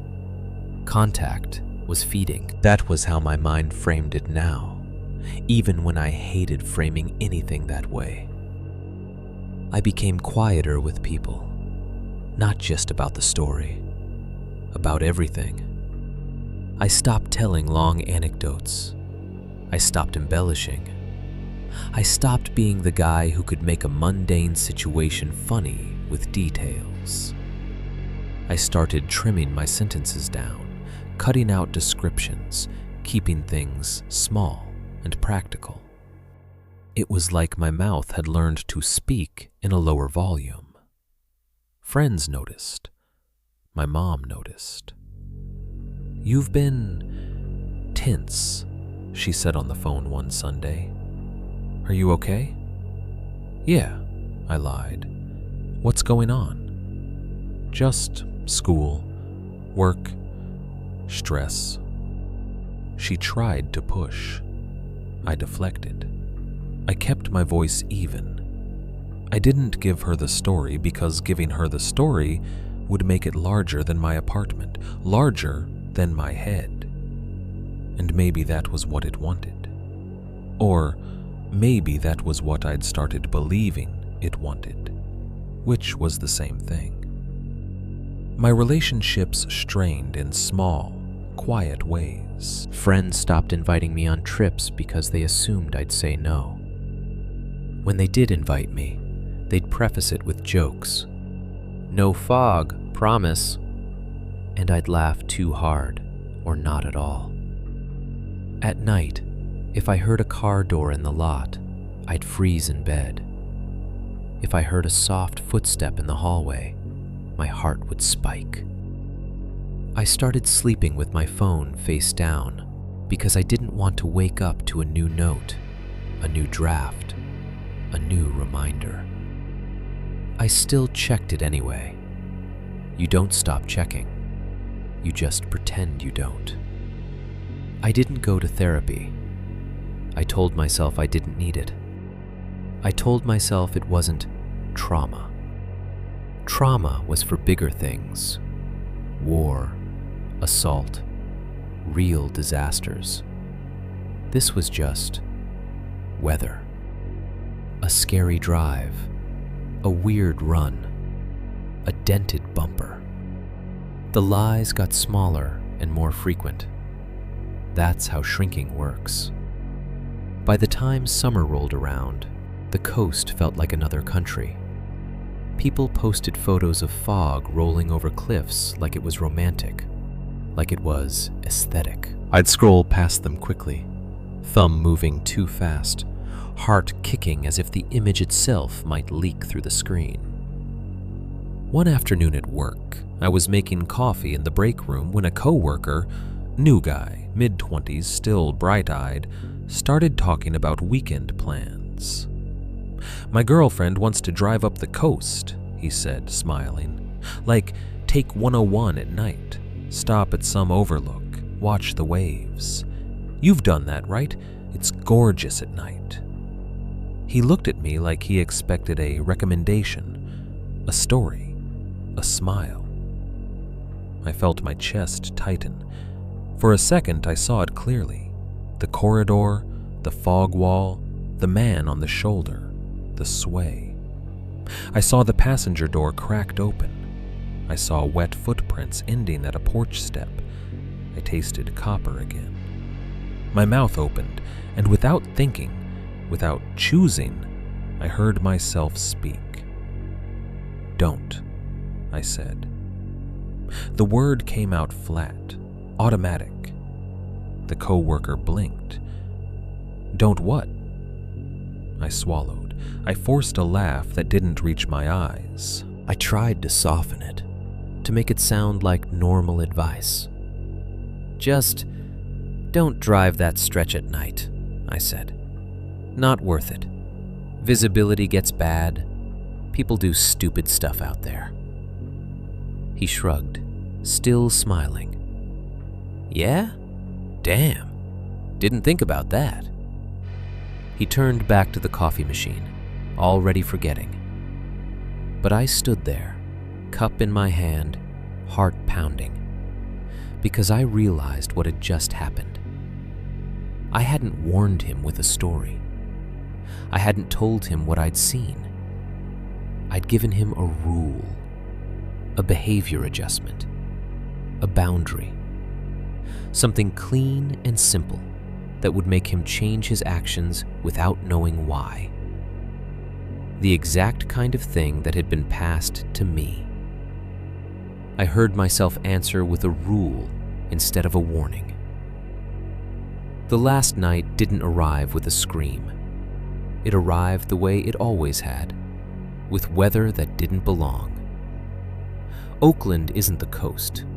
It gets mist, sure, and winter rain that makes the streets shine like oil. But real fog, the thick, swallowing kind, doesn't creep through downtown like a living thing.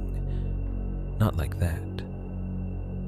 That night there was a storm front sitting over the bay, the kind that made the air feel electrically charged even indoors. Wind pushed at the windows. Rain tapped the glass in uneven bursts, sometimes soft, sometimes hard, like someone changing their mind about how angry they were. I worked late and came home with my shoulders tight, my brain buzzing in that tired way where every sound feels like an accusation. I microwaved leftovers, ate standing at the counter, and tried to let the normal routine smooth me down. It didn't. Around midnight, I noticed the light outside my window looked wrong. Not dimmer, exactly. Diffused. The street lamp in the lot usually cast clean shadows. That night it had a halo. The glow spread wider than it should have, bleeding into the darkness like it was being smeared. I stood at my living room window and stared down at the parking lot. At first, I couldn't tell what I was seeing. The air between the buildings looked thicker, as if the space itself had gained texture. The outlines of cars were softened. The far end of the lot had vanished into a pale gray blur. Fog in Oakland. It sat low, pooling between buildings like water in a gutter, creeping along the asphalt in slow layers. It didn't roll in the way weather rolls. It settled, like something exhaling into the city and letting the breath remain. My throat tightened. I didn't say the word. I didn't even think it clearly. I backed away from the window and tried to distract myself. I turned on the TV. I scrolled my phone. I told myself it was just a weird night, a cold snap, moisture trapped between buildings. The rational explanations were still there, lined up like polite guests. But my body didn't believe them. My body knew what this meant. I checked my locks. Once. Twice.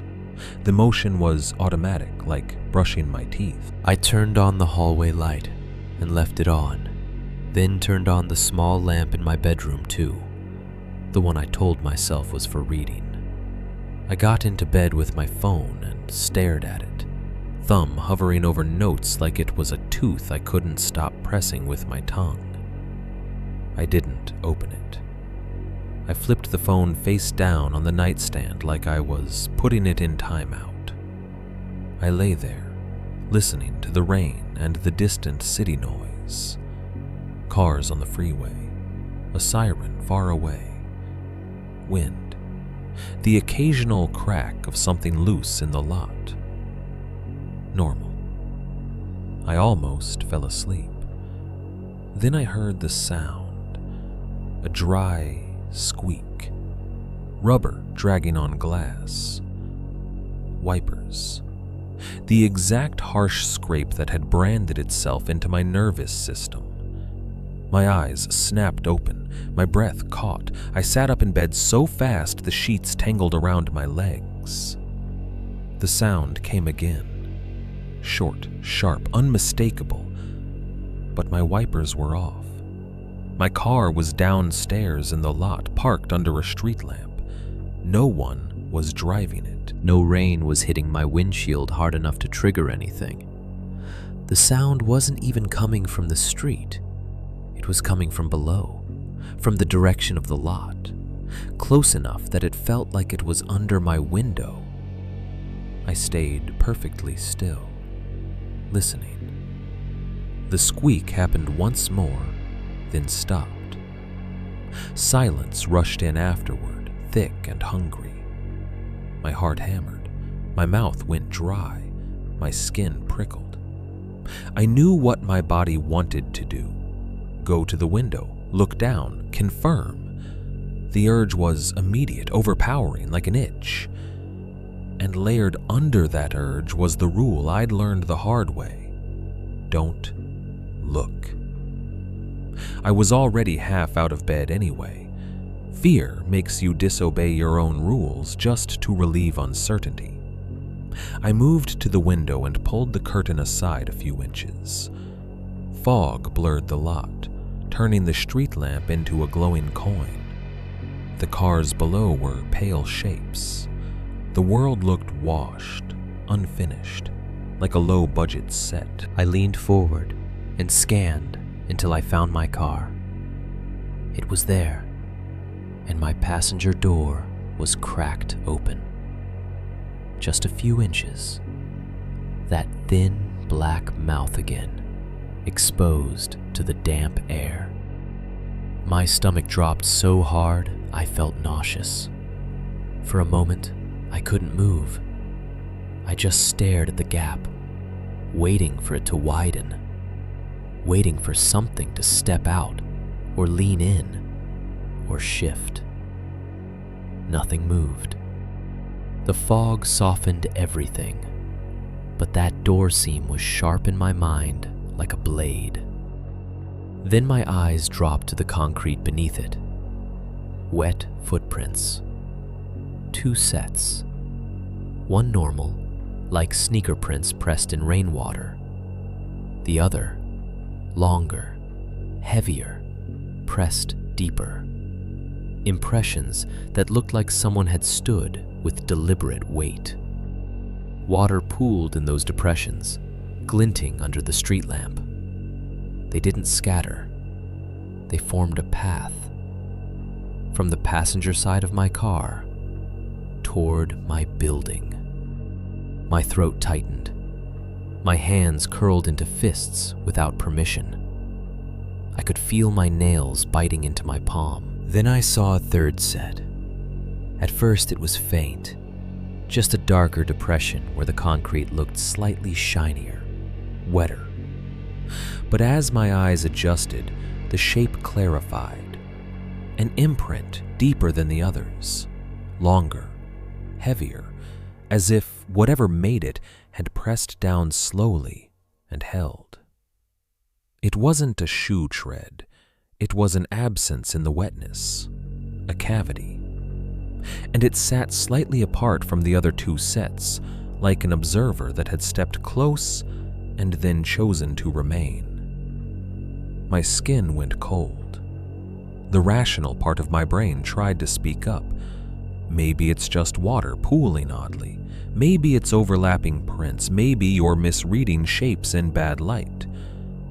But my body recognized the pattern the way it recognized the wiper squeak. This was not random. This was the same message repeated with new emphasis. Come down. Close the door. Confirm. Complete the motion. The keys were on my nightstand. I could almost feel them in my fist already, the metal teeth digging into skin. My palm ached with remembered half-moon cuts. My breath came shallow and quick, like I was running without moving. I stepped back from the window, not because I was choosing bravery, because I could feel the trap springing open in my mind, the familiar sequence: see the door arrow, go down arrow, check the back seat arrow, search the lot arrow, prove something arrow, feed something. The system didn't need to chase me. It just needed to present me with a situation that my nervous system couldn't resist solving. I stood in the dark of my bedroom, rain tapping the window, fog glowing faintly outside, and realized with sudden clarity how much my behavior had changed. Old me would have stormed downstairs, would have slammed the door shut, would have shouted, would have called the cops just to feel like I'd done something. The current me didn't move. I stared at the keys on the nightstand and felt my stomach roll again.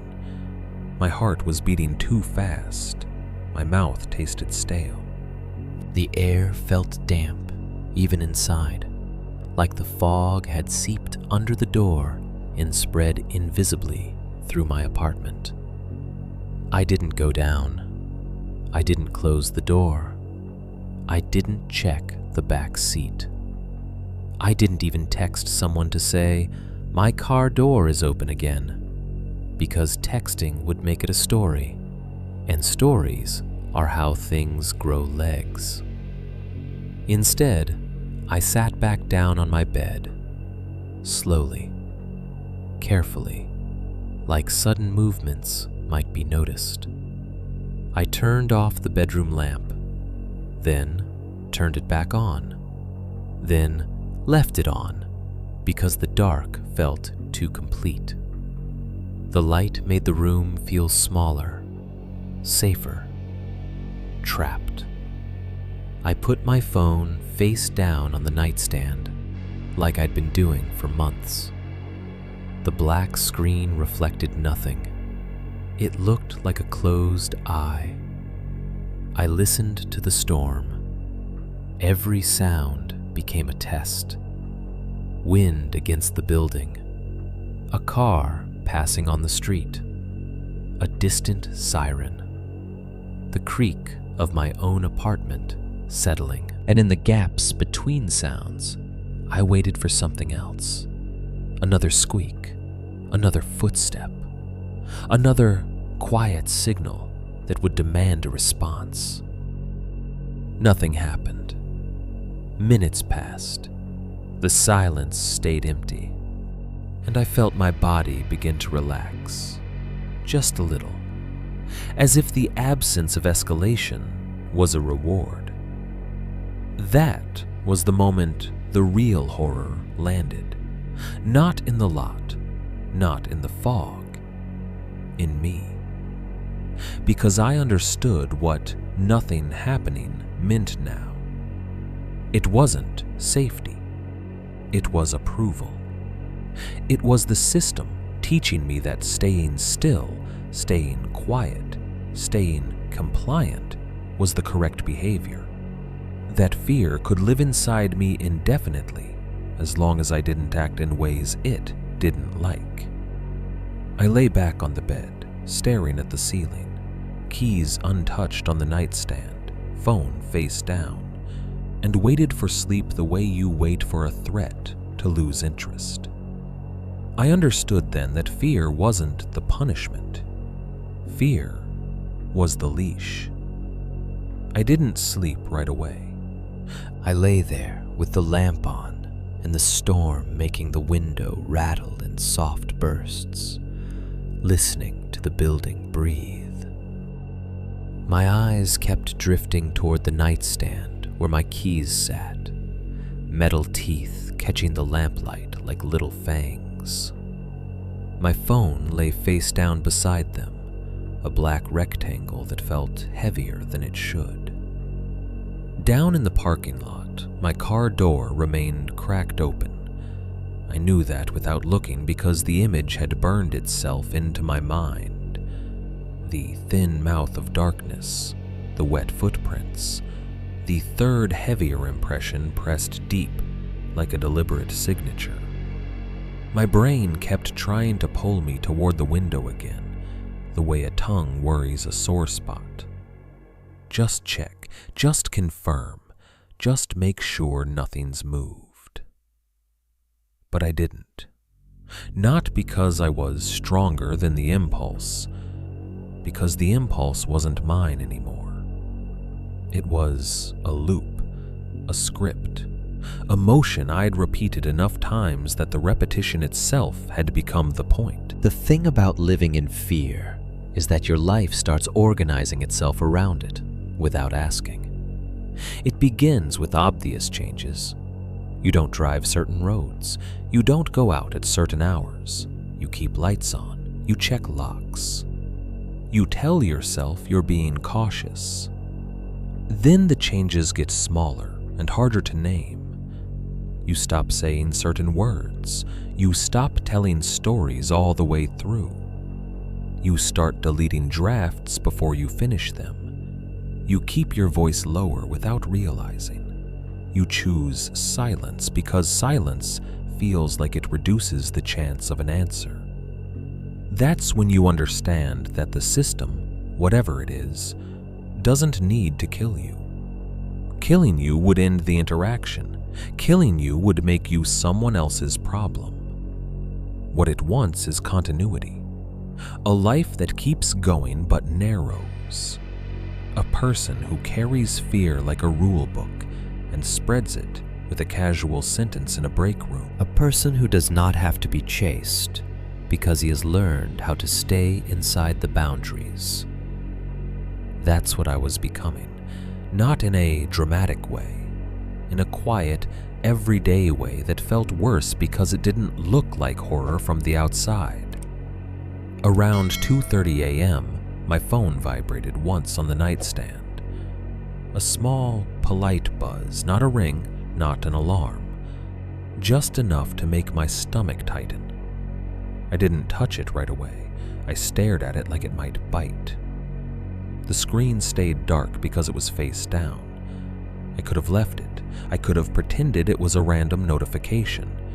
I could have kept my rule of not looking. But fear makes you greedy, and rules make you curious about what happens when you break them. I flipped the phone over.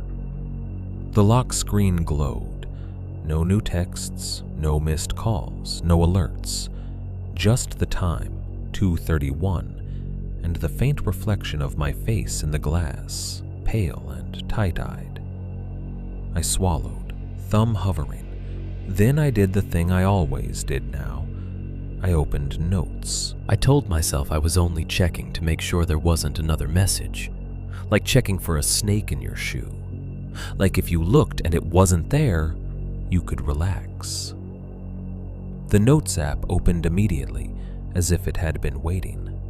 A draft was already on the screen. One line, typed in the default font, clean and casual, like a reminder for groceries. I brought him. My throat went cold. For a second, the sentence didn't make sense. My brain tried to read it as something else, autocorrect, a leftover phrase, a fragment from a text I'd started and forgotten.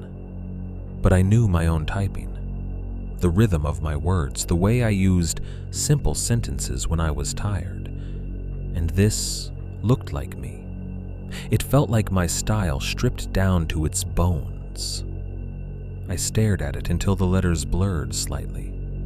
The thought that rose in me wasn't, who typed this? It was, when did I agree to this? A tremor ran through my hands. My mouth tasted dry. My heart beat too hard. I should have taken a screenshot. I should have shown someone. Ron, the first stranger, a friend, anyone. I should have kept proof. Instead, my thumb moved. Not slowly, not after deliberation.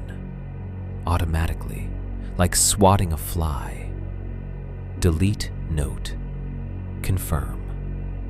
Gone. The screen returned to a blank page. And only after it vanished did I realize what I'd done. I sat there, holding the phone, staring at the empty white space where the sentence had been, and felt something inside me sink. Because the deletion wasn't a decision. It was training. It was the rule operating through my hands. The storm outside softened into a steady rain. The wind calmed for a moment. The building settled with a quiet creak. Normal noises, ordinary and distant. I set the phone down and felt my fingers shake slightly, as if they were late to understand what they'd done. My chest ached. I thought of all the ways I'd started erasing myself over the past months. Turning stories into warnings, warnings into rules, rules into silence. It wasn't just about hiding the evidence. It was about keeping the interaction contained, keeping it small, keeping it pleased. The worst part was that a tiny piece of me felt relief after deleting it, like I'd corrected a mistake, like I'd done what I was supposed to do. That relief was the true proof. I got out of bed and went back to the window. I told myself I was only going to look at the lot, only to see if the door was still open, if the footprints had washed away in the rain. Only to confirm the outside world was still the outside world. I pulled the curtain back a few inches. The fog was thicker now, glowing faintly under the street lamp like breath trapped in light. The storm made the asphalt shine, reflections smeared across puddles. My car was still there, door still cracked open. The footprints were harder to see with rain, but the darker impressions remained, like bruises in wet concrete. And then I saw something that made my stomach drop again, even after everything. At the far end of the lot, near the entrance, a car turned in slowly, headlights sweeping through fog in soft arcs. It moved cautiously, as if the driver didn't trust what they couldn't see. A normal person arriving home on a bad weather night. The headlights illuminated a section of the lot near the curb, and in that wash of light, just off to the side, there was a silhouette standing perfectly still. Not in the middle of the lane, not charging, not dramatic, standing on the shoulder of the parking lot, the way a man stands on the shoulder of a highway, arms down, upright, patient. The driver's car slowed, just a fraction, the way people do when they notice something strange at the edge of their vision. I could almost imagine the moment inside that other car, the brief confusion, the instinctive curiosity, the thought that it might be someone who needs help. I felt my own body react, my breath caught, my hand lifted toward the window without meaning to, as if I could reach through the glass and stop the scene from repeating. I wanted to shout. I wanted to bang on the window, to wave my arms, to do something loud and human that would break the pattern. I wanted to be the warning I'd needed. But my throat tightened. And underneath that tightness was something colder than fear. A rule. Don't make noise. Don't draw attention. Don't feed it. Don't involve yourself. Because involvement is contact, and contact is permission. So I stood there, in the dark of my bedroom, watching through a slit in the curtain as the driver slowed and the silhouette remained still. I didn't shout, I didn't wave, I didn't do anything. I stayed quiet, the way I'd learned to. And in that quiet, I understood my final place in the system. Not as a victim being hunted, not as a hero escaping, but as a person who had been trained to keep the rules going, to pass them forward by living them. I went back to bed with my phone face down. My keys were on the nightstand, teeth turned inward. Outside, the fog swallowed the lot and blurred the silhouettes into shapes again. And the coldest truth settled in my chest. Simple and final. I didn't delete it because I didn't want proof. I deleted it because I knew it liked when I complied.